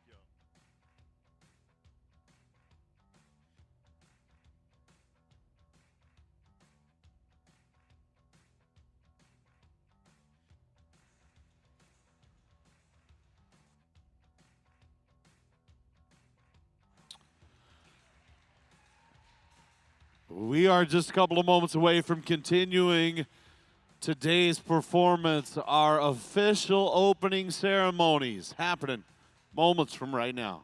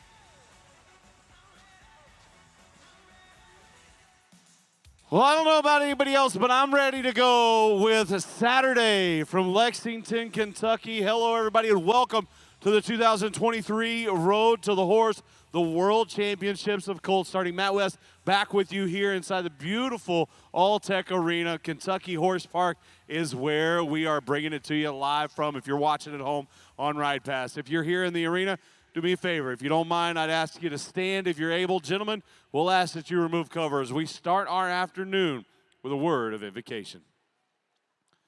Let us pray. Our gracious and Heavenly Father, we just humble ourselves before you today, thankful for so many blessings you've given us. First of all, the blessing of life. And Father, today we thank you for the opportunity to gather here and enjoy this incredible animal that you've given us, the horse. We thank you for the men and women who have surrounded themselves around this arena today. And we just pray for your hand of protection over this entire facility. We pray for the animals. We pray for the fans. We pray not only that you protect us here, but as we travel back to our homes or wherever life's road may take us. Father, we know that there is so much negative in this world, and we just pray that more would see your shining light of positivity. And we pray for your hand of guidance over the elected officials of this great country. We pray for protection over the men and women who fight to defend our freedoms, for those that protect our local communities as first responders. Father, we just pray that you continue to bless them with guidance and love. We hope that they know how much we truly appreciate them. Father, today we know that everything we do in this life, we fall short of the glory of your name. And today we just lift you up and we ask that you would continue to shine your grace and mercy over each and every one of us every day of our lives. We thank you, we love you, we praise you, and we ask all these things in the name above all names. Amen. And with that, it is time to officially kick off the second round of competition. We would not be here without these incredible colts. And how did they get here? As you take your seats, we'll fly the flags of one of the most historic ranches in all of the world. It's the good folks at the 4-6s, horses with a history, brand with a background. And we are live at the World Championship of Colt starting since 2003. It's been Road to the Horse. It's not just all of us that have traveled here in the United States. We say welcome to our friends from the land down under, represented by Guy McLean here this weekend. Hello to the fine folks from Australia who are proud to fly their banner here in Kentucky.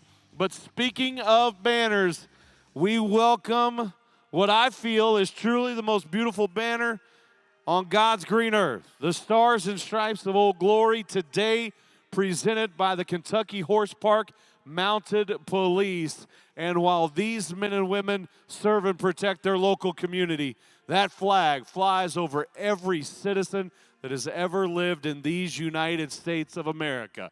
But to the men and women who have fought, defended, and even given the ultimate sacrifice for our freedoms, may God bless you for your service. Thank you for giving us the opportunity to live here in the greatest country in the world. And as our Kentucky Horse Park Mounted Police present those colors center stage, a tip of the hat and a debt of gratitude to say thank you. Now, we'll welcome to the stage to sing the Australian National Anthem. As the Australian flag rides forward, please welcome Elizabeth Thunderbell with the Australian Anthem. Australians, oh, let us rejoice, for we are one and free, with golden soil and wealth for toil. Our home is girthed by sea. Our land abounds in nature's gifts of beauty rich and rare. In history's page, let every stage advance Australia fair. In joyful strain, then let us sing. Advance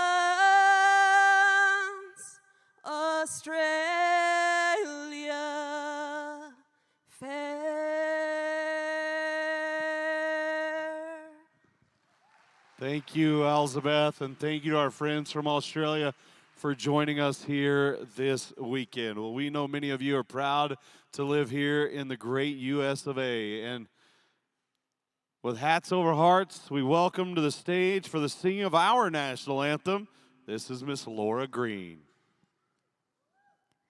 Oh, say, can you see by the dawn's early light what so proudly we hailed at the twilight's last gleaming, whose broad stripes and bright stars through the perilous fight o'er the ramparts we watched were so gallantly streaming, and the rocket's red glare, the bombs bursting in air, gave proof through the night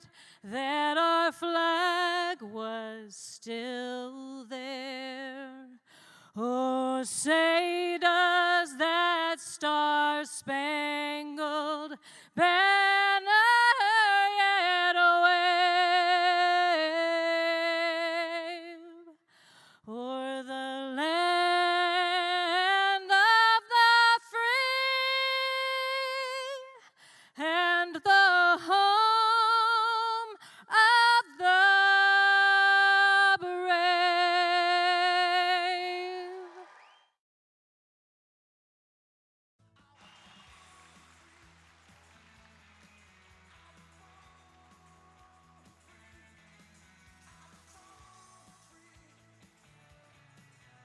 And as you take your seats, one more time, would you join me in saying thank you to the Kentucky Horse Park Mounted Police for presenting our nation's colors here today.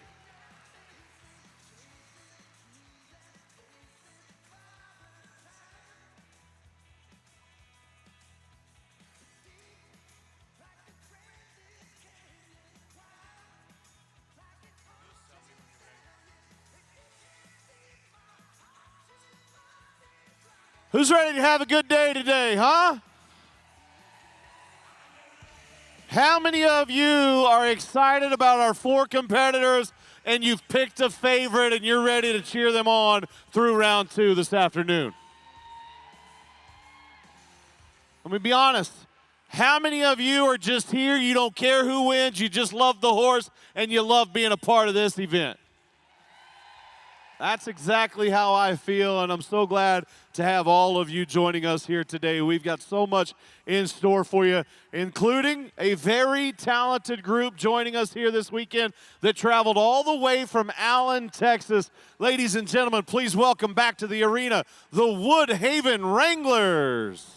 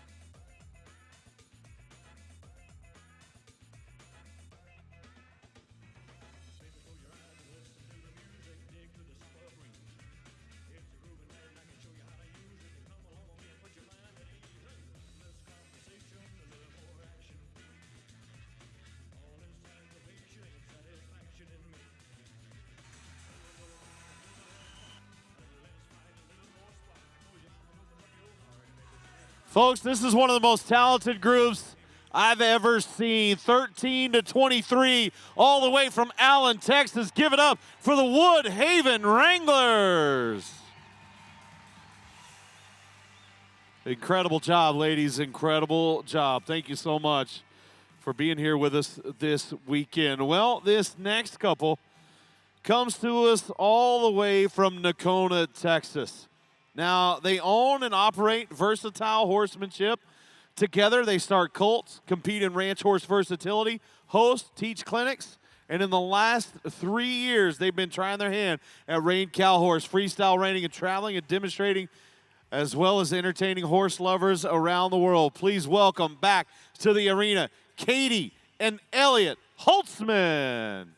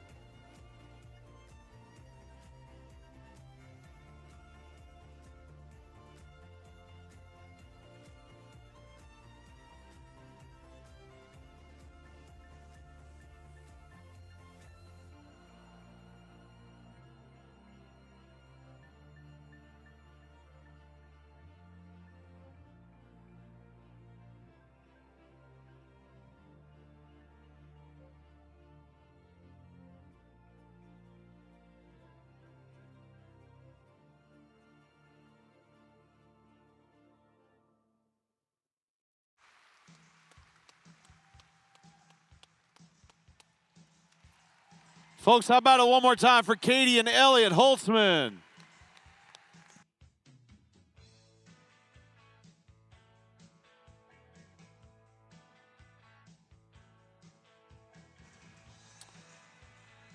Thank you, guys. We will keep on moving with our love and appreciation of the horse, and we will welcome back for the second time already here today. Give it up for Luke Gingerich.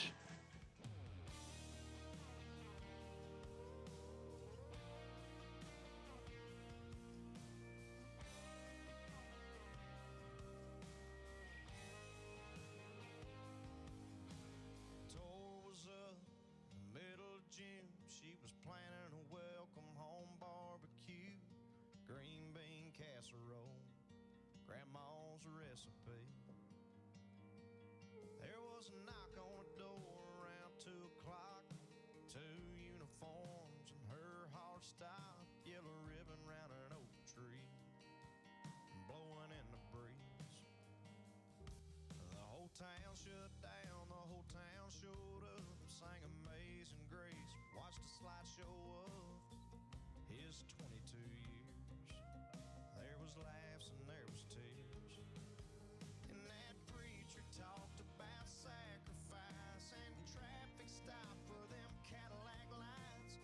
Johnny sold beer half price that night, and everybody raised them high, singing here's to the ones that didn't make it back home, the ones we ain't seen in so long.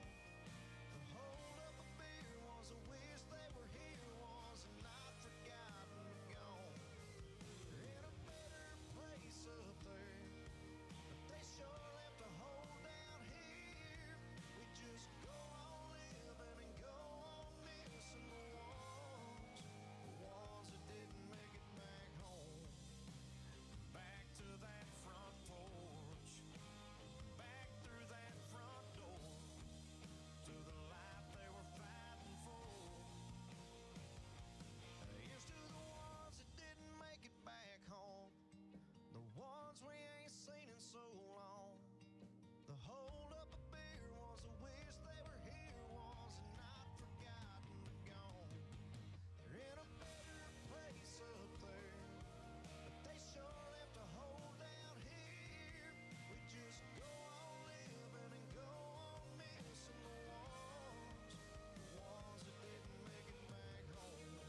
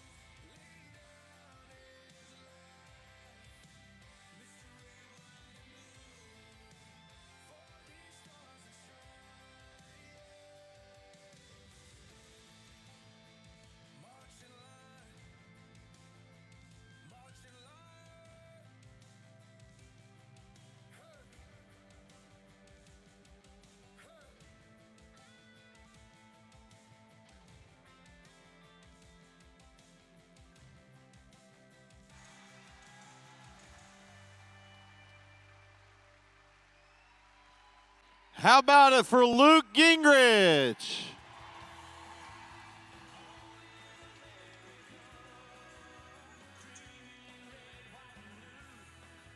You know, every year here at Road to the Horse, we obviously celebrate the horse, but this year we're doing something a little special. We are celebrating Lexington, and we're going to continue to bring you special performances of amazing equine sports that actually call this area home.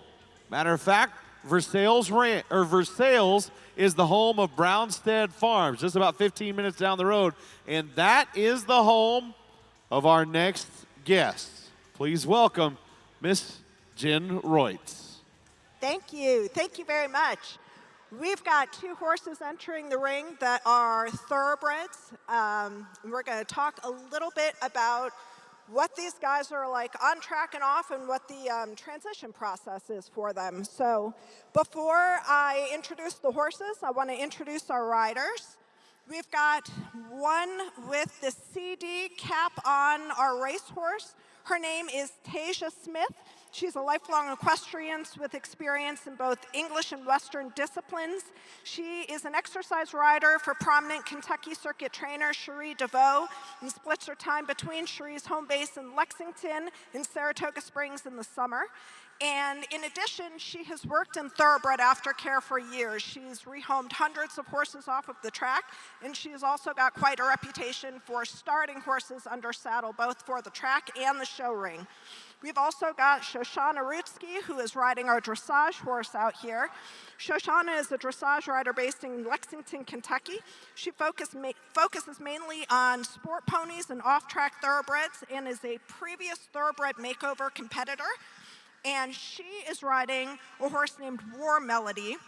He goes by Brooks. He's a 12-year-old war front gelding, and he has competed through second-level dressage and training level in eventing and was recently bought by his new owner, who is going to be competing with him in eventing this year.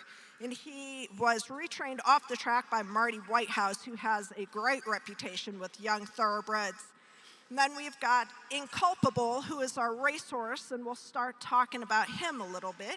He is one of our Brownstead homebreds. He was bred and raised at our farm and prepped for the sale, and then he sold and raced for connections in California before coming back to our farm in Kentucky to start his retraining. And he is a really great example of what these horses can become if they have the right foundation. You know, he was well handled as a baby. He's 4 years old if you go by Jockey Club numbers, but he actually won't even be 4 until late in May. And you can see Tasia's kind of riding him around, giving him kind of a forward trot. And that's one thing I think that really helps these horses in their transition. They learn that the answer is always forward when they're a racehorse, and you can really, really use that mentality in their retraining off of the track. You know, they start thinking forward. They're very fast thinkers, which is great in a lot of different off-track disciplines. And they just kind of find a very comfortable rhythm and cadence as they start easing into a forward momentum and easing into their rider's hands on the track. You'll notice, as Tasia's demonstrating on Inculpable, the riders at the track tend to ride pretty short compared to how Shoshana's riding our dressage horse. And that really helps to maintain that forward momentum and help them ease into the rhythm of the canter. And so when you've got a horse that's a racehorse like this, you're not able to communicate as much with your legs and your seat as Shoshana can, and as she's demonstrating right now. But you can teach them the nuances of that forward motion so that you can transition that into like half halts and changes of pace and direction as they start on their off-track training. We're going to talk a little bit now about Shoshana. She is demonstrating a lovely canter right now with Brooks. She is communicating with Brooks much more through her seat, her core, her legs, and her hands. And Brooks is a really great example of these horses that come off of the track. He had a great career as a racehorse. He wasn't a winner. Unfortunately, neither of these guys were winners. But Brooks raced a handful of times. He ran 4 times. He finished 3rd twice. And he's by a stallion named Warfront, who's really known for making athletic horses. And you can see athleticism transcends disciplines. He was an athlete as a racehorse, and he's obviously an incredible athlete as a dressage horse. She's been able to really take all of this forward momentum and transition it into rocking him back on his haunches and getting that impulsion coming from behind a whole lot more. And that's really the whole name of the game for any of this off-track retraining, is kind of retooling what they've learned on the track and getting them to kind of use that in new ways. And it really makes for a fantastic sport horse. These horses are so versatile. You know, once they come off the track, they can make for so many different types of sport horse disciplines. So let's give a big thank you to our two thoroughbreds here. And best of luck to our competitors today, and I hope everyone enjoys their Road to the Horse experience. Thank you so much, Jen. Thank you. Once again, I'm about to give it up to them. Great job here. Thank you so much, ladies, for joining us.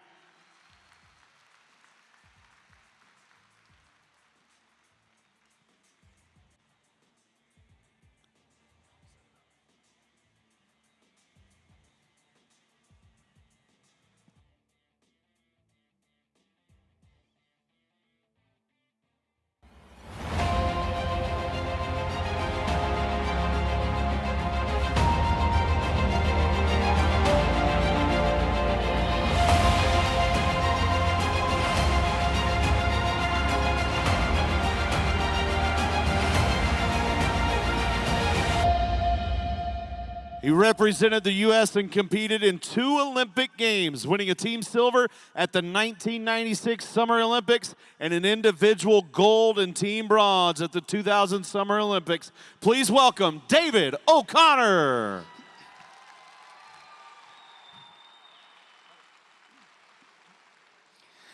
Good afternoon, Lexington. You having a good time? This is so cool because it is true celebration of the horse in every way possible. So when you watch that video, that's what I do. How many people think that's crazy? Yeah, pretty much. It's funny how everybody else in the horse world thinks everybody else is crazy. You know, anybody that doesn't jump thinks anybody that jumps is crazy. Anybody that, like the hunters and jumpers, they think we're crazy because our fences are solid. But if you don't hit them, what's the difference? And we think the steeplechasers are crazy because you get run over by 30 of your best friends after you fall off. So, so eventing is what we do. It's an Olympic sport. There are 3 Olympic sports: pure dressage, pure show jumping. Pure show jumping is jumping the height of just about where those disco balls are. A full course of 15 fences. And then my sport, which is a triathlon. So we do dressage, we show jump, and then we do cross country, which you just saw in that video. Cross country is 4.5 miles, 45 fences, jumping whatever. Pretty much, we would jump off the stage, into the ring, jump the rail. There's water there. And the interesting thing about that is our horses start that process in the exact way that you see here today at Road to the Horse. Start at a pen, solve problems, solve puzzles, and then those puzzles get more and more complicated as they move up. It takes about 4 or 5 years to get to the place where they're at the Olympic level. So they're that confident and they're that strong. So we're gonna do a little demonstration here. I wanna bring in a really, really talented young rider. She was part of our talent squad. She was picked as a talent on a talent squad when she was 13 years old. She's from California. Her name is Maddie Temkin. Give it up for Maddie.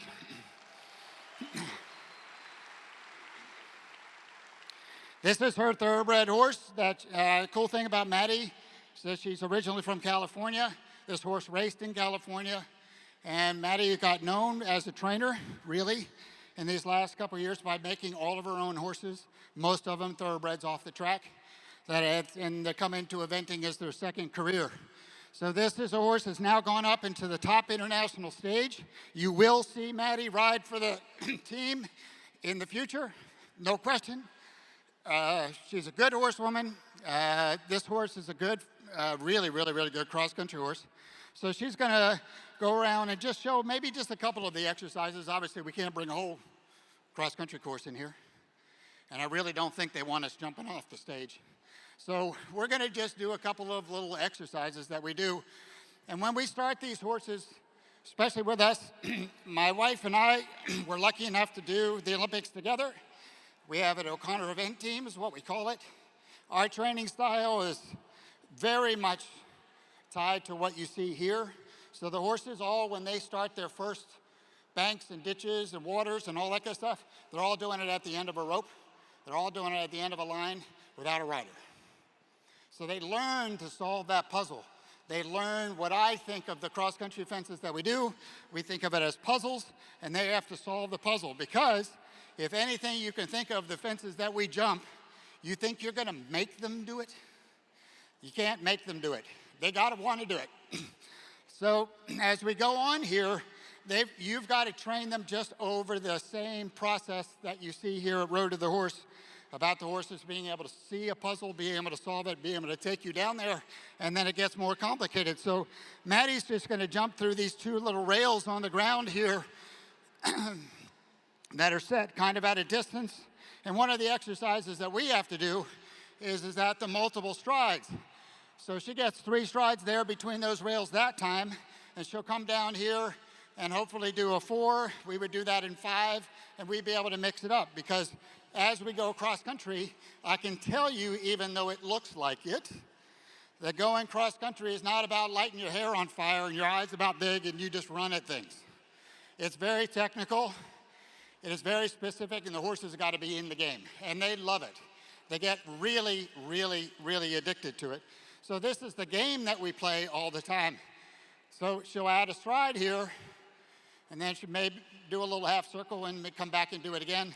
This is a very typical exercise that we would do all the time, right? Multiple strides between 2 fences, not just running at it. And if you get it on the other side, you get to talk about it. And if you didn't, maybe you don't talk about it. So these are really, really typical exercises that we do all the time. So cross country is very exciting. As I said, 4.5 miles. 4.5 miles, 45 fences, water, ditches, banks, problem solving as we go on. Now, in 1 month here at the horse park, the Kentucky 5-Star is going to be here in 1 month. We would invite you all to come to it. If you come, I can guarantee you get hooked and you'll never miss another one. Cross Country Day, we got about 35,000 people show up to watch Cross Country Day.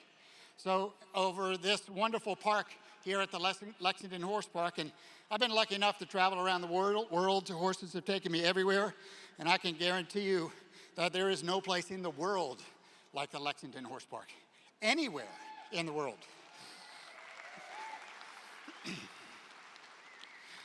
So it was built originally for World Championships in my sport in 1978, and then it was rebuilt when we did the World Equestrian Games here in 2010.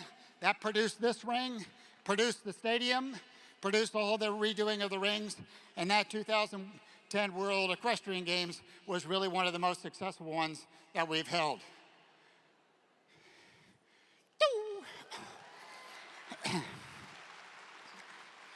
Yeah, no, this is a really, really, really good horse. She loves her games. She loves her cross country. She was just down in Georgia with a really, just last weekend, doing a really super job. And we would expect that she'll be here riding at the 5-Star really probably in the next 2 years about getting ready. So maybe, Maddie, you could do a couple angles, and then we'll do a couple angles, and then we'll close it out. So our horses really have to be able to draw to fences.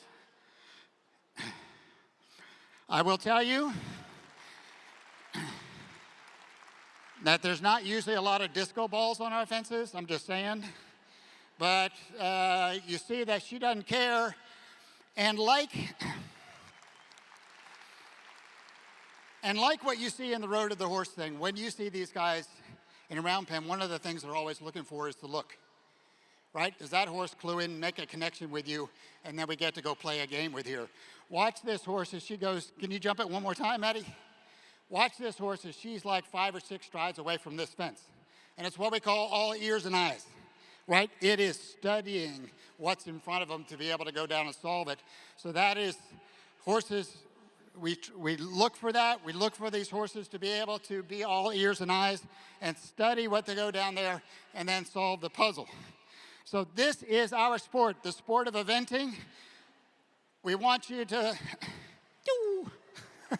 show off.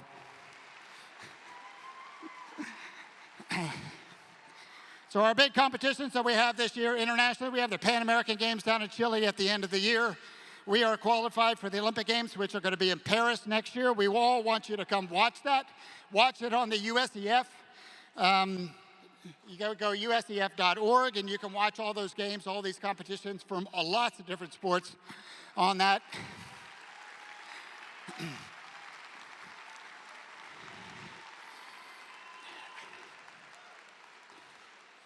So the Olympic Games are next July in Paris. The site is at Versailles Palace.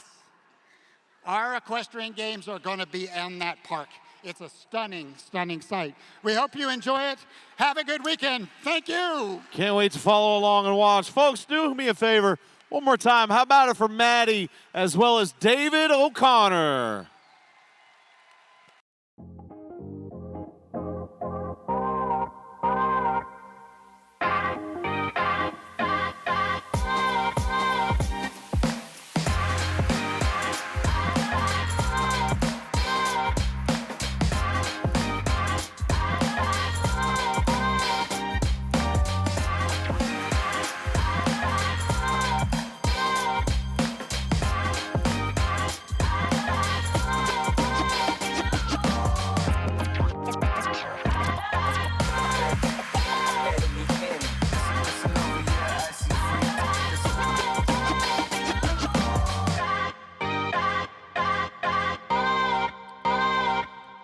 Let's keep it rolling. Please welcome to the arena the fleur-de-lis vaulters.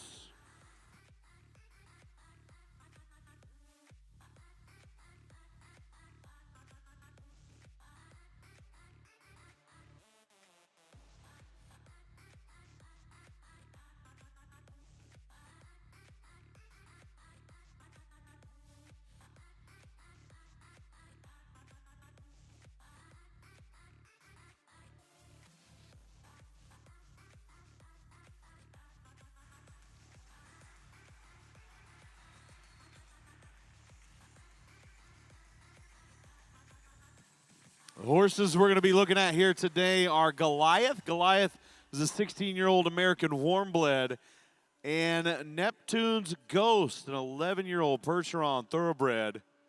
The coaches we will be watching here today, Mikhail Proctor. And we will watch our vaulters, Isabella, Kira, Alea, and Sam.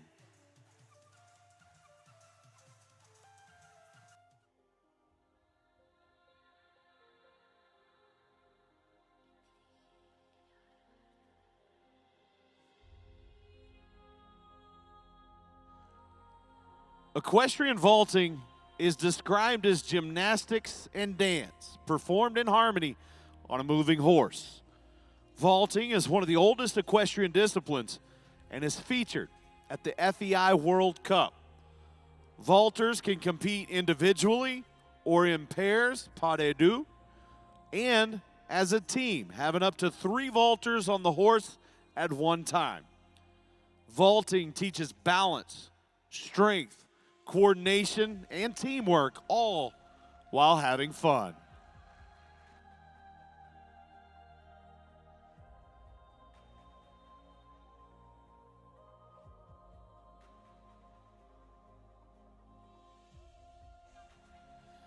The first round of vaulting competition consists of a series of compulsory exercises.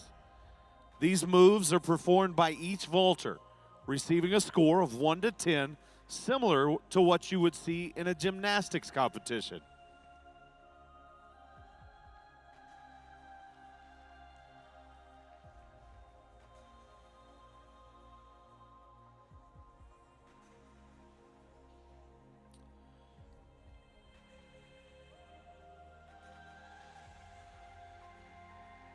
Those compulsory exercises are the mount, the basic seat, the flag,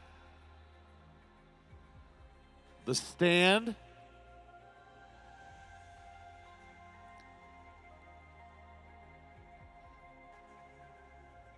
the forward swing,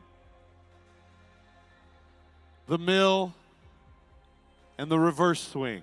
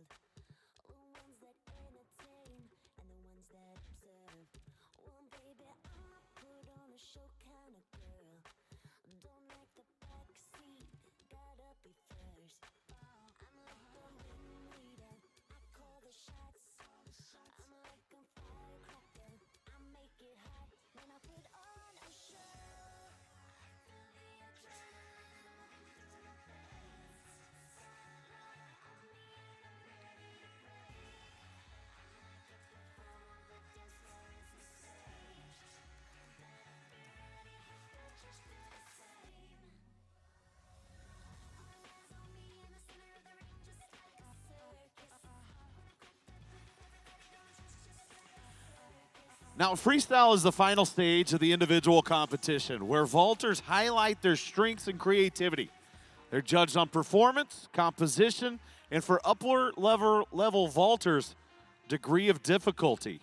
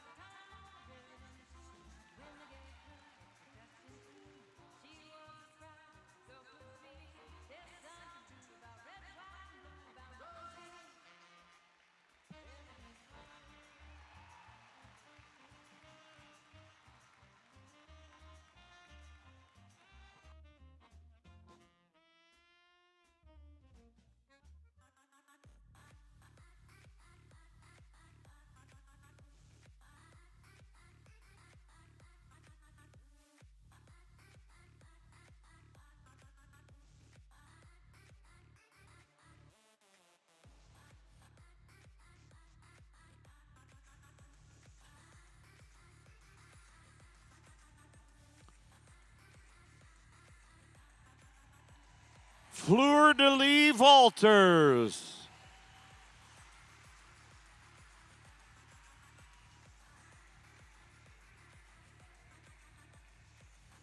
Under the watchful eye of Michaela and Mikkel, along with Goliath and Neptune's ghost, Isabella, Kira, Alea, and Sam. One more time, the Fleur-de-lis vaulters.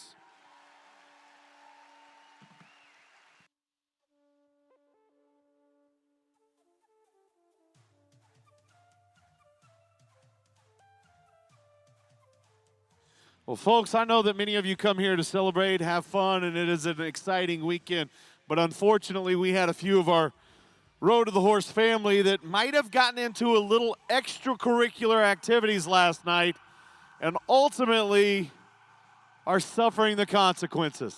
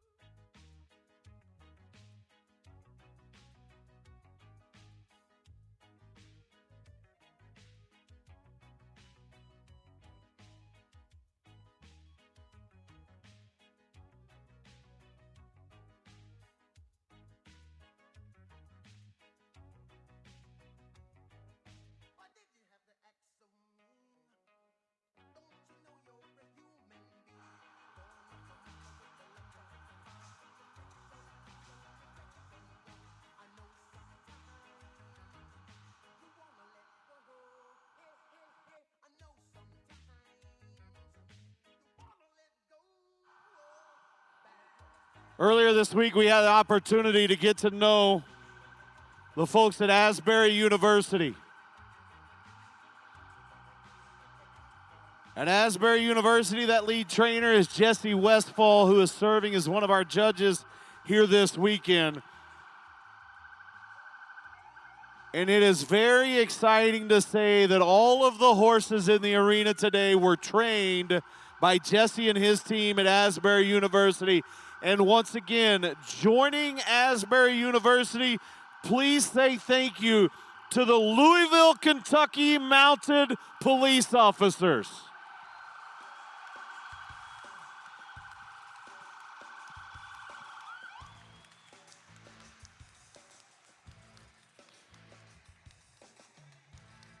And how incredible it is to not only know that our first responders, our police officers, our law enforcement, supported by those incredible animals. Again, thank you so much to the Asbury University and the Louisville Mounted Police Officers. Incredible job, guys.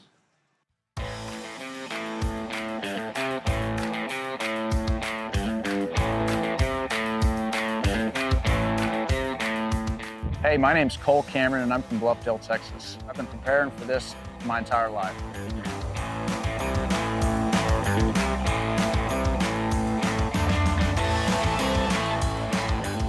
In preparing for Road to the Horse, nothing's really changed for me.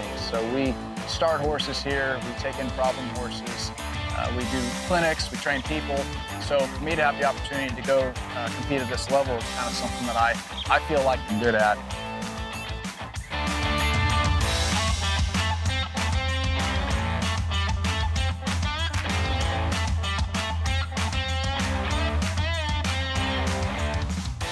we're just gonna take it all in, and it's just such a unique and exciting opportunity, and we're just gonna make the best of it. And we will see you in Lexington, Kentucky.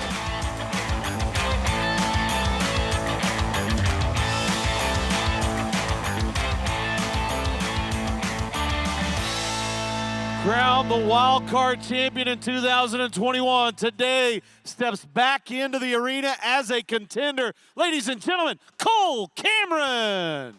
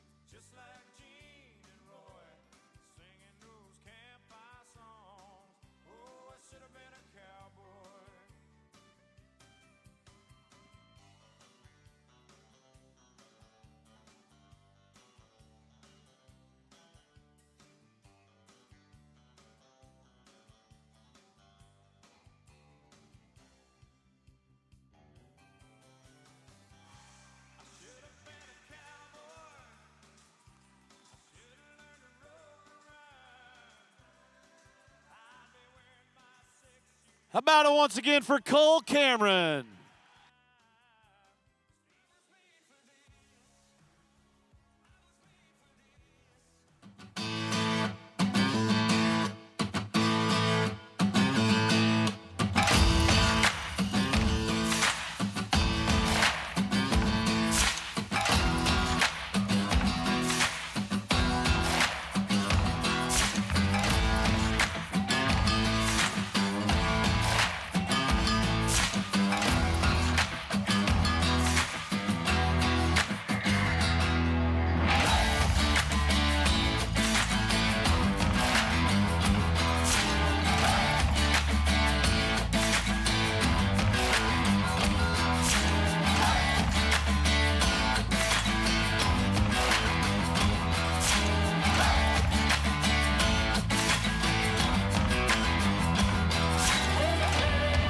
In September, crowned a wild card champion.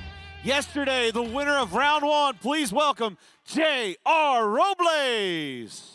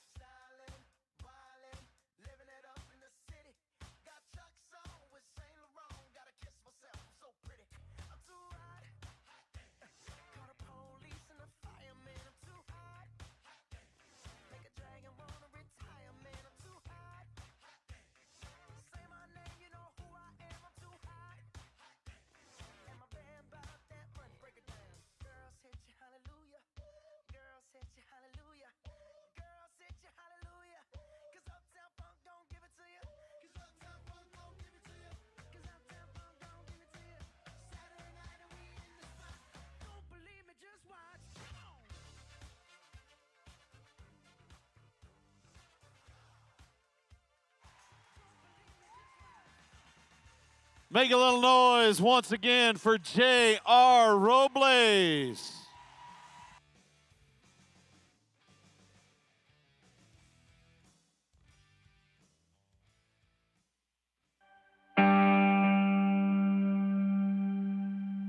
It's not so much riding a good horse. What it comes down to is being able to get in that horse's head and communicate with him. And I don't mean by being violent at all. I mean, it's just asking him or showing him, because you literally show a horse more what you want him to do rather than trying to make him do it.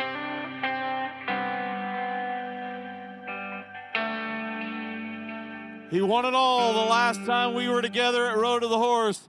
Back to defend that title. Please welcome the 2022 Road to the Horse champion, Mike Major.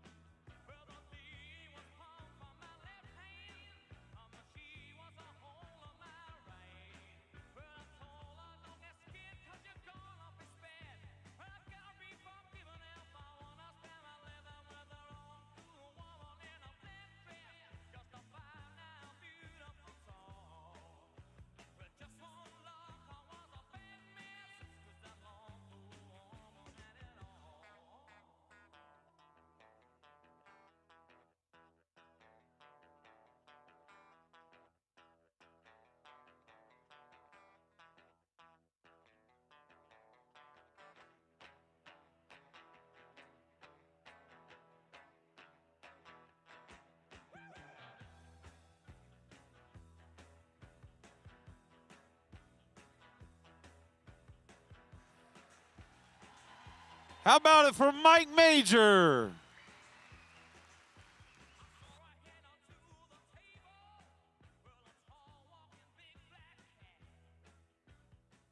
Well, I got roots where the saltbush grow. I'm an Australian boy in the land of boredom and brigalow. I'm an Australian boy.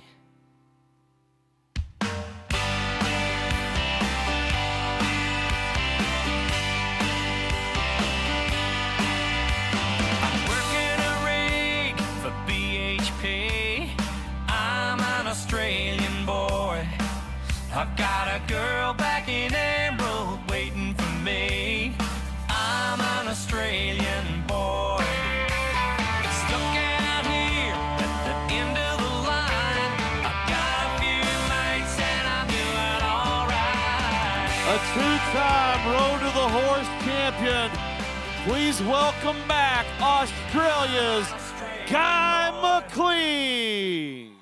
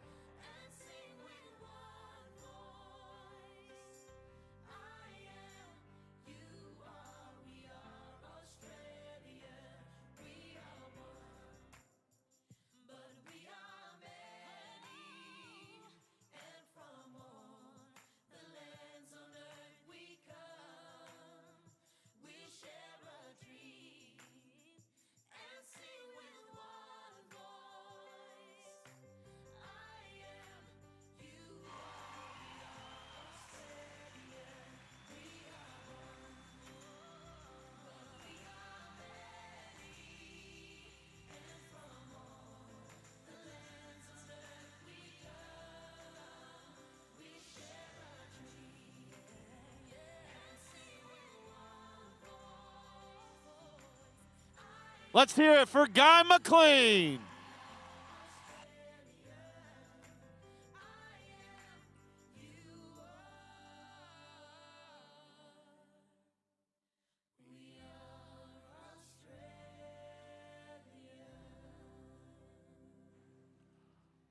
What do you think so far of the day we're having here at the Kentucky Horse Park, huh?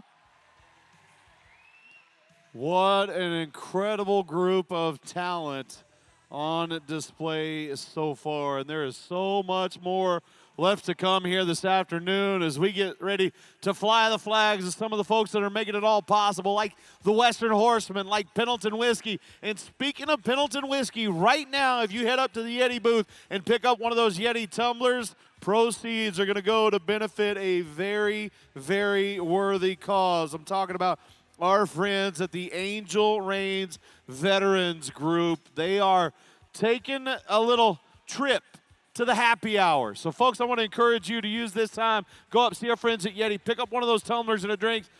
Make sure that you have a little fun here in the next little break. Angel Reigns Veterans, they are being benefited by every purchase at that happy hour. Speaking of Angel Reigns, Tick Maynard is going to be signing copies of his book up at the Angel Reigns booth right now as we continue to fly the flags of the folks making it all happen here this weekend. We're going to take just a short pause in the action. We're going to set the round pins, and then we're going to roll those 4/6 Colts back into this arena and continue with round number 2 of this year's World Championship of Colt starting. Don't go too far. More Road to the Horse coming up in just a little bit.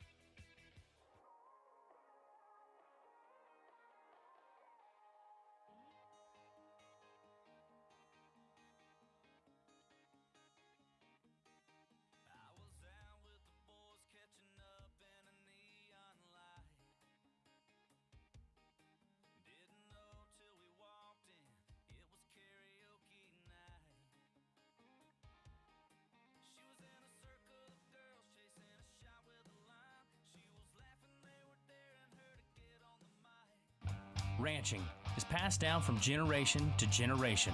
Know what else gets passed down? The world's finest ranch and rodeo equipment, manufactured by WW Livestock Systems. Ranchers demand quality, and they have come to depend on WW equipment to fulfill their needs, large or small. We invite you to consider WW, made in America, available coast to coast. WW Livestock Systems, the world's finest since 1945. The TIP program incentivizes trainers who work with Mustangs. So they take a completely wild horse, they get that horse to the point where they can handle the horse, halter the horse, pick up their feet, load them in a trailer, and then an adopter can then adopt that horse for the same adoption fee that they would have adopted a wild horse. Creating a bond with an animal who previously has been wild, that's a really special experience for sure.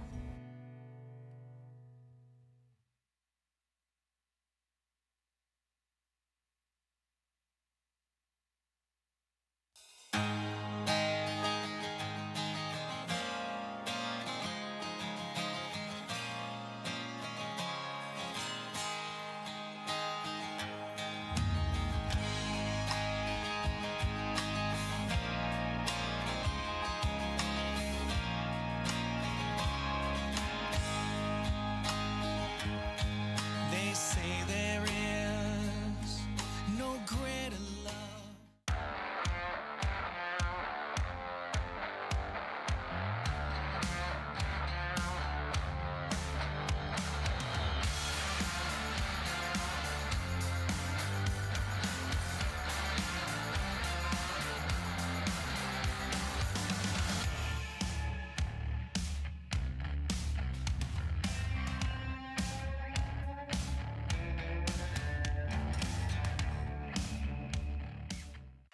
Hi, my name is Trudy Midas, owner of Hispania Silk Products International. I'd like to introduce to you our all-natural line of grooming products that is great for all animals and people too.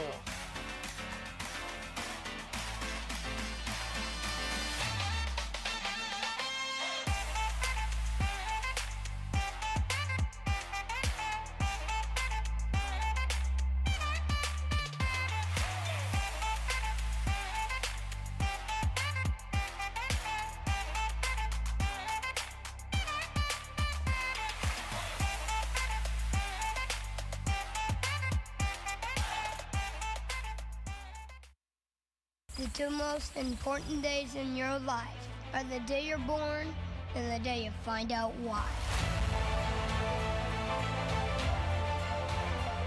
Countless early mornings and many late nights, we have built this from the ground up. I'm an athlete. I'm obsessed with it. For the love in every horse. Lead, don't follow. Okay, what's Kool-Aid's favorite things to do? Kool-Aid's favorite things to do are to ride outside on the ranch. Do something on the ranch. He loves gathering cattle. He loves being in a branding pen. He does not like being in an arena. He is definitely a working horse. Does he get along better in the pasture or in the stall by himself? Where does he rather be? Much better in the pasture. He likes to be with his mates, with his friends. He does not like being in a stall, and he definitely likes when we just turn him out. He's the last one always to let me catch him. Do you feed him cookies? We do give him some cookies. Yes, absolutely. And what's his favorite bit? He's spoiled. This is a correction bit, a Don Hansen correction bit, and he's come to really like it. He wants to let it out. Just a Don Hansen correction. Yep. And what's been the biggest challenges with Kool-Aid? Maybe the biggest challenge for me is his size. I bet Kool-Aid's every bit of a 16 or 16'1". He's just massive. So, and there's nothing wrong with that. He's great. But I just try to. He's growing so fast. I just do my best to keep him sound and do a lot of things that he enjoys doing because he's still just a colt. Does he rope? He ropes. Heads or heels? Obviously heads. He heads, but I'll track the machine and heel some too. Yeah. Obstacle courses? He loves the obstacle course. He likes going outside over our obstacles. He's done great on that. Do you let other people ride him? I do, yeah. Amber Scriven, who's been here from Australia, she's been riding him for me for the last month. I got on him today, and I was like, dang, she did a pretty good job. So, yeah, she likes him. I told her if she wants, bring him over to Australia. So what kind of guy is Kool-Aid? If you met him in a street, would he be like the joker? Is he the serious guy? Is he the playful guy? He's Which like one is he? He's the dry humor guy. He might like to go play some video games. Like, he might want to go outside and play a little bit, but he's like, guys, I think I'm going to go back in and play some video games today. Pretty laid back. Hang out. Pretty chill. He's pretty chill. He's big chill. Big Kool-Aid, big chill. Does Craig ride him? He has ridden him. Yeah, he enjoys him. He rode him at the last clinic, actually. And he's coming to Lexington? He's coming to Lexington. Is he a saddle horse? We've gone back and forth on this. I think my saddle horse is going to be Zydeco, who I used at the wild card, because he's 14'2", and I can kind of get around those colts a little better. This guy's pretty big. I'm afraid I'm not going to be able to get down on those colts, but we haven't decided yet. And pen wrangler. Who's your pen wrangler? One and only Craig Cameron. Good deal. We're excited. We're excited. Happy to be there.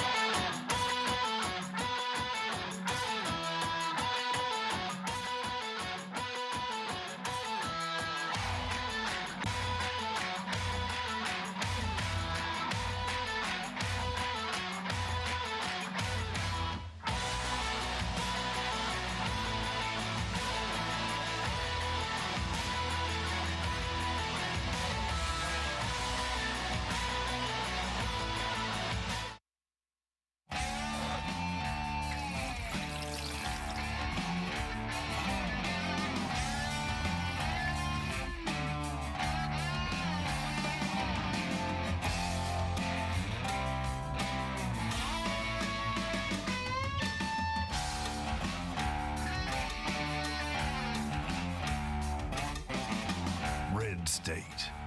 Barbecue the way you want it to be. Good. It's incredibly difficult to train a horse for 3 different events, but it's pretty magical to get up in the morning and do what we love, and we get to do it alongside the people that we love.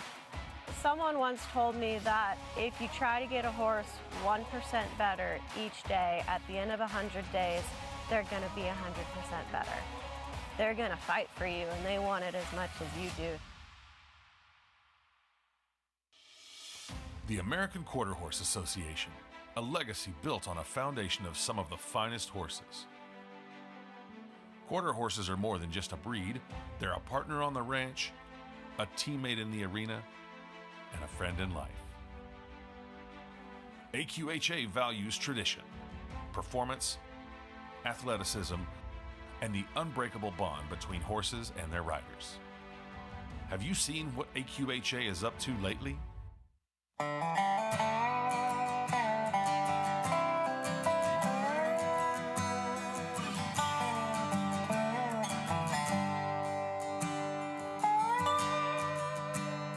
You're packed up and tacked up and hitting the trail.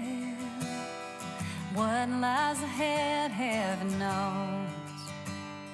The road is wide open to write your own tale.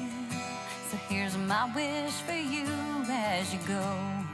I hope you ride a wide circle around troubling times. Keep the wind at your back, stars in your eyes.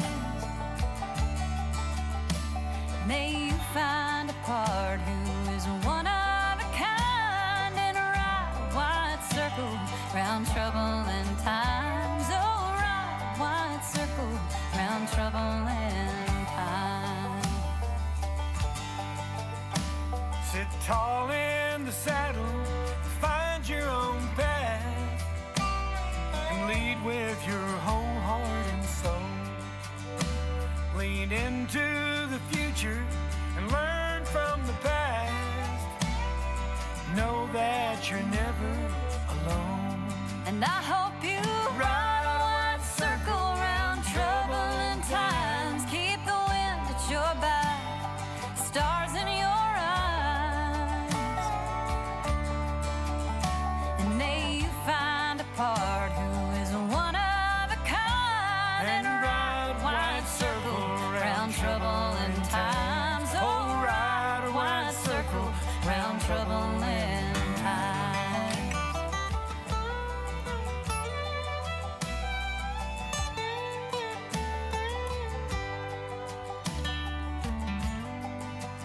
You'll have highs and lows, joy and sorrow. So love, love, love like there's no tomorrow. And I hope you ride a wide circle round troubling times. Keep the wind at your back, stars in your eyes. And may you find a part who is one of a kind and ride a wide circle round troubling times. Oh, ride a wide circle round troubling times. You're packed up and tacked up and hitting the trail.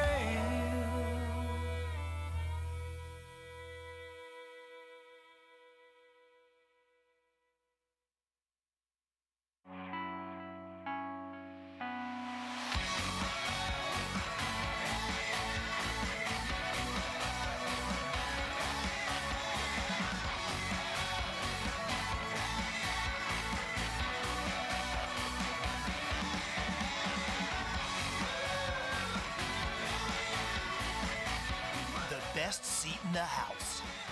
Quarter Horse News, the complete source for the performance horse industry.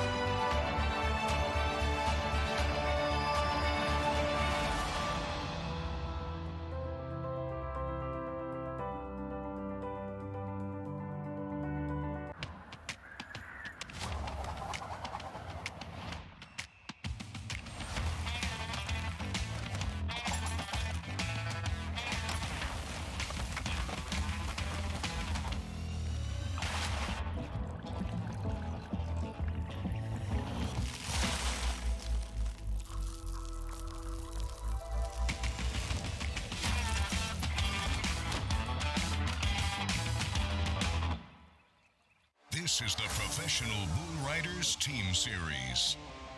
Nashville gets the win! Let the hats fly inside Bridgestone Arena!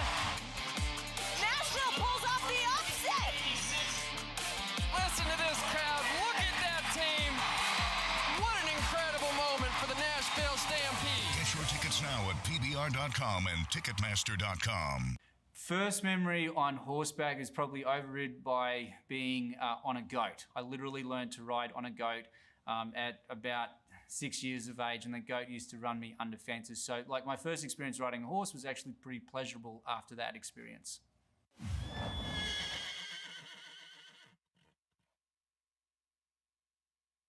The bond and connection is just so much stronger with them than I have ever had with any of my domestic horses.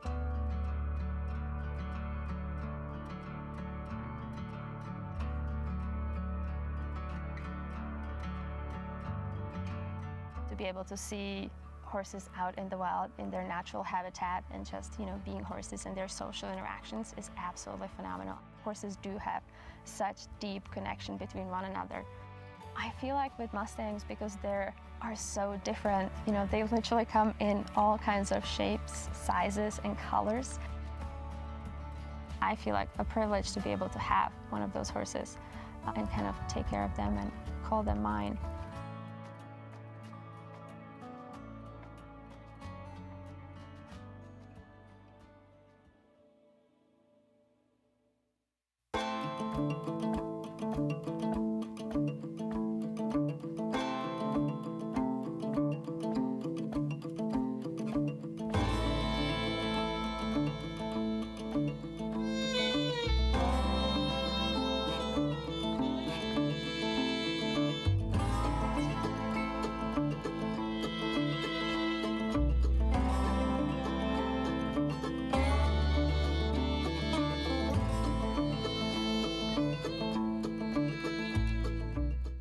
Spring is around the corner and Mead Tractor is ready. Are you?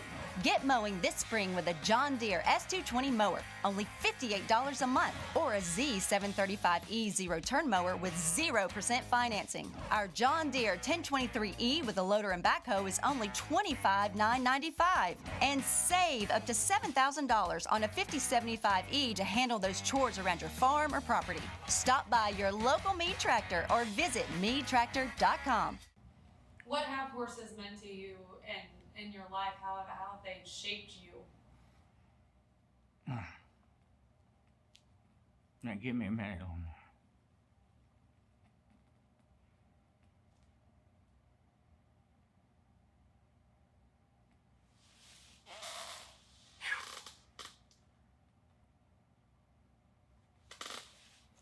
Horses have shaped me because they let a lot of young kids come to my house, and it's been my life 60 years. And I raised my kids through horses. I raised other kids through horses. I took problem kids through horses. I got kids off dope through horses. I love horses. That's all I can say.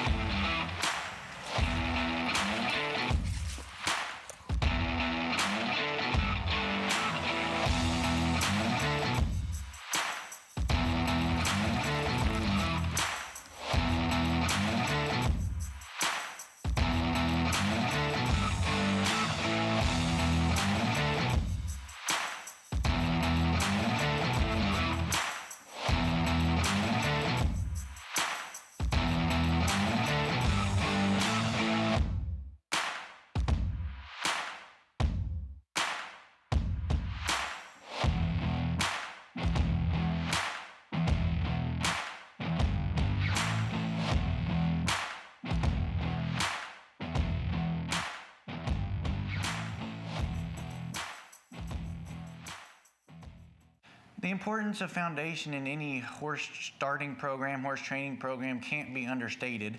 just like when you're building a house, a foundation is of the utmost importance. If you rush into it or you do too much too fast and you blow the mind of a colt, it's going to mess them up potentially for the rest of their career. And horse starting is all about trust. The horse has to trust you, and that all starts with that foundation. If they don't trust you early on, they're not going to trust you later on. So to me, having a good foundation is critical.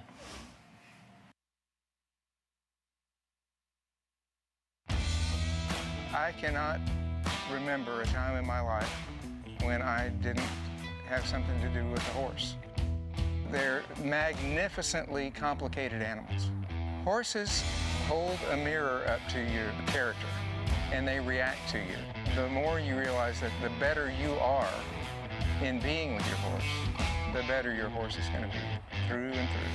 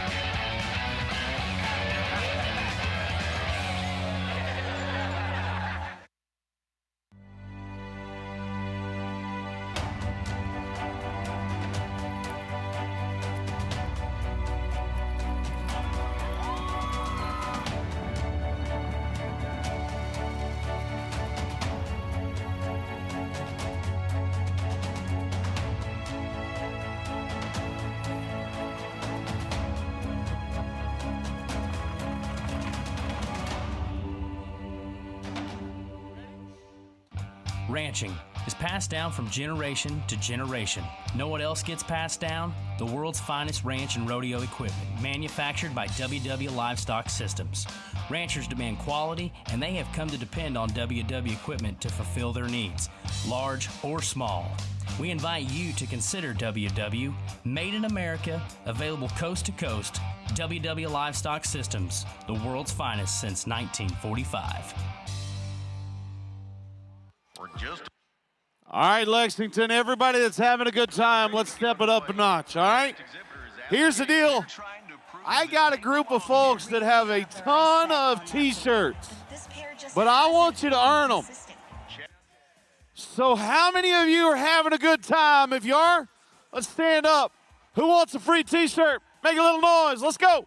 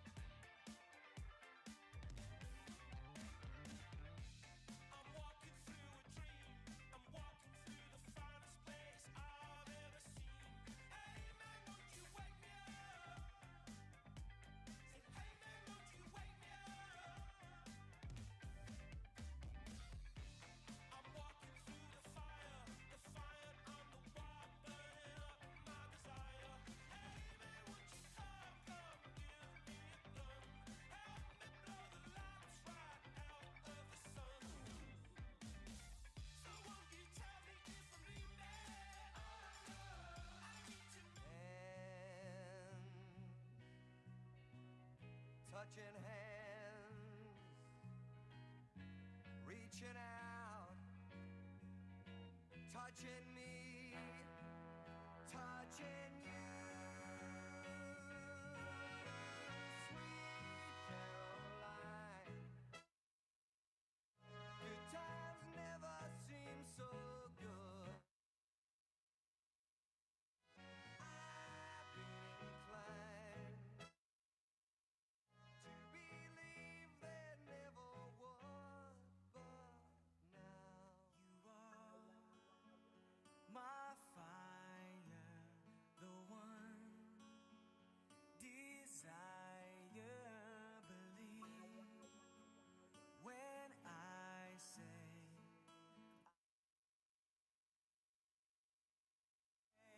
that we are two worlds apart. Can't reach to your heart when you say that.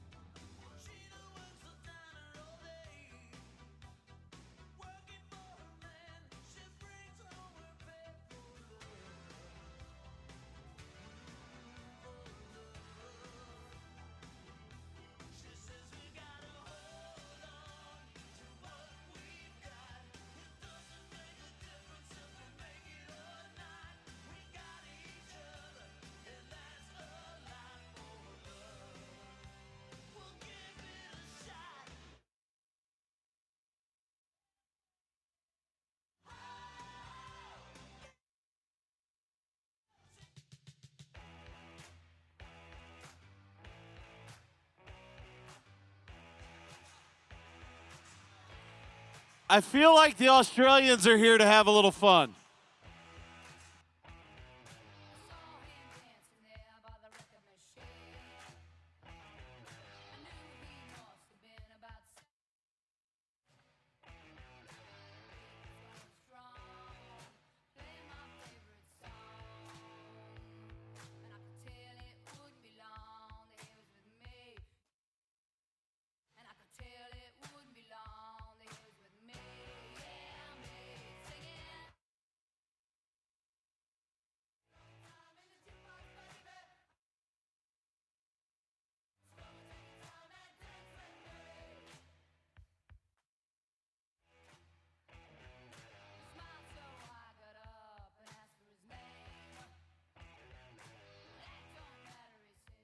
If you're gonna play in Texas, you gotta have a fiddle in the band. That lead guitar is hot, but Come on, clap your hands, beat of the music. Come on. so rolls enough that both of they need love, and let's all dance. If you're gonna play in Texas, you gotta have a fiddle in the band.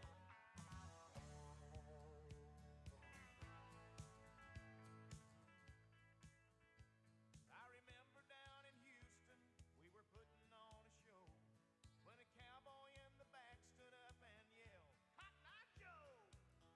He said, "We love what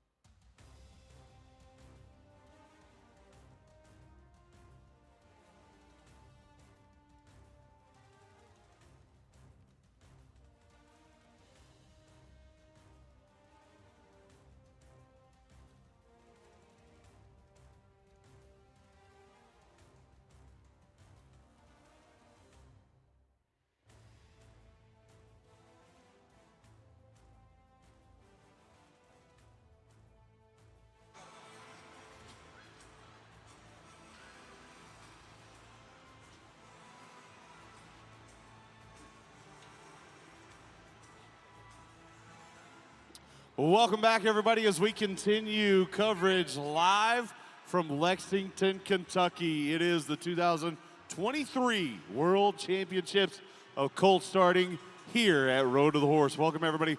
Matt West alongside Dan James. And Dan, you've been through this process. We've talked about what the competitors are feeling, but at the conclusion of round number one, there were some highs, there were some lows. How do you think everybody's feeling today? Oh, mate, I'm sure that probably more than anything that they're more excited to get back in there and get started. I know that if it coming into this second round and, you know, maybe some things went the way you did, maybe there were some things that didn't, but the thing that I know for each of these competitors, they're going to want to get back in there, go to working on those colts, show those judges what it is that they're coming here to do, and that's present these colts in the best possible fashion.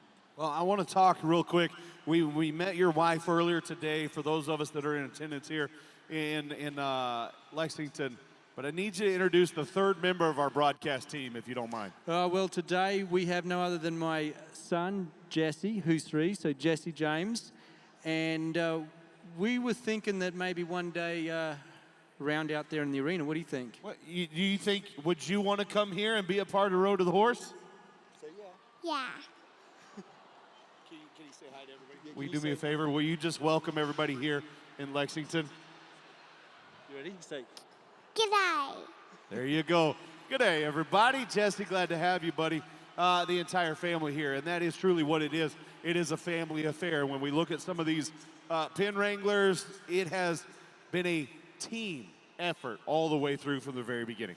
Well, that is one of the things being part of the Road to the Horse family, whether it be from the fans to the pen wranglers to the competitors. It is a family here at Road to the Horse, and very proud to be able to get to a point. I remember when seeing Chris Cox, of course, here on multiple occasions with his kids, and Richard Winters with his daughter Sarah. So to be able to have a special part in that and to bring my own family here today as part of the Road to the Horse family, what an honor it is. And speaking of the Road to the Horse family, for those of us here, we saw just a couple of moments ago how tirelessly our crew works behind the scenes. The round pins didn't just magically appear. There's an entire crew of folks that make all of it possible. For all of them that are working in the VIP area, for all of them that are working in the trade show, for all of them that are back behind the scenes, Lexington, will you do me a favor? Will you join me in saying thank you to the crew and our Road to the Horse family for just an incredible job of continuing to make sure everything works so smoothly. Well, they're telling me right now that we are getting closer to starting round number 2. I'm going to look down on the arena floor just to ensure that all of our judges are ready. So I will look to Jeff Williams to give me the thumbs up. Judges ready? Judges are ready. Let's go through our competitors one by one, starting with Cole Cameron. Are you ready? Mike Major, are you ready? Guy McLean, are you ready? J.R. Robles, are you ready? That means there's one more group to find out. Lexington, Kentucky, are you ready? Here we go. We're going to start in 10, 9, 8, 7, 6, 5.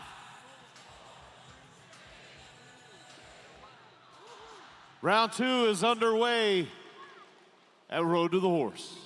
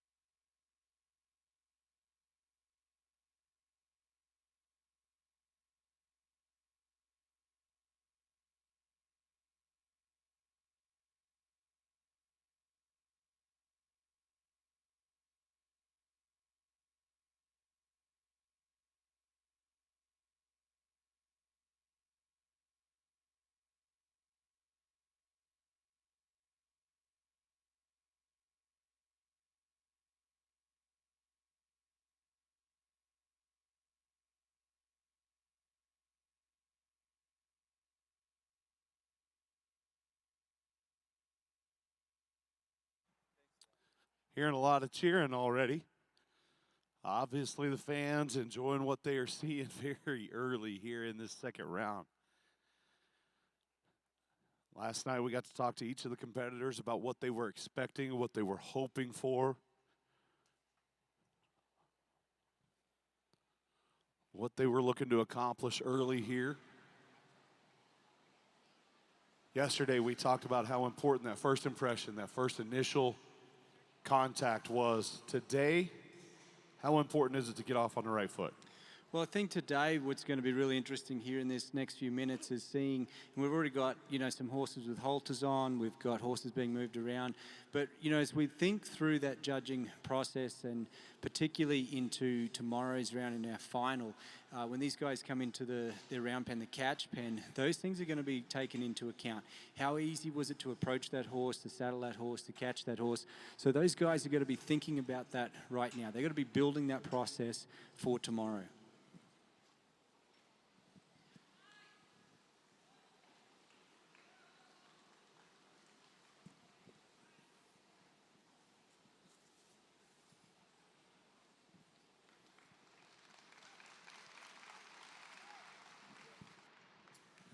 Again, you hear the appreciation at each one of these individual round pins. If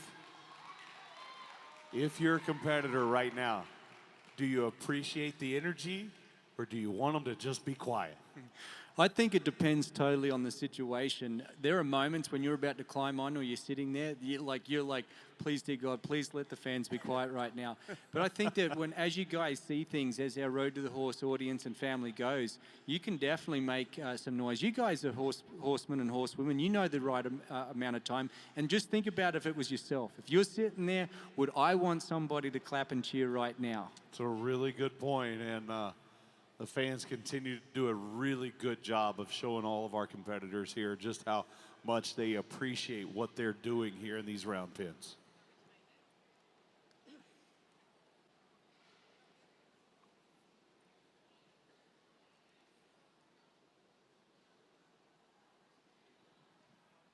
If you're just tuning in, first thing out of the gate, first thing you notice is it is down to one colt yesterday.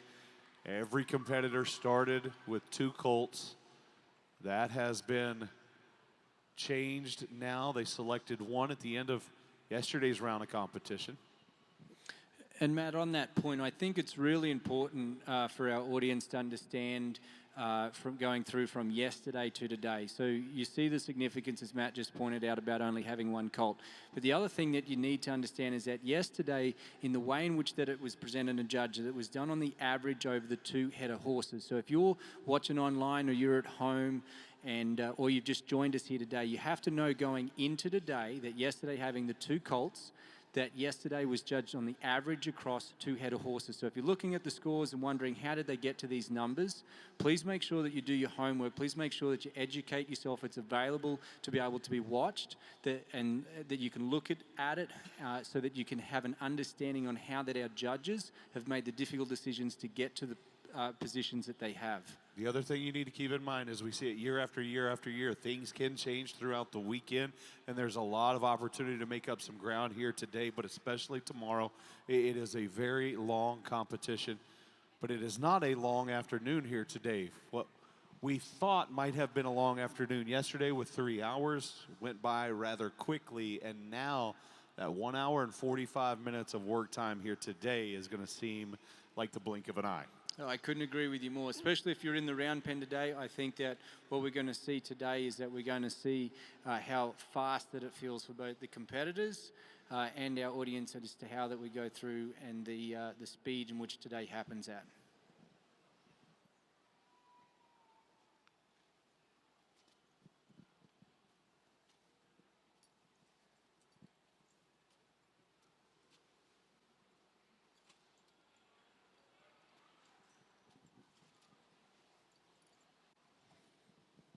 I think that one of the interesting things for everybody to watch is to see where these guys left off yesterday, how they worked through their process, how they're revisiting a lot of the things that they already had done yesterday. They're revisiting them here now, But they also know in the back of their mind that in this round, not only do they have to revisit each of the things that they did, but they also need to progress. And what that means is there's going to be new things that they introduce to these colts today in preparation for tomorrow. So when you're starting out here today for all four of these competitors, the beginning stages are reminders of what we went through yesterday. Yeah, exactly. Circling back to what we did with these colts yesterday, and then today it's going to be reminding and then going ahead and progressing forward in preparation for tomorrow.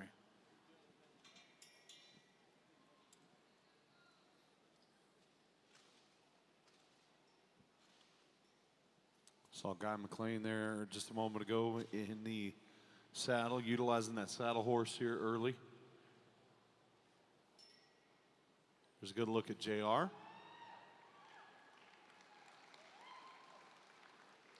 Is now one of those times where JR's fans are ready to make some noise? Or? Yeah, exactly. Yeah. This is...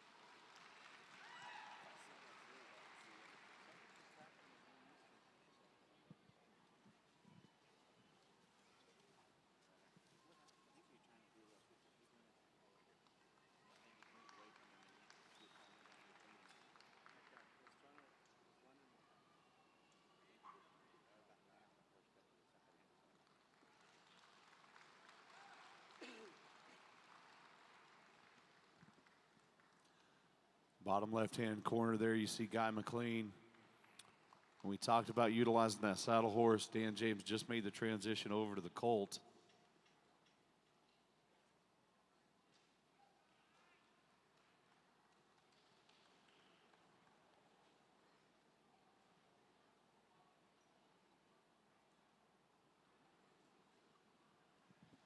And every single year, I'm amazed at how many differences there are in the approach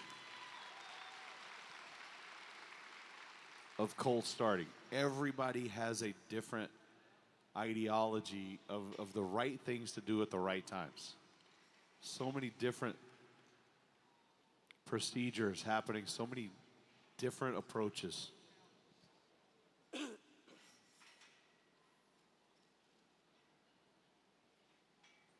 But at the end of the day, it's not necessarily about the path, it's about the goal line, right?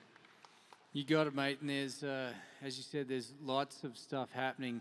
It feels really early into this round as to how many different things that have taken place already.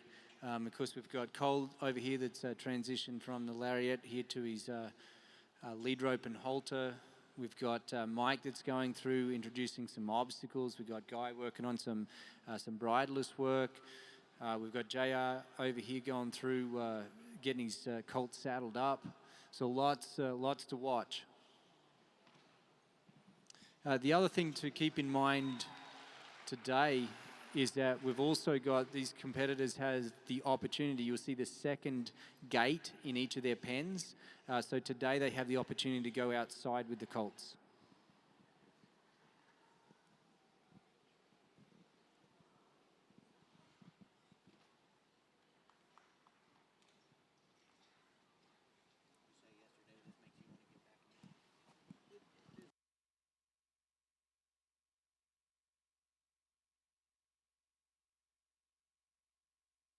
There's a good look at Cole Cameron right there, and one of the things you'll notice is there's never a wasted movement with Cole Cameron. Constantly working towards that goal, but no wasted movements.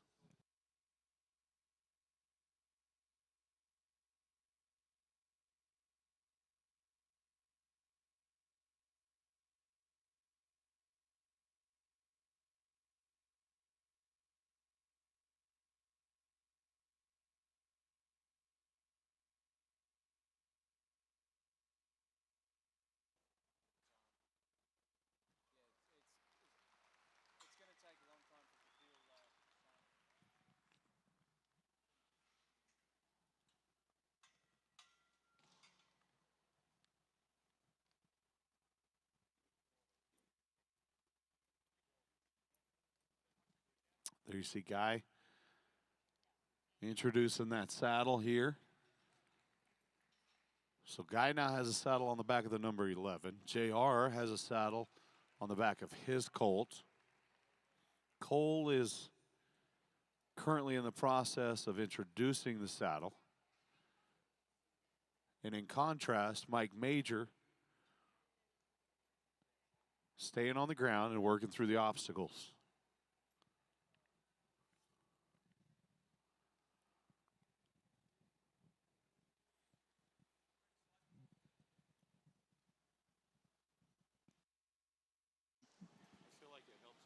Yeah.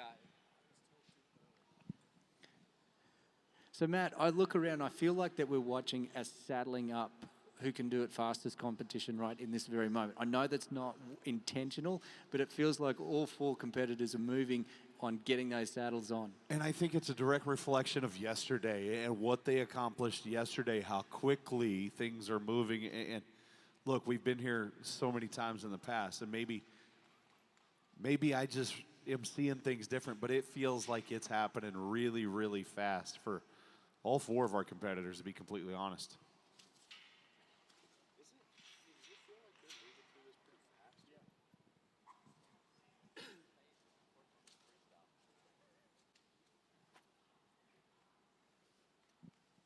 We saw JR a couple of moments ago bareback on the back of that Colt. Then he introduced the saddle, and now at the end of that lead rope, getting that Colt to move.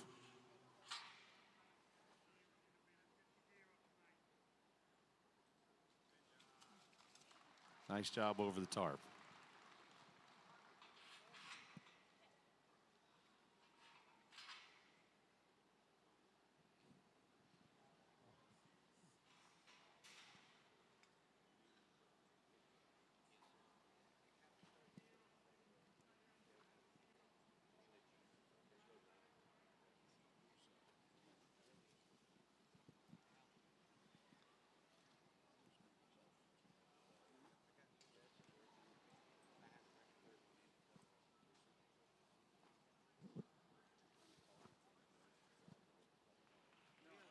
Here's a good look at Mike Major. We talked about it a moment ago, spending a lot of time on the ground, working through some of those obstacles before introducing that saddle. It didn't take Mike long to get that horse saddled now.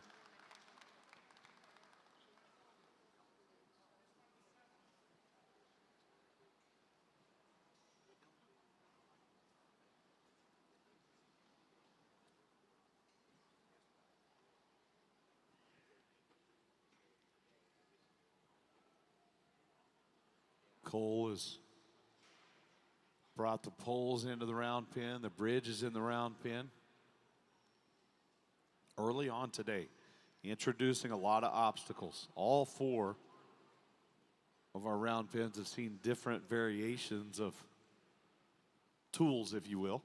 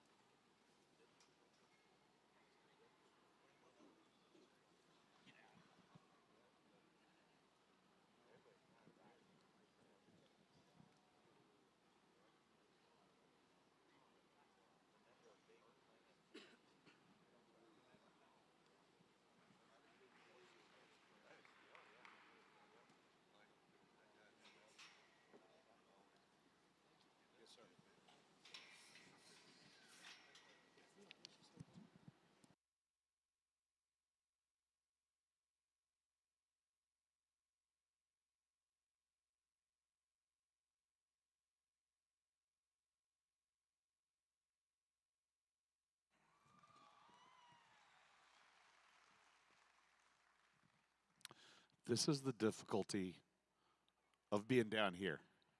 These people cheer, and I immediately missed what they were cheering about. It's heartbreaking. I believe Guy's going to declare that there is going to be some noise coming from his round pen. So Mike, Cole, JR, just be aware.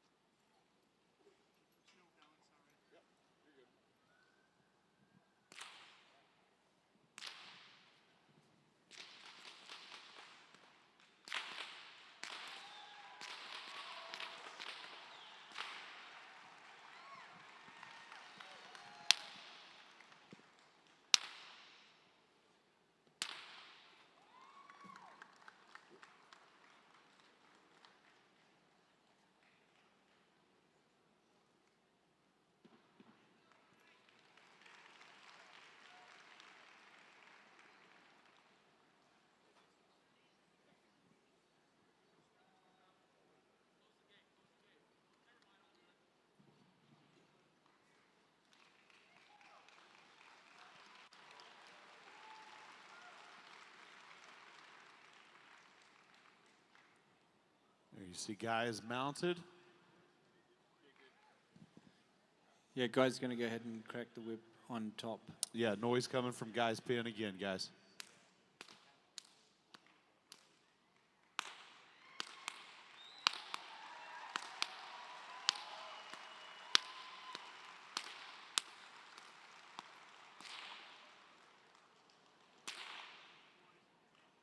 Thank you, Guy.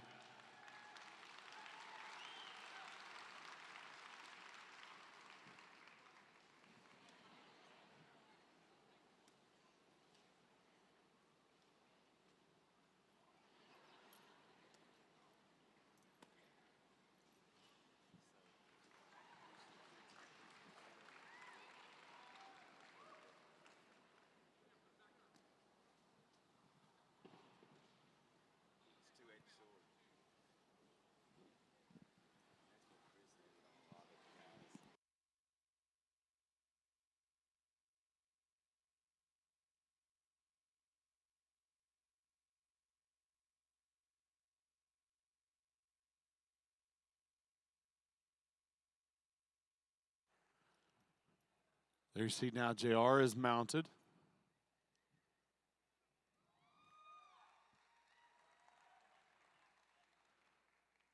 So much happening here in these round pins. You saw Guy and heard Guy a couple of moments ago using that whip. And if you noticed, doing his best Mike Major impression now. Speaking of Mike Major, you saw over here in Mike's round pin just a couple of moments ago, that horse really cooperating through the car wash over the tarp. Doing a great job. And there you see Mike talking it over with his pin wrangler. Speaking of doing a great job, Cole Cameron getting along very well over here in his pin.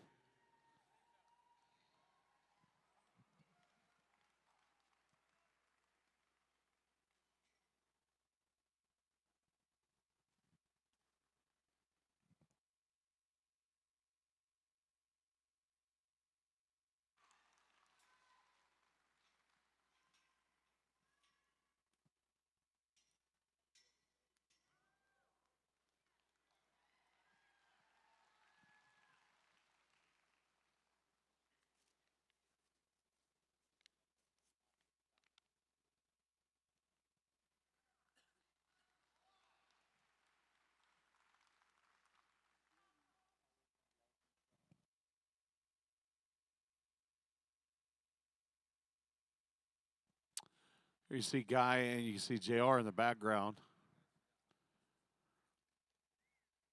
Both mounted, both riding, both moving forward.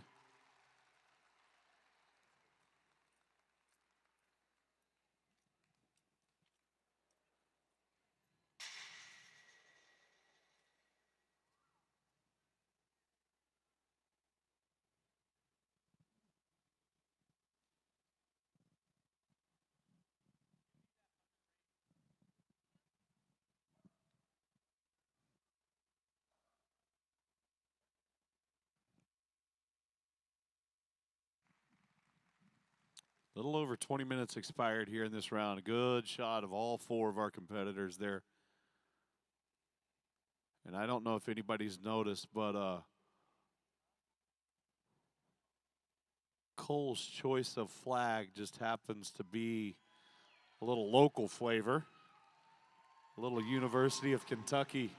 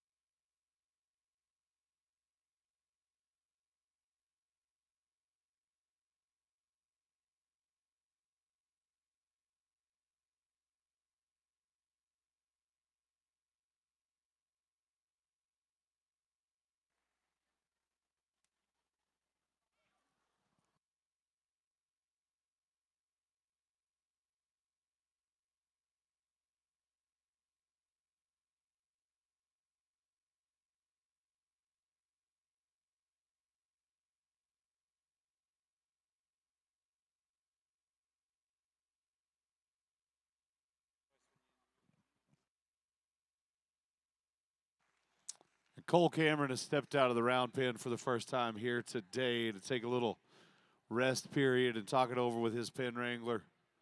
So Cole Cameron fans, now would be a good time to tell him what you think of his performance so far. All right, Cole, getting a little drink, taking a little breath. What are you seeing so far inside there today? You know, I'm seeing a deja vu. I'm seeing a number 9 red roan colt sitting in this pen. He's just a little sorrel instead. I knew he'd be tough to halter at the beginning. Kool-Aid was the same way 2 years ago. They're just a little sensitive, but once you get your hands on these colts, they really come around. So a lot of similarities from where you were the last time, and now fast forward, we're seeing that colt back here doing just about anything you ask him to do. Yes, sir. He's so willing. You know, he's a little insecure by himself, but he has a big heart, and he's ready to please. And wants a partner, and he's got one. Good job, Cole. Thanks, Matt.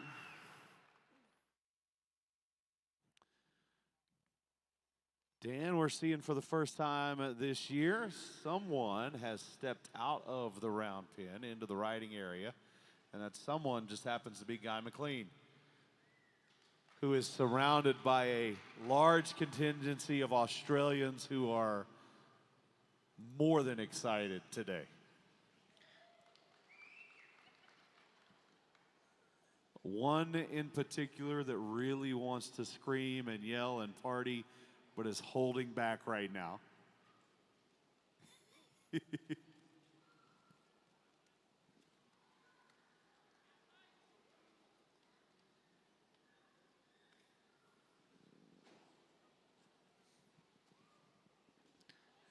And while guys get everybody distracted being outside, Mike Majors is just quietly ticking away over here in his pen, riding through obstacles. And what I find interesting about that is he was the last one to get mounted. Mike Major was the last one in the saddle, but what he did do is do a lot of work on the ground, working through all these obstacles. And so now that horse, familiar with all these obstacles, the only difference is Mike's in the saddle now.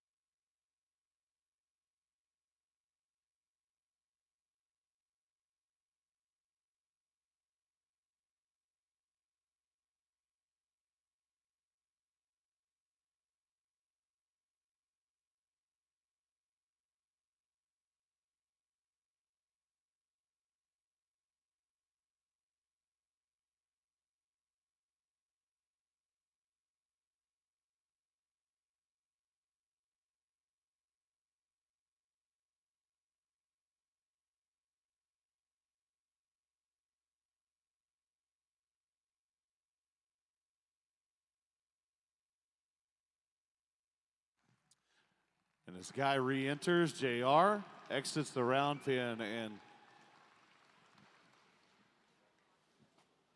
looks like a pretty good Saturday stroll.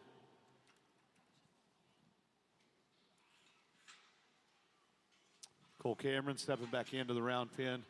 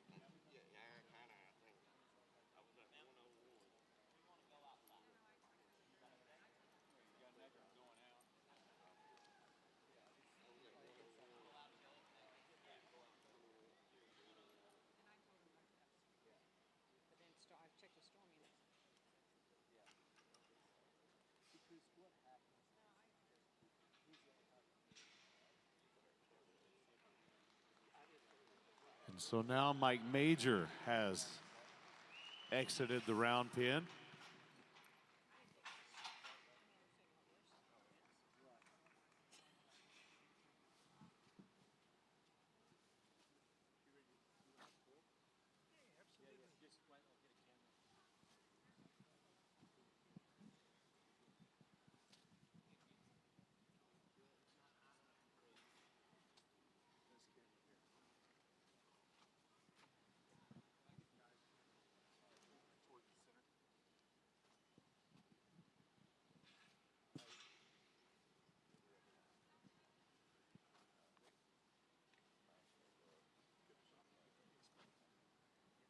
Guy McLean has stepped out of the round pen, and Guy, we saw you step out, get a little ride on the number 11. How you feeling? What are you seeing so far?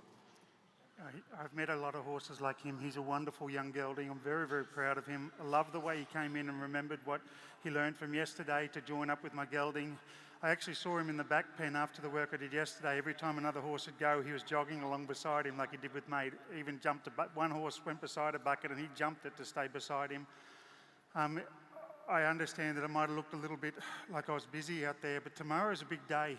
And I want these colts to know that we're doing today so tomorrow won't be too hard. If I go along too quiet and don't get my forward today, I'm just going to upset him tomorrow. So today is the day to say, mate, tomorrow we go to war, but today I just want to teach you those things. And you watched him in the backyard, the horses would nip on him and he'd give a little kick out like that. It's something that he knew how to do. So he had a couple of leaps, but what I love about him, he only ever did one. He never turned it into 5 or 6, and I'm really proud of him. I'm just thrilled that he's come in and he's thought about it, and he's a pretty little fella, and I feel very blessed to be working with him. Great to have you here, Guy McLean. You got a lot of fans that are continuing to cheer for you.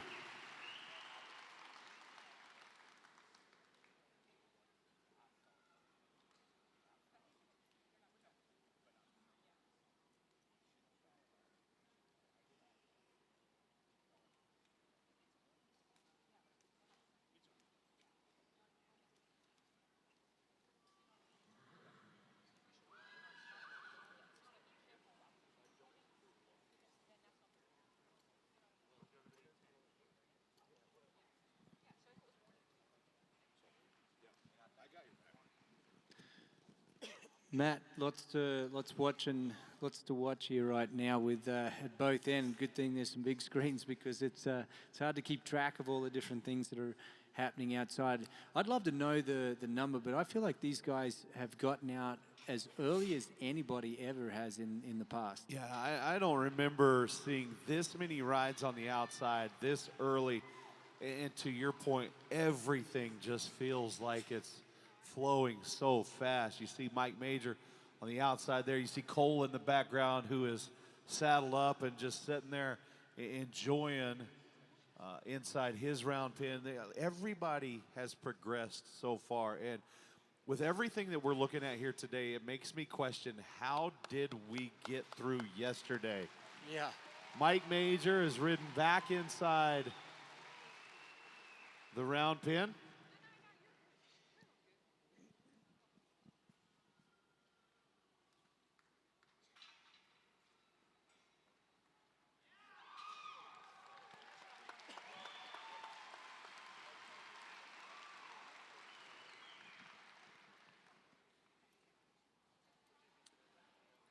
And again, there is a good look at J.R. Robles, who is just quietly and consistently kept plugging right along, now continuing to enjoy his time outside the round pen.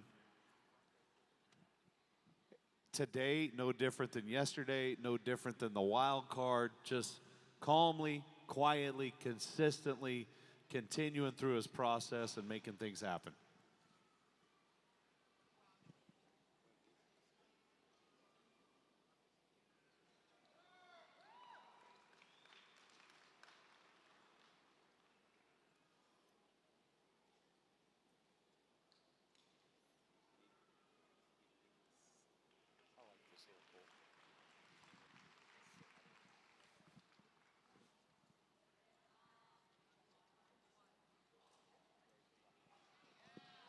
Colt Cameron enjoying a ride now. Yeah, that's looking pretty nice there from Colt Cameron. That Sorrel Colt moving around, changing directions. A lot of nice forward motion. Probably running a reining pattern tomorrow, a couple of rollbacks, no big deal.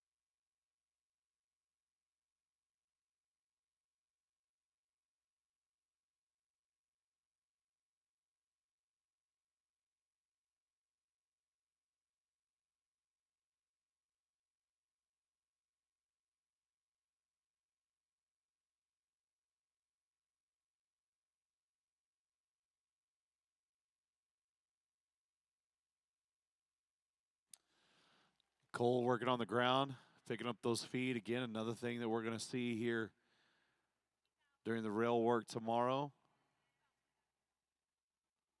Guy still continuing to rest at his round pin, talking it over. Watching everybody else right now, like JR, who is attempting to re-enter.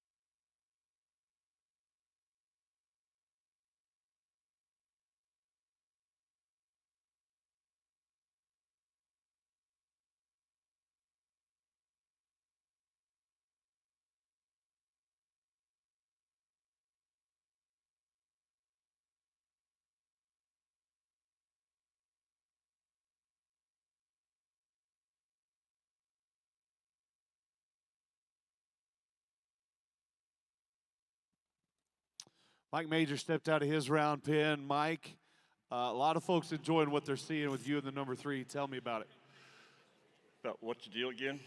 You know I can't hear. I'm 80 years old. I think that was it 80? Was that as high as he got yesterday, or did he get to 85? Dan, I believe Dan James said 80 something. I said I thought you were closer to 65, but you corrected me. Well, thank you. But actually, I'm only like 45. Yeah, we're the same age. I think that Mike's actually got more hair than you. So anyways, Mike, let's talk about the number 3. Tell me about this colt and what you're seeing today.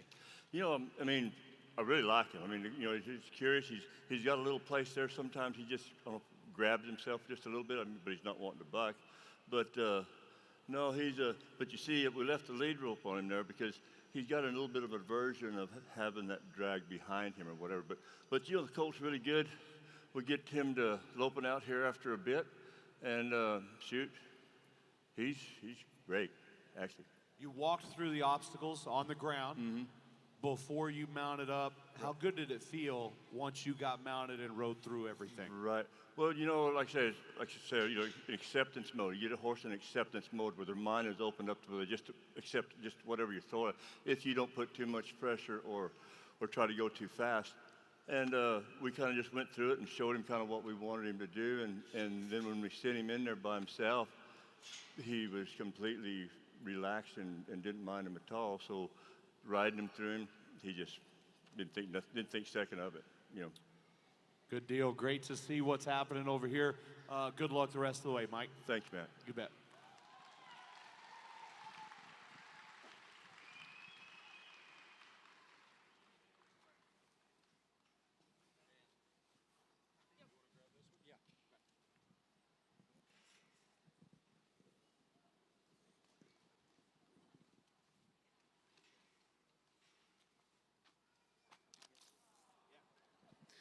All right, so we're over here with JR, mate. Tell me how it felt going outside on that little colt. Yeah, I felt pretty good. He was a little unsure of the fence, and things were getting a little hectic. Things were moving around, and then towards the end, I just gave him a moment just to kind of soak everything in without any pressure, without anything, and just kind of let him take the moment in. So I'd let him sit there for just a little bit. I'd ask him for a little bit more forward, let him hang out, ask a little more forward, and then hang out. I'd ask him for his shoulders, and he was moving his shoulders left and right, but I could tell he kind of wanted to buddy up with some of the horses, so he kind of kept gravitating towards the other gate. So then I kept having to turn him around just a little bit, move his hips around a little bit. And so he kind of liked this corner here, but it was more towards the banners. He was a little bit shy, but I was pretty happy with his first ride outside the round pen. How did you feel that on the things that you covered yesterday, did you feel like that he retained them pretty well today? I feel like he did a great job retaining everything. I mean, I asked him to be okay with the tarp. I got on him bareback, and he was absolutely fantastic with it. And plan for the rest of the session? A lot slower. Everything just a lot slower for him. Let him take his time and just go more at his pace. So that's my plan for the rest of the round. Awesome, mate. Great job. Thank you.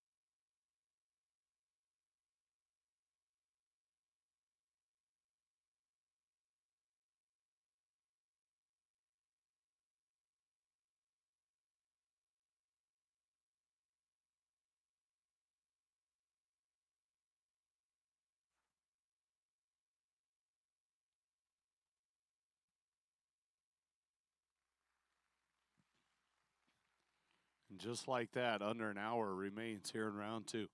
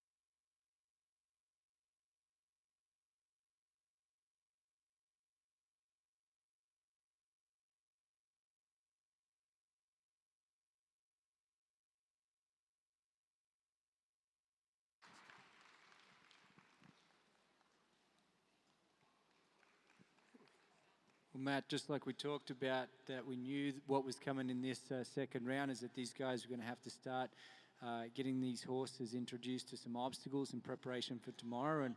And we've already seen some of that earlier on. And again, the guys kind of going back, looking at readdressing that. You can see Guy working away in there on things like the bridge and the tarp. We've got, of course, JR over here through the famous pool noodles. So lots still coming this way.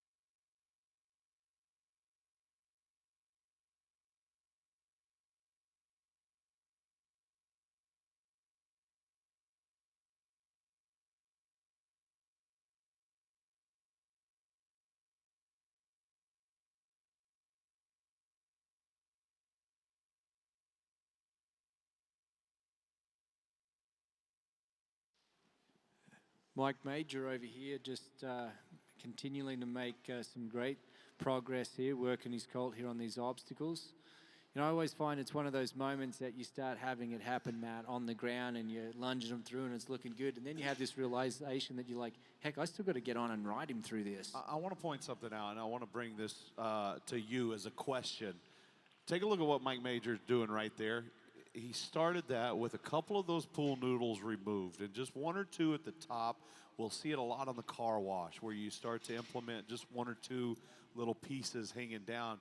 Talk to me about the process of working through it that way.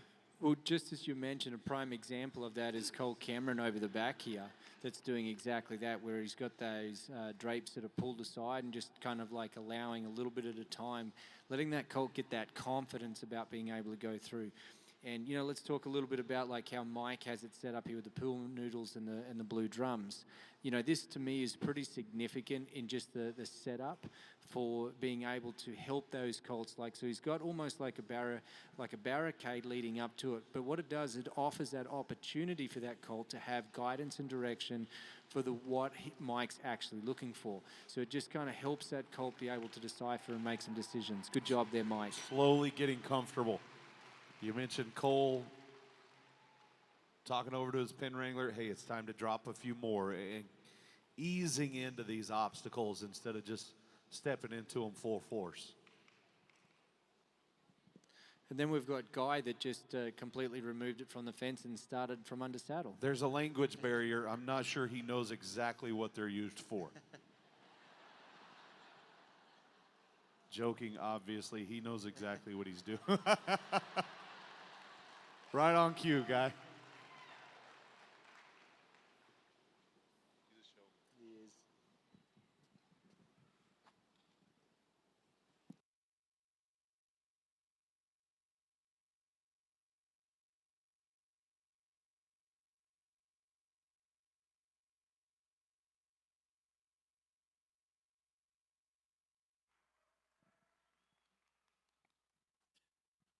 JR there in the top left-hand corner, reaching down and lifting those feet.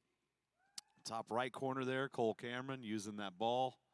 Again, calming that colt, making sure they're ready for everything. Guy McLean continuing to work over the obstacles. And as you mentioned a moment ago, Mike has done a tremendous job in there doing the same.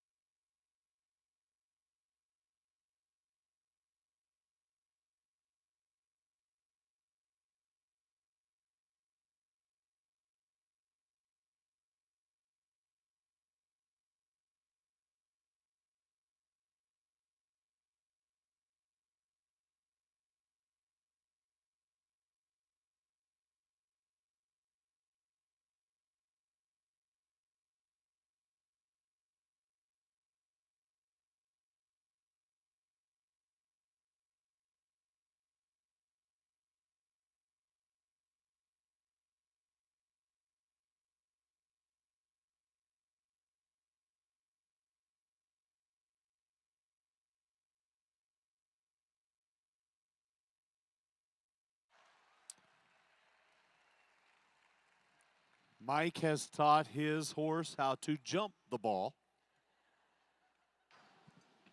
which is interesting because we saw his vertical leap yesterday. I think that Mike might have got a bit of inspiration watching David O'Connor out here earlier.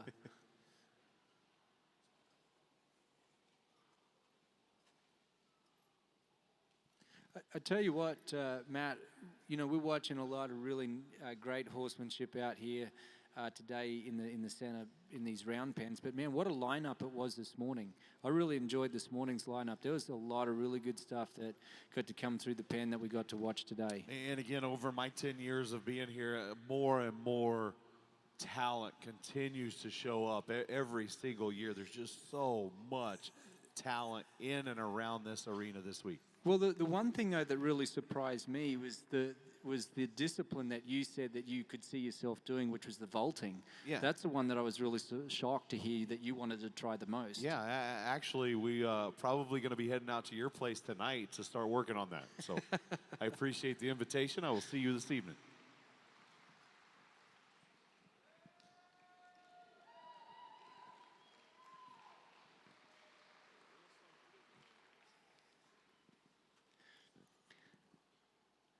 One of the things that's, kind of really interesting to watch here, like both Mike and Guy here are working on obstacles and preparing those horses, and Cole as well, sending those horses through different obstacles, and just the difference of approaches that we see taking place. So for you guys that are watching, what a great opportunity it is to see on how that you can go about setting these things up.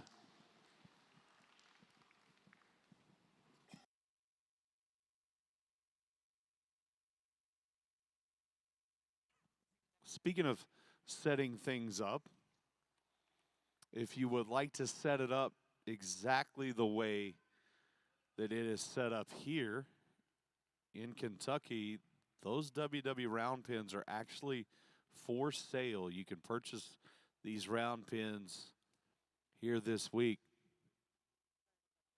All you have to do is go up and see the good folks at the WW booth. But I would suggest doing it quickly. I mean, you could actually take home the round pin that your favorite competitor worked in. Dan James, which one would you take home? Here. Don't worry, I got it now.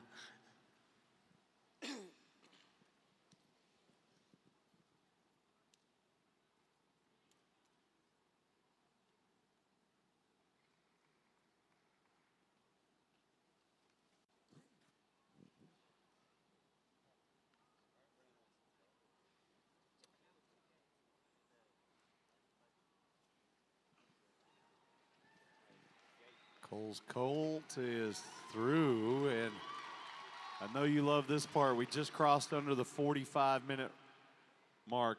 Less than 45 minutes remain here in round two.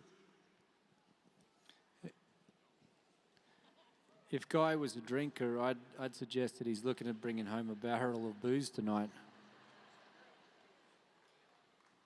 Let's go to the man himself. Guy? Mate, these wonderful colts are 4/6 colts. The most iconic cowboy thing you can do is reach down and grab a little sick baby calf and take it home to mama.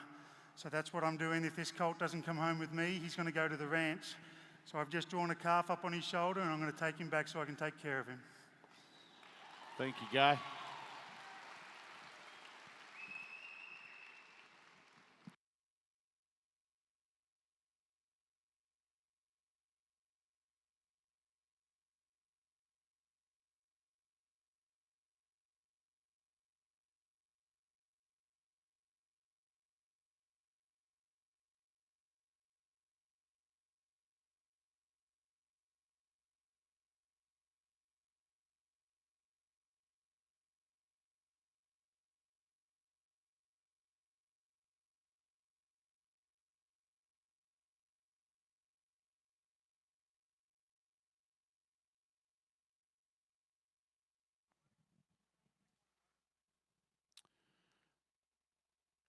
Saw Cole there with just a little reassurance.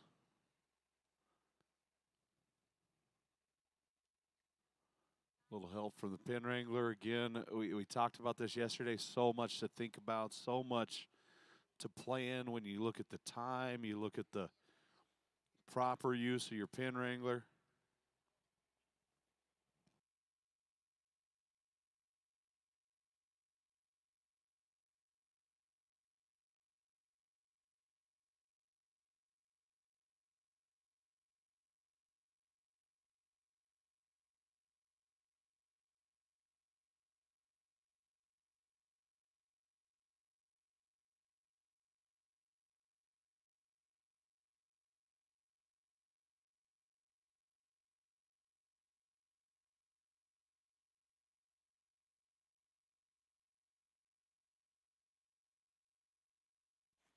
Guy McLean has notified there will be noise coming from his pen. Again, I believe he's going to use the whip over in Guy's pen.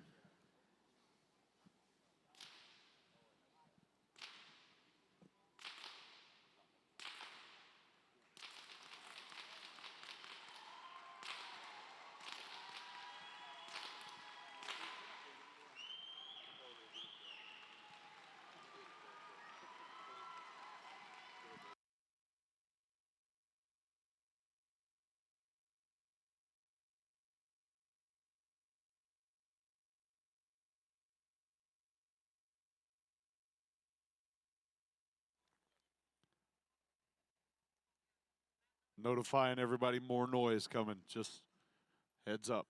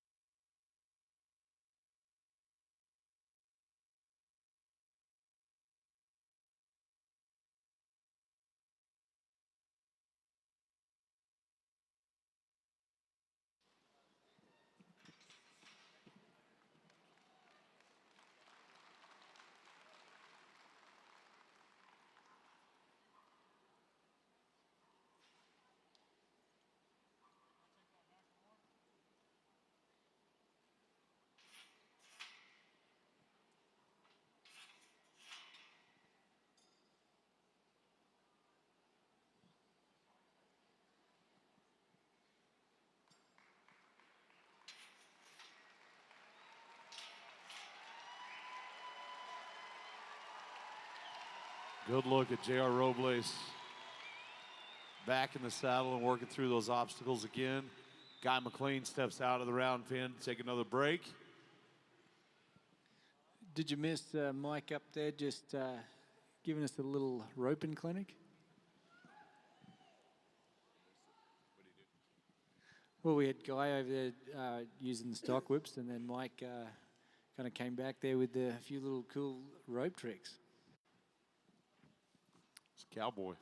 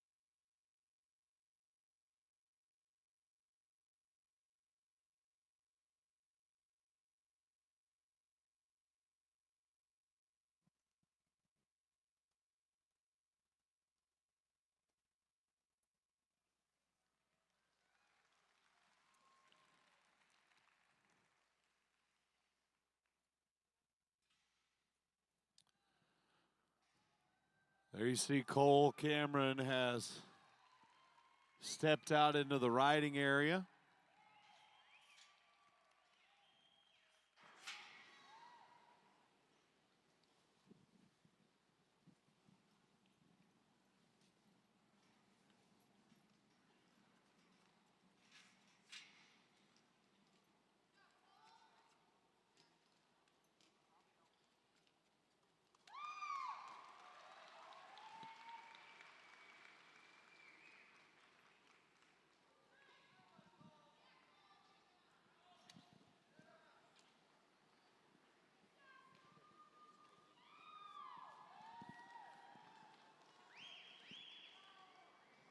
Where's all our Cole Cameron fans out there? Pretty nice right there.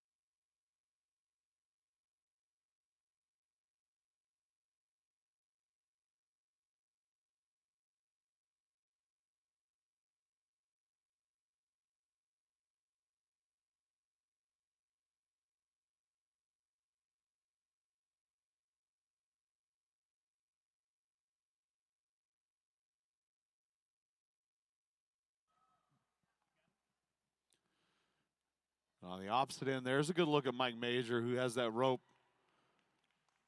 dallied with the pole behind him, dragging it across the tarp, the obstacles. And on the opposite end of the arena from Cole Cameron, J.R. Robles has now stepped back out of the round pen and is riding at the opposite end. So again, so much going on. And there you see Mike Major just dragging that tarp and pole through everything. And it's going to be part of the obstacle course. We know every year there is a rope. There is a portion where you'll have to drag something behind you. And so getting that colt prepared for that part, but also working through the obstacles. There's a look at JR now riding out down at the opposite end of the arena.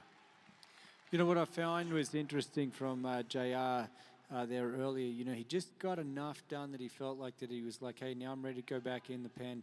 And now he's kind of just, you know, turned it up again a little bit here, just asking a little bit more from this little grade colt. Remember, the art of riding is just keeping the horse between you and the earth.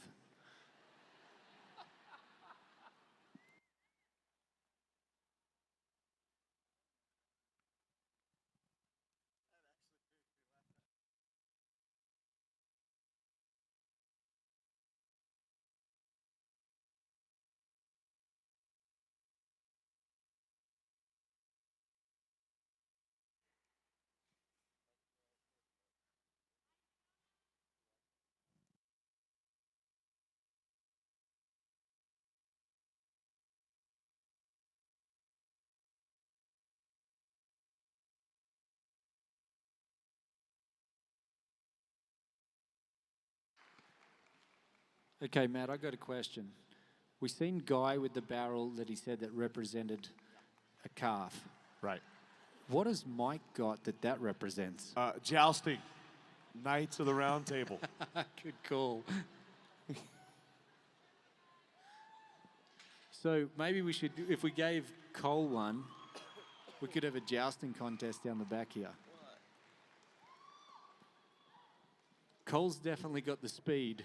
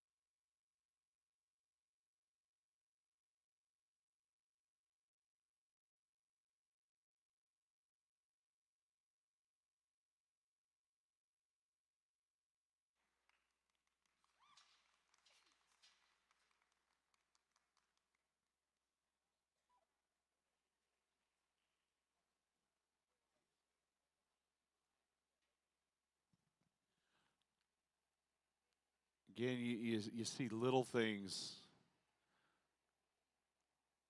like Cole just rattling that gate. We know that there's going to be a gate at some portion of the competition tomorrow. Rattling that gate, working that lever there, just making sure that that horse knows that everything is okay. And now as the gate swings open, Cole getting ready to ride back in.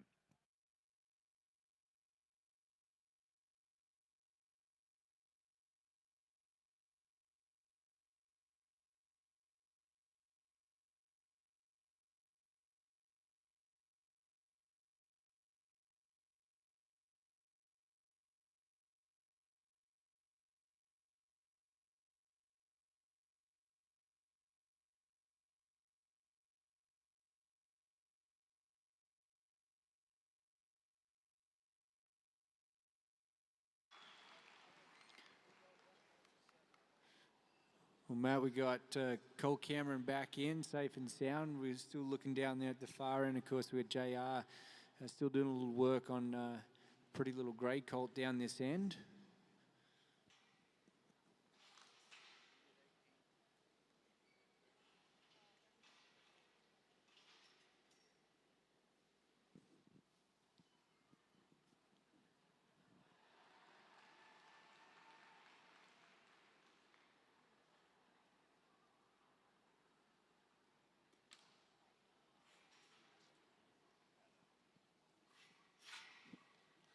Okay, Dan, question.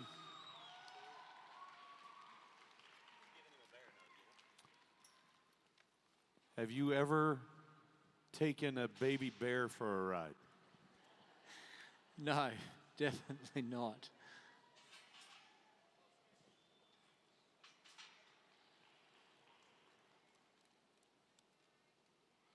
But I have seen you take your kids for a ride I've that. taken my kids, well, not quite like that. Well, not quite like that. Not. My parents would have loved to take me a ride like that.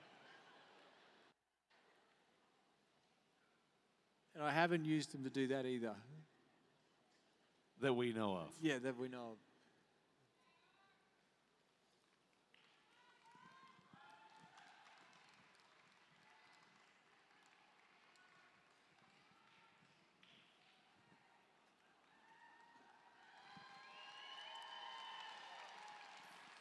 JR's down there utilising the opportunity to work on some lateral movement down there. That's one of the things as you watch these guys work through, and good horsemen and horsewomen do alike, is that they make the most of opportunities where a horse is drawn to, where he's maybe leaning a little bit to. How can I utilise those opportunities to help teach him something?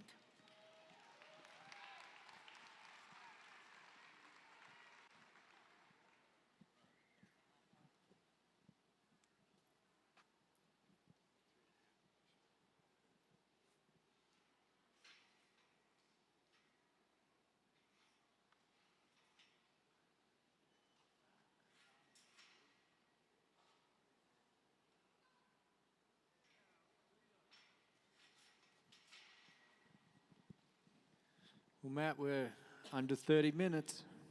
Yeah, and Cole Cameron serving up a drink to his colt. There you see Guy McLean back on the back of number 11, but Cole is unsaddled, just giving his horse a chance to get a drink, relax a little bit. There you go. I feel like that this is a big ride for Mike right now. I think that going outside here, he's spending his time here working away here in the round pen. I think this is going to be a pretty important ride for Mike in this colt.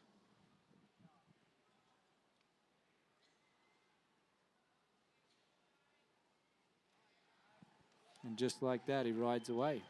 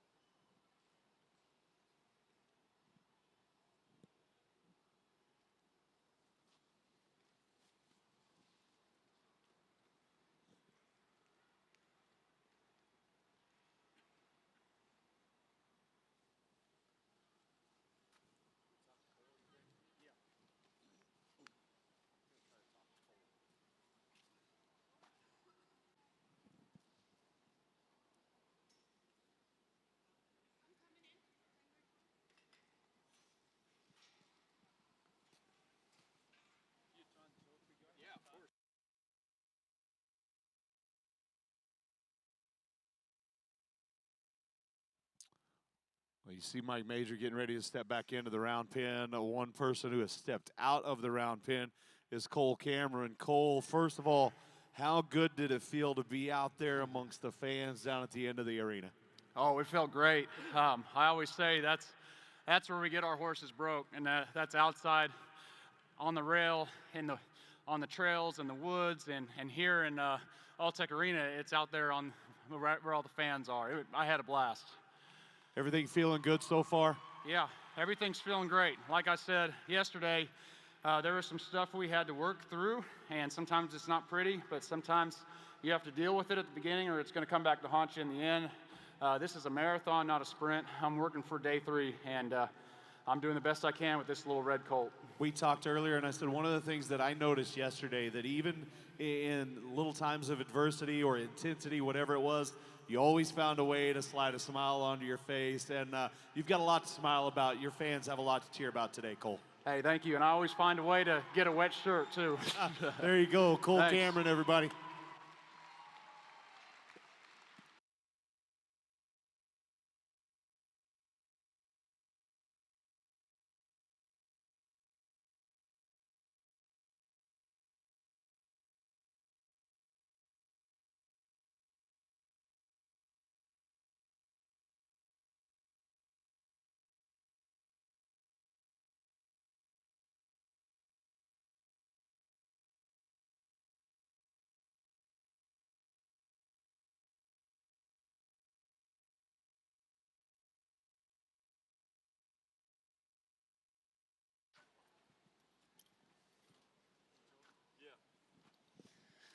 All right, Mike, had a great ride outside there. You've been doing lots in the round pen. Talk me through it. Well, went outside there, trying to lope this time. Just a little bit. He's tired. You know, I mean, a lot of work for these colts for 2 days. And so instead of trying to get more, I felt like, well, we got him to lope a little bit there. Gonna let him take a break. We may try to get him loping back around and hear some and just go from there. Okay, so we're under 30 minutes left. What do you think your plan of attack is in the last 20 minutes? He's worried about that blue tarp quite a bit. The graven doesn't bother him much. The other obstacles don't seem to bother him a whole lot. He's a little worried about the blue tarp.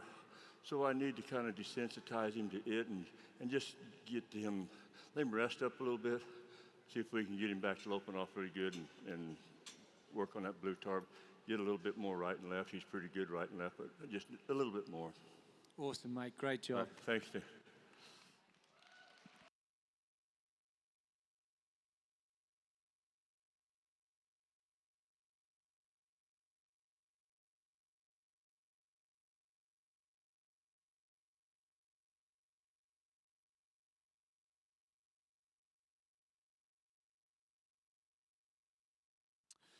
Those of us that were here on Thursday night got an opportunity to meet Dr. Nathan Canaday with the 4-6's Ranch.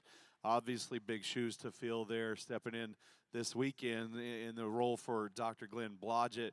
And one thing in particular, and I believe you're going to be presenting the Dr. Jack Brainerd Award later on this weekend. So we'll obviously look forward to that. But when you look at these colts now, after a couple of days here at this competition, what do you see? To me, it's most interesting to watch the relationship that these clinicians are building with each of these horses. And, you know, each horse has a different problem area, per se. And each of these guys are coming up with different strategies, and they're working through it one level at a time. And it's just neat to see that level of professionalism. I want you to take a moment and reintroduce the rest of your crew to everybody. I know we got to meet them again on Thursday night, but the guys that are working so hard to take care of these colts to make sure they're in, they're out, introduce us to the crew. Sure. So we have our 2 cowboys over here. Casey Green, will you give a wave? He's our wagon boss at the ranch. And then Colton Gardner, he's our mare man. And then Joe Leathers, the general manager, is also here helping. He's not out here right now. And then we have a crew up at the supply house also. Everybody keeps asking me the question, where's Phil? Where's Phil? Can you give the fans some insight to where Phil is? So Phil and Cynthia are semi-retired right now and moving on to the next stage of life and on to greener pastures. So there you go. Well, I certainly appreciate you being here. Doc, again, as I said, big shoes to fill. A lot of things happening here this weekend. We're just glad that you're here to do it. We're honored to be here and so happy to provide the horses. Thank you, sir. Everybody at the 4-6's Ranch back as a part of the Road to the Horse family. Certainly a joy to have them here.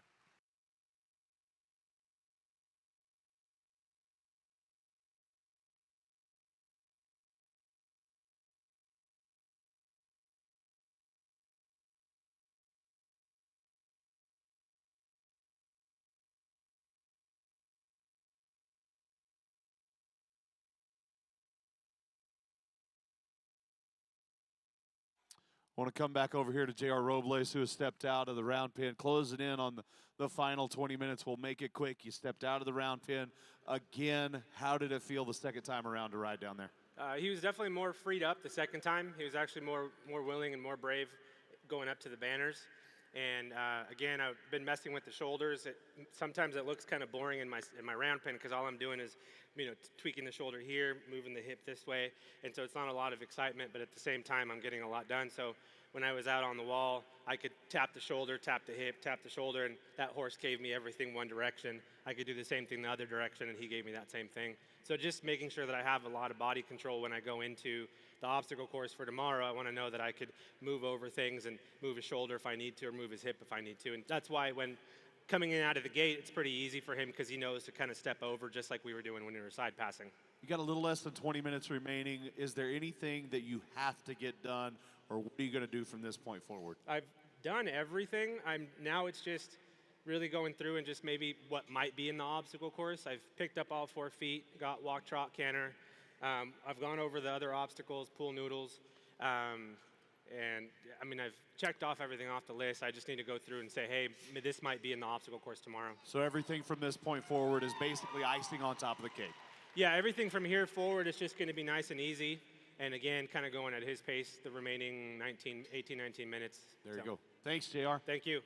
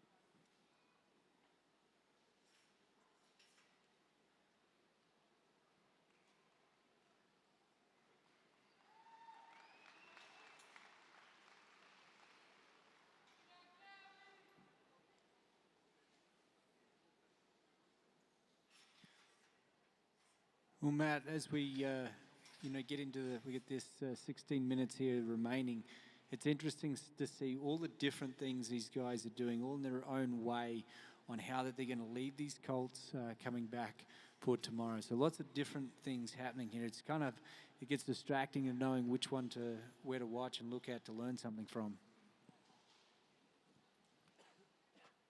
Good news is, no matter where you're looking, there's something you can learn.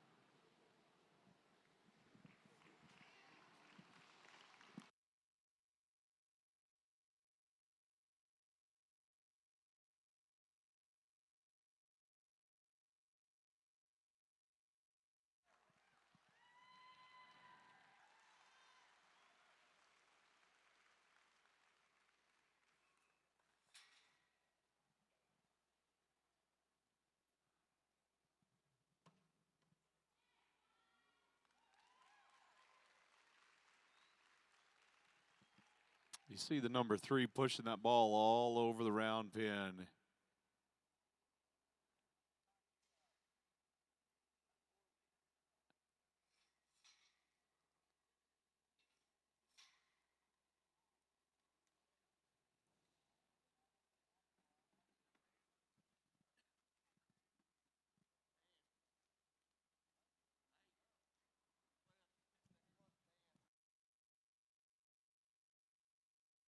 Let's go back over here and Guy, check in with Guy McLean. Guy? Thanks very much, mate. Sometimes I feel things get a little bit lost. I hope that the judges have seen that I'm trying to connect with this horse in the same high level that I do with my finished horses. He's starting to work at Liberty. He's not steering incredible without the gear, but he's stopping, he's backing up a little, and he's starting to follow me around and connect. This is where it all begins, and the reason I wanted to come to such an incredible event as this was that I knew that there would be horse enthusiasts from all over the world watching. And when they ask how I start with my Liberty performances, I want them to know that it starts here. It starts from the very first few days, the giving to pressure, the following a leader. And I'm very grateful to Western Horsemen and to all of you watching, to all of the competitors and to the judges, not in that order, but maybe. And then for being here and allowing us to do what we love in front of such a great audience. Thank you to 4-6s. Dr. Blodgett, I didn't get to ride you, beautiful chestnut, but I worked him for you. And thank you so much for letting me be here with you all, sharing what I love to do every day. Thanks, Guy.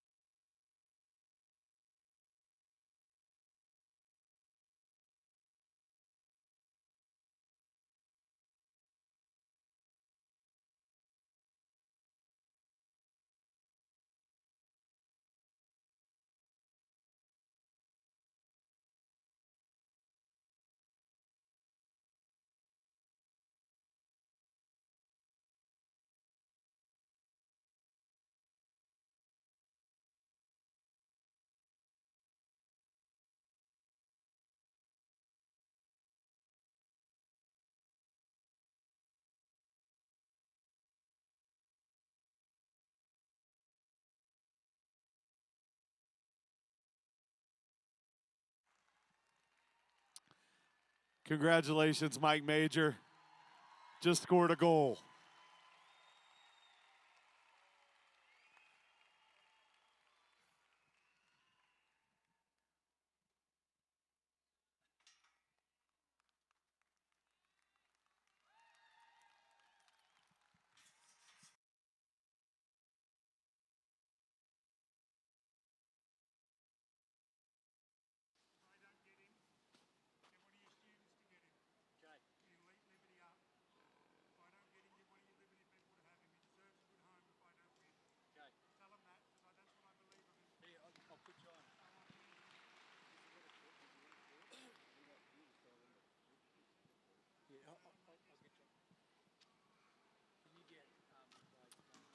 Let's go back to Guy's pin quickly, if you guys don't mind.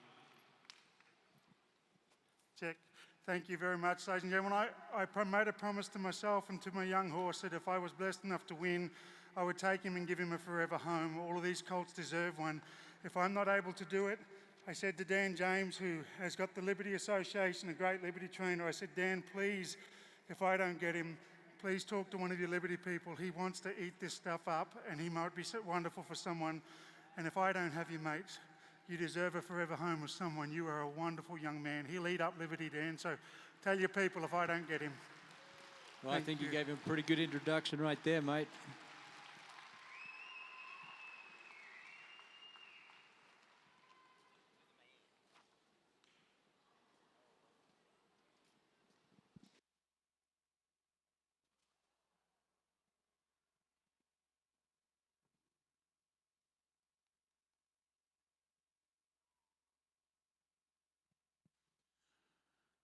Ten minutes remain in round 2.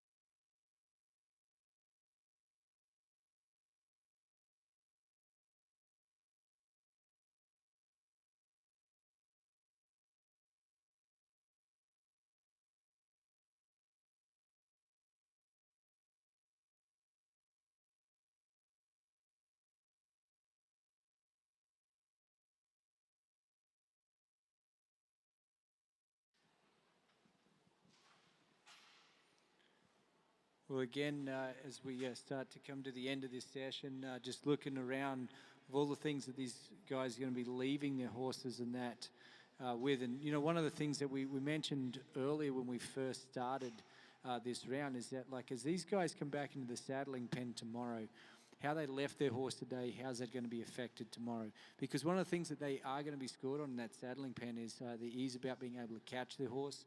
So you can see that, you know, even for Guy, as he's gone through there in these final moments, he's going through working this colt. You know, I think that he's going to have a pretty easy time when he steps in the pen there tomorrow to go about catching him. You know, all of these components are so critically important that, you know, maybe something doesn't stand out to you guys in the audience or our fans, but, you know, the process in which that we catch them, saddle them, hop on, get them moving left and right, stop and back up. All of those parts are going to be so critical tomorrow in being competitive in this event.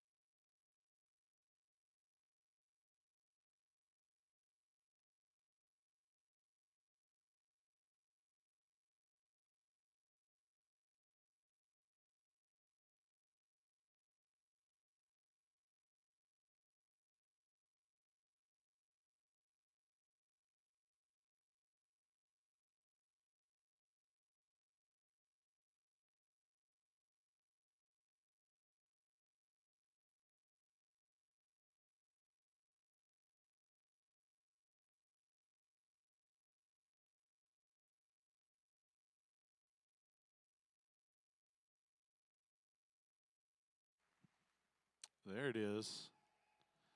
Dan, I see what you were talking about. Nice job, Mike Major.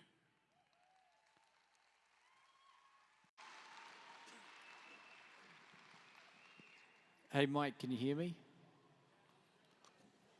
CD, can you hey, Mike, can you hear me?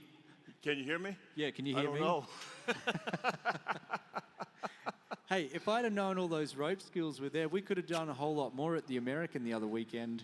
If we'd have done what now? He said if he would have known you had all of those tricks, you could have done a lot more together at the American. I'll You'd have been up on the piano doing the wedding ring around you and your horse. There you go. Guys, just under 5 minutes remain here in round two. Now down to about 4.5 minutes. And again, just a reminder, all the tack, everything has to be out of the arena, or out of the round pen, rather, when that clock hits 0.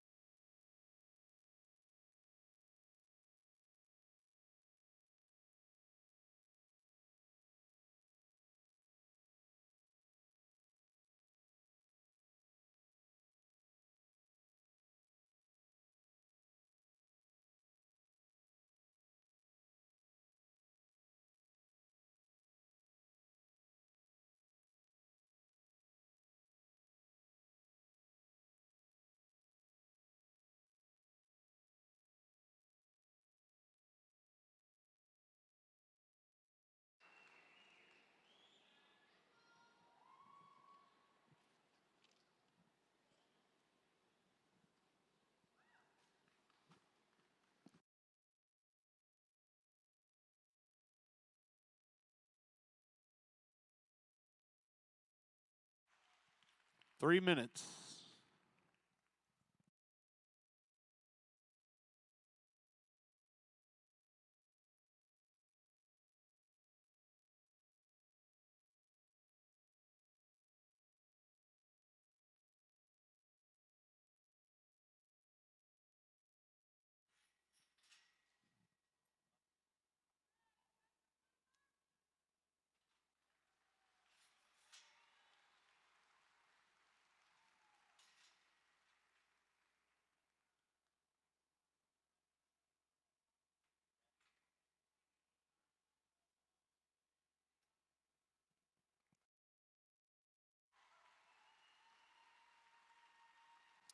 See everybody starting to move towards the finish line, towards the conclusion.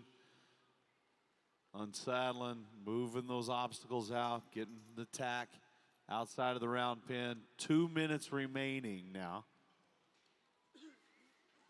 And those final moments of the round.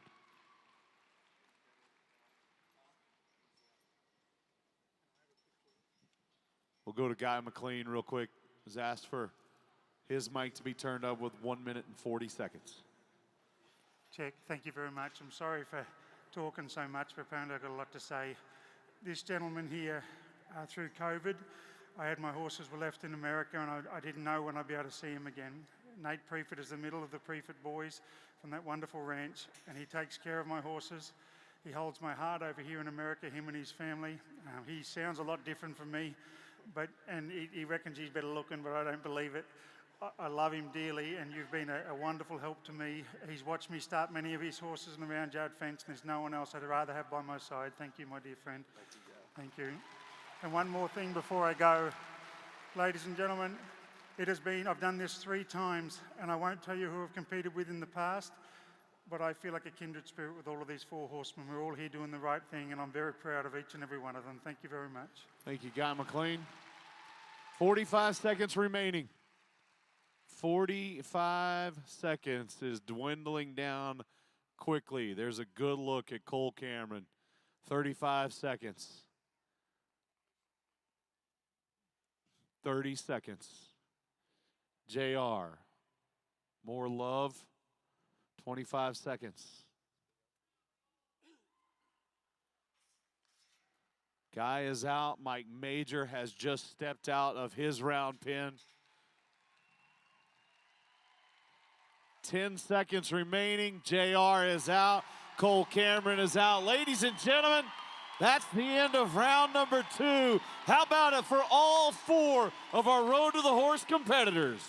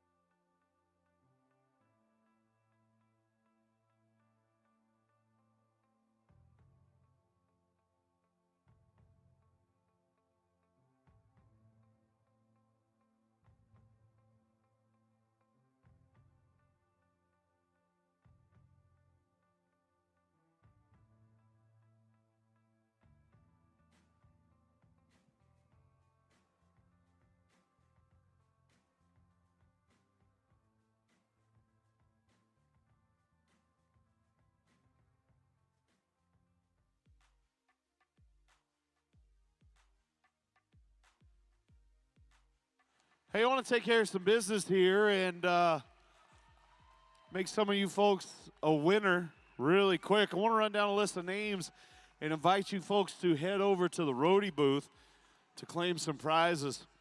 Beverly Brazil from White Springs, Florida. Christy Taylor from Jacobsburg, Ohio.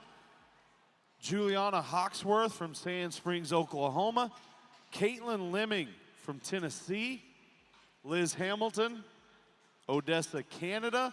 Pamela Hupp, Custer, Kentucky. Shane Owens, Rutledge, Tennessee. Beth Ellis out of Ohio. Dylan Watt, Banff, Canada. You ever been to Banff? I have. Have you really? Yeah, loved it. Thanks for the invite. The pictures look beautiful. Danville, Kentucky, Jane Schmidt. Brenda Steep out of Ontario. Elizabeth Higgins out of Tennessee. Jack McDaniel out of Washington. Go ahead. Cheryl Orr out of Altamada Springs, Florida. Lisa McDonald. What is that? Spartanburg, South Carolina. Leslie. Bill Burke. Illinois. Sheila.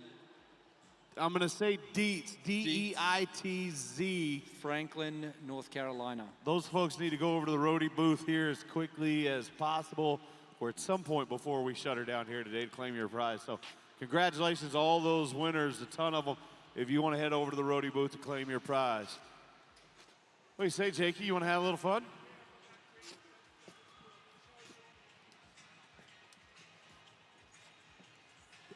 Just a couple of moments, our competitors are going to be making their way up here to the stage.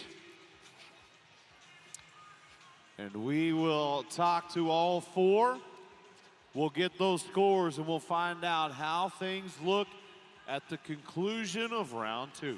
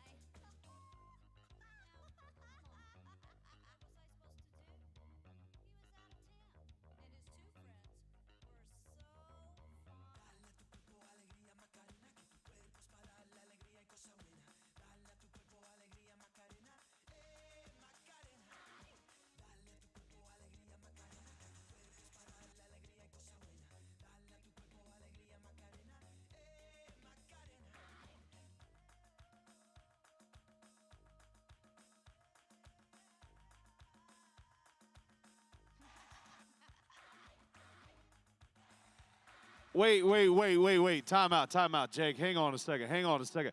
I sense a little war happening right here. Hang on. Whoa, sir. Somebody tell him, because he can't hear me. He's that old. Sir, stand back up. We're not done. We are not done. Jake, I need the best thing you got. Come on, cowboy. Let's see how you do it.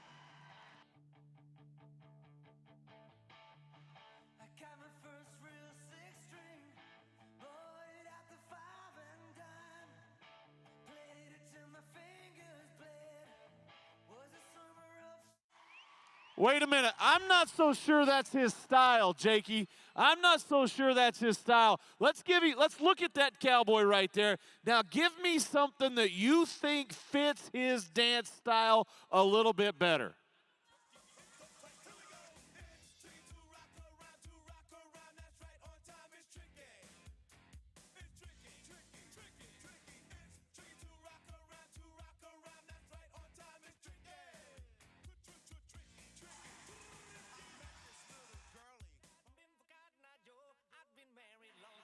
Yeah, please, sir.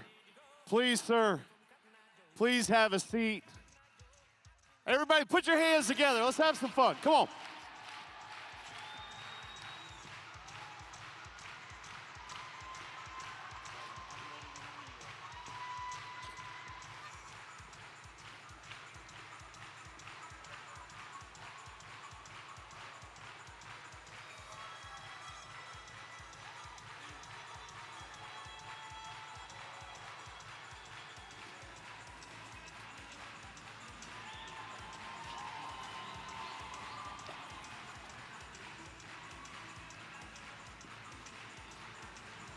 How many of you want to see Dan James do the Cotton Eye Joe? The louder you are, the more he's going to dance. How many of you really want to see James dance? Son of a bitch. Oh, come on, don't you go anywhere. You come out here. Let's do a little dance off. Challenge accepted. Challenge accepted. Unfortunately, they're telling me that we have got to get back to business here. I know, trust me, it breaks my heart. It breaks my heart as well. I want to remind everybody. Hey, hear that crowd? Listen to the crowd, Matt. Yeah, you're used to hearing that sound. The camera's right there, Dan James. I want to welcome everybody back that is watching at home on Ride Pass and everybody here inside the arena, Lexington, Kentucky. I'll come to you first and foremost. A lot happened here today. So much to consume. A pretty incredible day. Yeah, you know what didn't happen is the dance-off. And you should be thankful for that because today would have been your day to lose. Mate, it has been an incredible day of horsemanship. You know, it's going to be tight. Like watching those rounds a day, man, there was so much that happened, so much good stuff. I don't know how it's going to play out. I really don't. Again, glad I am not in that position to have to make those decisions. The fans certainly making their decisions. They had a fun day here as well and a lot to cheer for in terms of these four competitors. Let's bring them up here. Let's get to it. Let's start with the 2021 Wild Card Champion making his way to the stage. Please welcome Cole Cameron.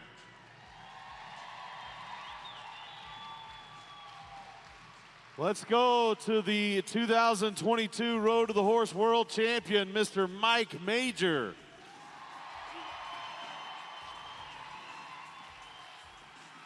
He is a two-time Road to the Horse champion, Guy McLean.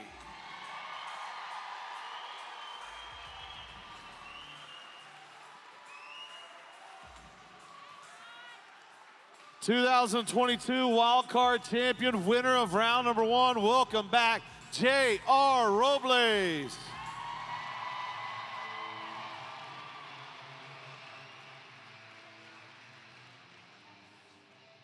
Guys, I'll just go down the line. Cole, I'll start with you. Again, the smile comes right back to your face. You had a lot to smile about today, buddy. Yeah, I'm just really excited about that Colt. We're going to keep bringing it.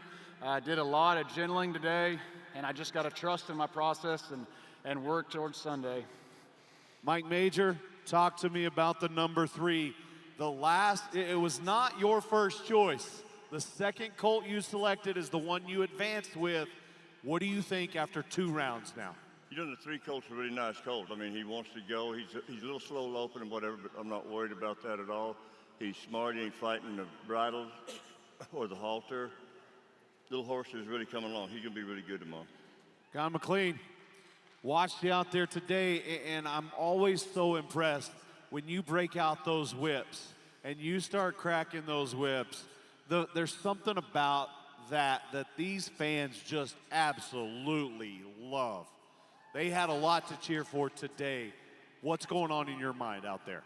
Well, firstly, about the stock whips at home, all the kids would go, big deal. Like nearly every good Aussie kid can crack a whip like that, and we love it. I hate to interrupt you, Dan. Can you? Maybe not that good, mate. Okay. Yeah, he can. He could probably do it while he's dancing. We'll find out tomorrow. So we're just as impressed in Australia with the way you boys can rope over here. But I got to show how I start my liberty. I got to show how I start my bridleless and saddleless. I got to do what I come here to do, and I got to share. And no matter what happens, that means more to me than anything. And please, dear God, if that little colt doesn't go with me, find him for a forever home, because he really deserves it. JR, we talked about the pressure of winning that wild card in September and stepping in, and you showed so much respect and admiration for the 3 other competitors that you're here with. And then yesterday, you win the first round. Even more pressure coming into today, or were you more relaxed? No, I was under way more pressure for sure.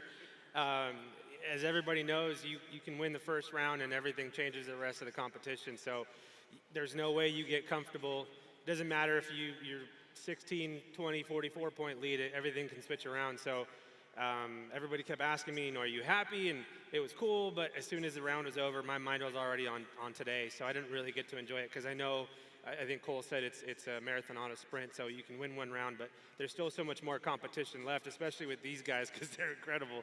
It was cool because, you can kind of peek over a little bit when you're taking your break, and you can see these guys doing amazing things, so they're just kind of, it's a lot of pressure, being in front of the fans, the judges. It's a lot to take in, and I'm just loving every bit of it. So thank you guys, I appreciate it.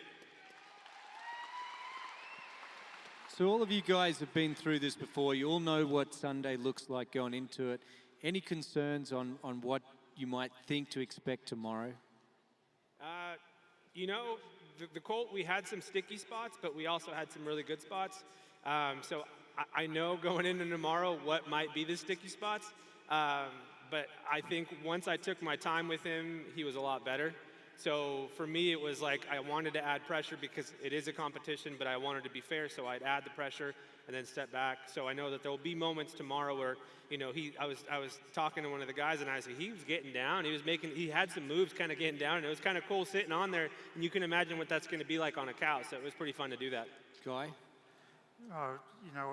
Being here 10 years ago with Ozzy, and I was so proud of you and the way you work together with him. I see a little bit of Ozzy in this gelding, and I see a little bit of Mate. With Mate 10 years ago, people told me that I shut him down. He sort of came in a little bit that way, and then by day 3, his heart just opened up and he blossomed. So I'm hoping that this beautiful buckskin can do the same. All we can ever ask as a horseman is to give their very best, and that little buckskin's still kicking out at the foot and still trying to make me look like Mike, but he only does 1. I can't ride 3, he only does 1. But he gave me his all. I know he gave me his all. And that Liberty stuff, if they want to see connection, there's no better connection than Liberty. Yeah. What about you, Mike? I didn't hear the question the first time. That really surprises me. Oh, that surprised me too. Really? Well, what I was saying is that you've been here on Sunday last year. You know what it is going into tomorrow. What do you think your sticky spots are going into tomorrow? On that number 3 horse, we kind of went through everything that we thought was going to be sticky, and he went ahead and done it good. I think he's going to really do good. I think the horse is he's going to really do good. That's right what I on. Cole? Oh, I'm so excited for tomorrow. I love my little Colt. He tries so hard. He has a ton of heart. I love how much forward motion he has. He just wants to go somewhere. Every one of these horses are going to have a few holes, so you just never know what can happen on Sunday. But, I couldn't be happier with him. I want to flip that a little bit because you ask about sticky spots. I want to know where you think, after what you've seen for 2 days, where do you think your colt is going to excel? Oh, he's going to excel on the rail for sure. Yeah, it looked really good down there on the opposite end. Really got out, moved forward. You stopped. The fans gave their admiration for what you were having. So looking forward to being on the rail tomorrow. Yes. What am I looking for? I said you're looking forward to being on the rail tomorrow. I'm so excited to get that horse out of the round pen finally and just get to move out and use the entire arena. Mike, same for you in the number 3. Well, you know, I feel like the horses, you know, now Lopin is he's not as strong as Cole's horse Lopin, you know, by no means at all. But we only have to lope twice, you know, and so, but I think he will get through that fine. I'm thinking I think he's going to excel in all of it. I really feel that way. You showed a lot inside the round pen. You went through the obstacles. You worked on the outside. You showed a lot, and that's a lot of positivity moving forward into that final day. Guys, same with you. Where do you think your colt is really going to showcase what he's learned over the last 2 days? Well, I really hope just in his rideability. If I get to where I take the saddle and bridle off him in this big arena and take the bridle off him and do what I was doing, I mean, that's a big ask to ride a horse like that. You know, I said to Dan with Swampy, you know, the next year if he was ready to ride him bridleless and saddleless in the demos, and he said he wasn't, and now he took the time and that horse is doing it. He's wonderful. The demo he did yesterday was beautiful, and I just told Dan that I started that, you know, back 11 years ago. So to be able to, if I can do that on day 3, just showing the rideability and the belief in him and the belief I have in him, because anyone who takes the bridle and saddle off is either a little crazy or has a lot of belief, and I'm a little bit of both. A little bit of both, never hurt anybody. Nice little mixture of the two. JR, tomorrow, what are you looking forward to the most? Where do you think that colt is really going to showcase the bond that you two have?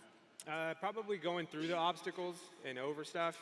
He was pretty confident, and again, I was liking how he was moving his shoulders, his hips, and I know I sound like a broken record, but that body control was big. I liked how he was moving around for me, and so I'm excited for that. So I showcase that he can, you know, move through stuff and handle that. So I'm excited for that. I'm going to get a little personal now, if you guys don't mind. I want to start with you, JR. We talk so much about the relationship with the pin wranglers and the competitors. Let's talk about the entire support system now. Tell me about who you have in your corner and who's here with you. So my team, it's the same team that we had in Fort Worth. It's Dana, Sydney, and then Callie, who's my pen wrangler.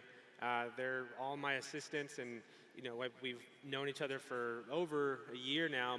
Some of us 3 years, and so the communication and the camaraderie back home, it's the same it is there as it is here. You guys can see us when we're hanging out. I mean, it is what it is. We're always hanging out, and we're good friends as much as we work together.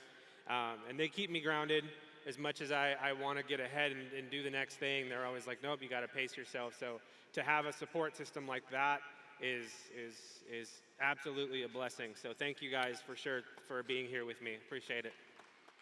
Guy, those of us that were here earlier today before this round started, we got a little glimpse of you, your team, your family, your support system. Give me the quick synopsis of who you have here in your corner. I have all but 2 siblings. I have 5 brothers and 4. How many have we got? 4 brothers and a beautiful sister. They're here up in the stands. Nate Prefett is who I have here. He's my Texas brother from another mother, and he kept saying to me the entire time, just remember, guys, just like being at home, when I watch you start the colts at home, because he would come and watch me start babies, and so he just kept pulling me back into who I am and what I do, and I said to him, Nate, I loved you before this. I love you even more, mate, and platonic, because my beautiful wife, Emily, I love you dearly, sweetheart. You're gorgeous. Nate's not bad looking either, though. Pardon? I said, Nate's not bad looking either, though. That's what he says. Speaking of not bad looking people, Mike, you've got an entire dance team joining you here this weekend. I saw them out there tearing up the dance floor last night. Yeah, we had a good time dancing last night. I had to do that to stay limber so I could ride today. You know, we just had to dance all night because if I stopped, I knew rigor mortis would sit in. Introduce your team. Okay. My son-in-law and my bodyguard. You've seen the big guy with the beard? Yeah, that's my bodyguard, you know, and my younger. He's a scary individual.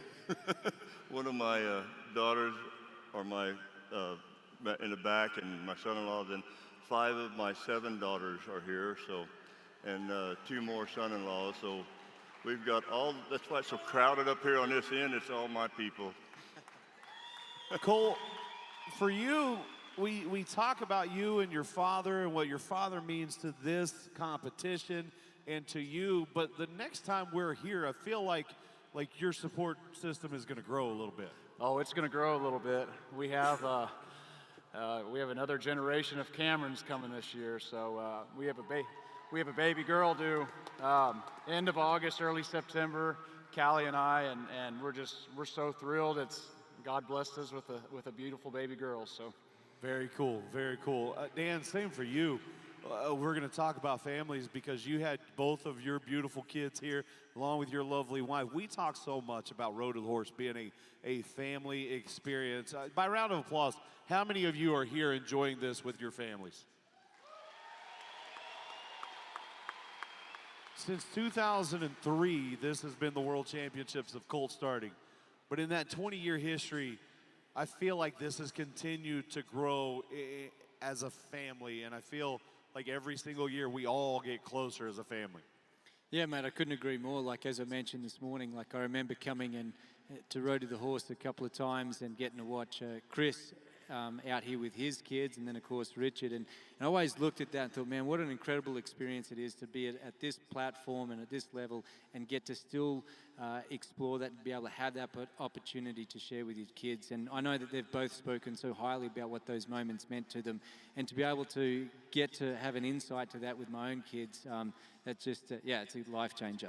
All right, well, that is just a little taste of what's happening here behind the scenes. And when we talk about behind the scenes, folks, we are just a couple of minutes away from bringing you the scores and the results from round number 2. I'm going to let these 4 catch their breath, take a step back, and kind of relieve a little stress and wait on the rest of the scores. We'll bring them back here in just a couple of moments. We're going to take just a couple of moment break, and when we return, the scores from round number 2.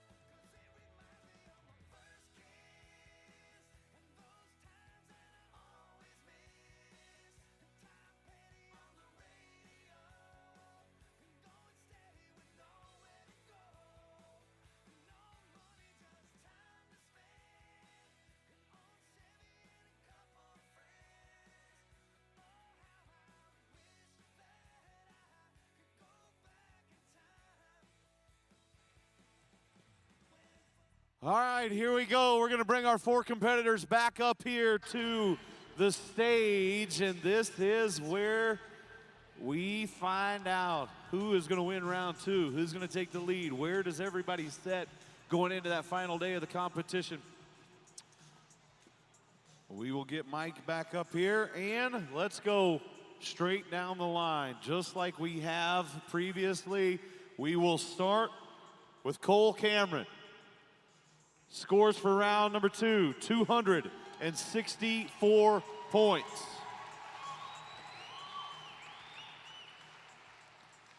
To Mike Major, scores for round 2. Mike Major's score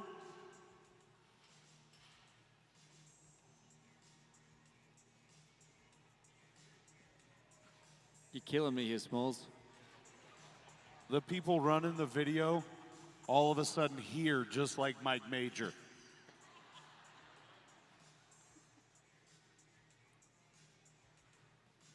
So here we go. Score for Mike Major, 275.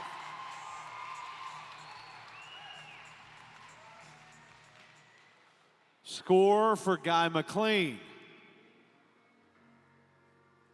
214.5. Score for J.R. Robles, 276.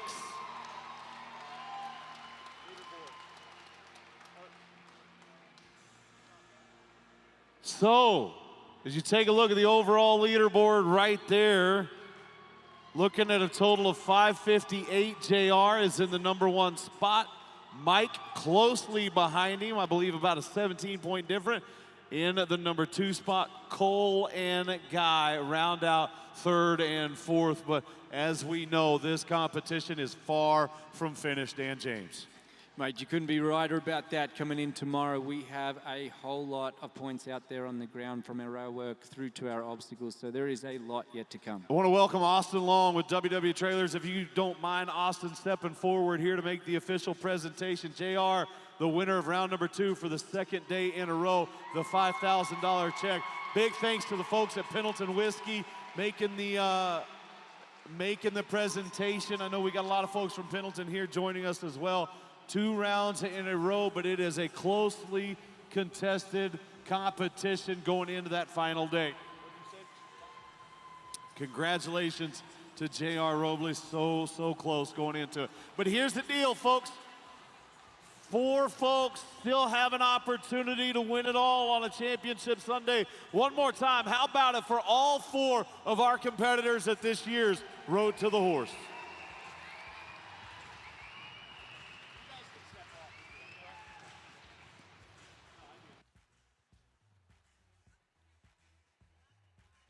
So congratulations again. JR is going to take the lead, but anything can happen on Championship Sunday. Folks, don't forget, tomorrow we're going to do it all. Make sure you're here to watch as all 4 of our competitors battle it out and we crown a world champion of colt starting. On behalf of my buddy Dan James and everybody here behind the scenes at Road to the Horse, thanks for being with us. Day number 2 is in the books. We will see you tomorrow for a Championship Sunday.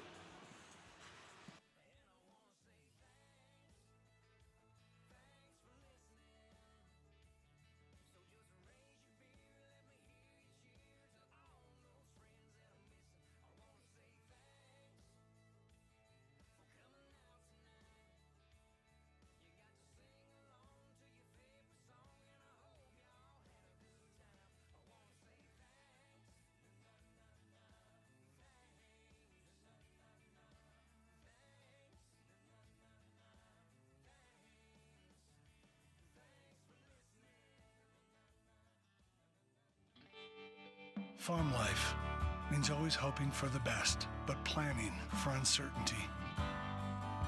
You have to be ready for the next everything, the next dawn, the next season, the next harvest, the next technology, the next challenge, and the next generation. No matter what comes your way, we can help keep you ready for the next.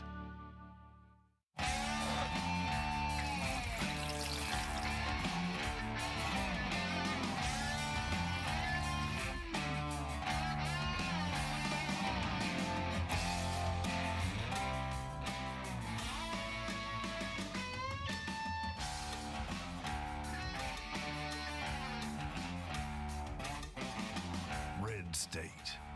Barbecue the way you want it to be. Good.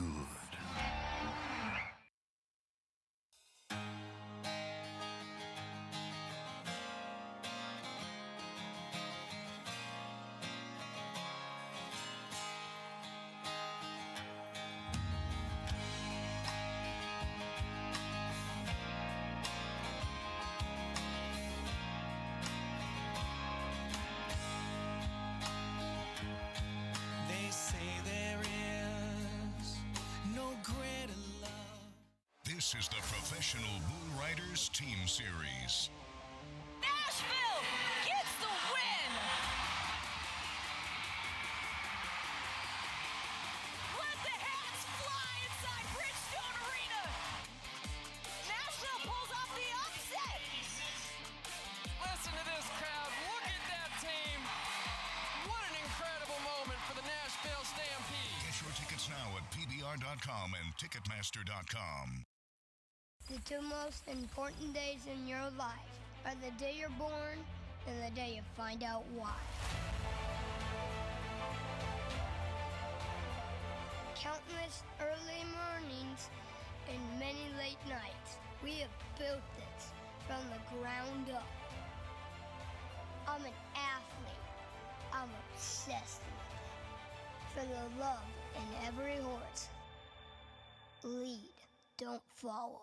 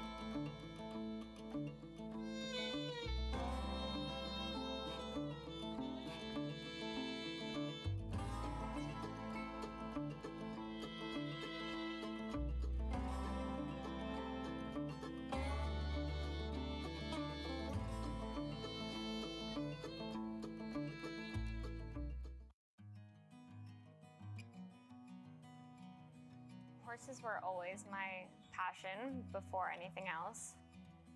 They have this energetic draw that I wish more people could experience.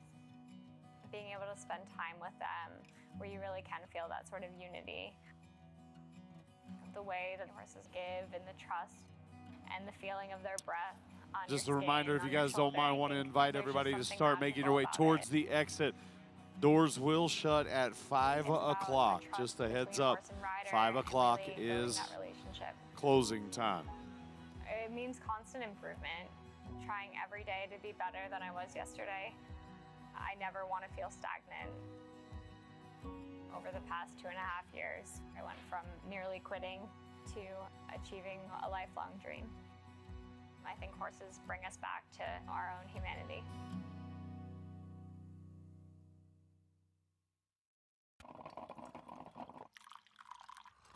Ranching and rodeo, a dying breed. Growing up, you wanted those older cowboys that you admired to someday call you a cowboy. I don't know what to do to preserve it. How do you step forward to make sure that we embrace this heritage and it keeps going? You can go be a rodeo cowboy. You can go be an astronaut. Nobody can tell you you can't do that if you want to work at it hard enough. If you really told people the time and the hours that you put in, they wouldn't believe you anyway. It might take 12 hours out there and we might be 30 minutes, but to me it's the love of what you do. If money's super important, I'm doing the wrong thing, but for me to be able to get to make a living doing what I do, I kind of got to pinch myself because I truly love what I do. You come to grips that there's just a few people that really care about what you're doing. It's amazing what you can accomplish if you don't care who gets the credit. Just make sure it gets taken care of.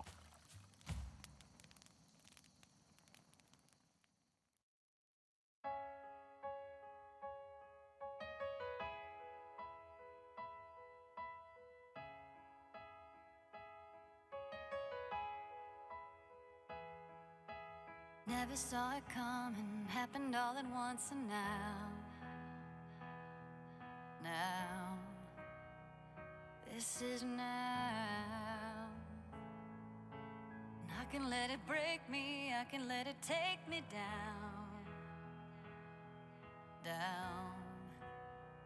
all the way down. That's not how I'm made.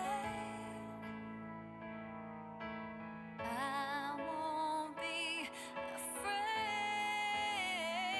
I'll get back up, get back on and ride. I got dreams to chase and I ain't the quitting kind.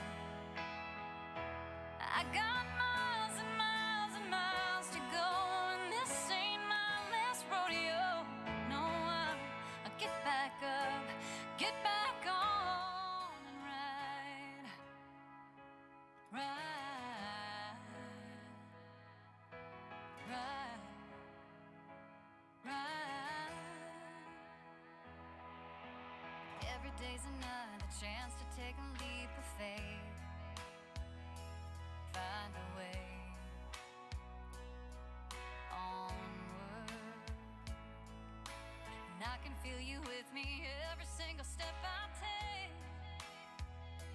You make me stronger. Turn and face the sun. Let this pony run and get back up, get back on and ride. I got dreams to chase and I ain't the quitting kind. Yeah, I know I got miles to go, but this ain't my last rodeo. No, I'll get back up, I'll get back on and ride. I will keep on daring greatly. Yes, I know it won't be easy. And if I fall and if I stumble, at least I know I gave it my all, heart and soul.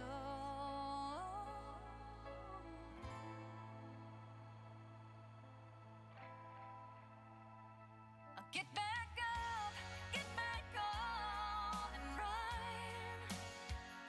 I got dreams to chase and I ain't the quitting kind. Yeah, I know I've got miles to go, but this ain't my last rodeo.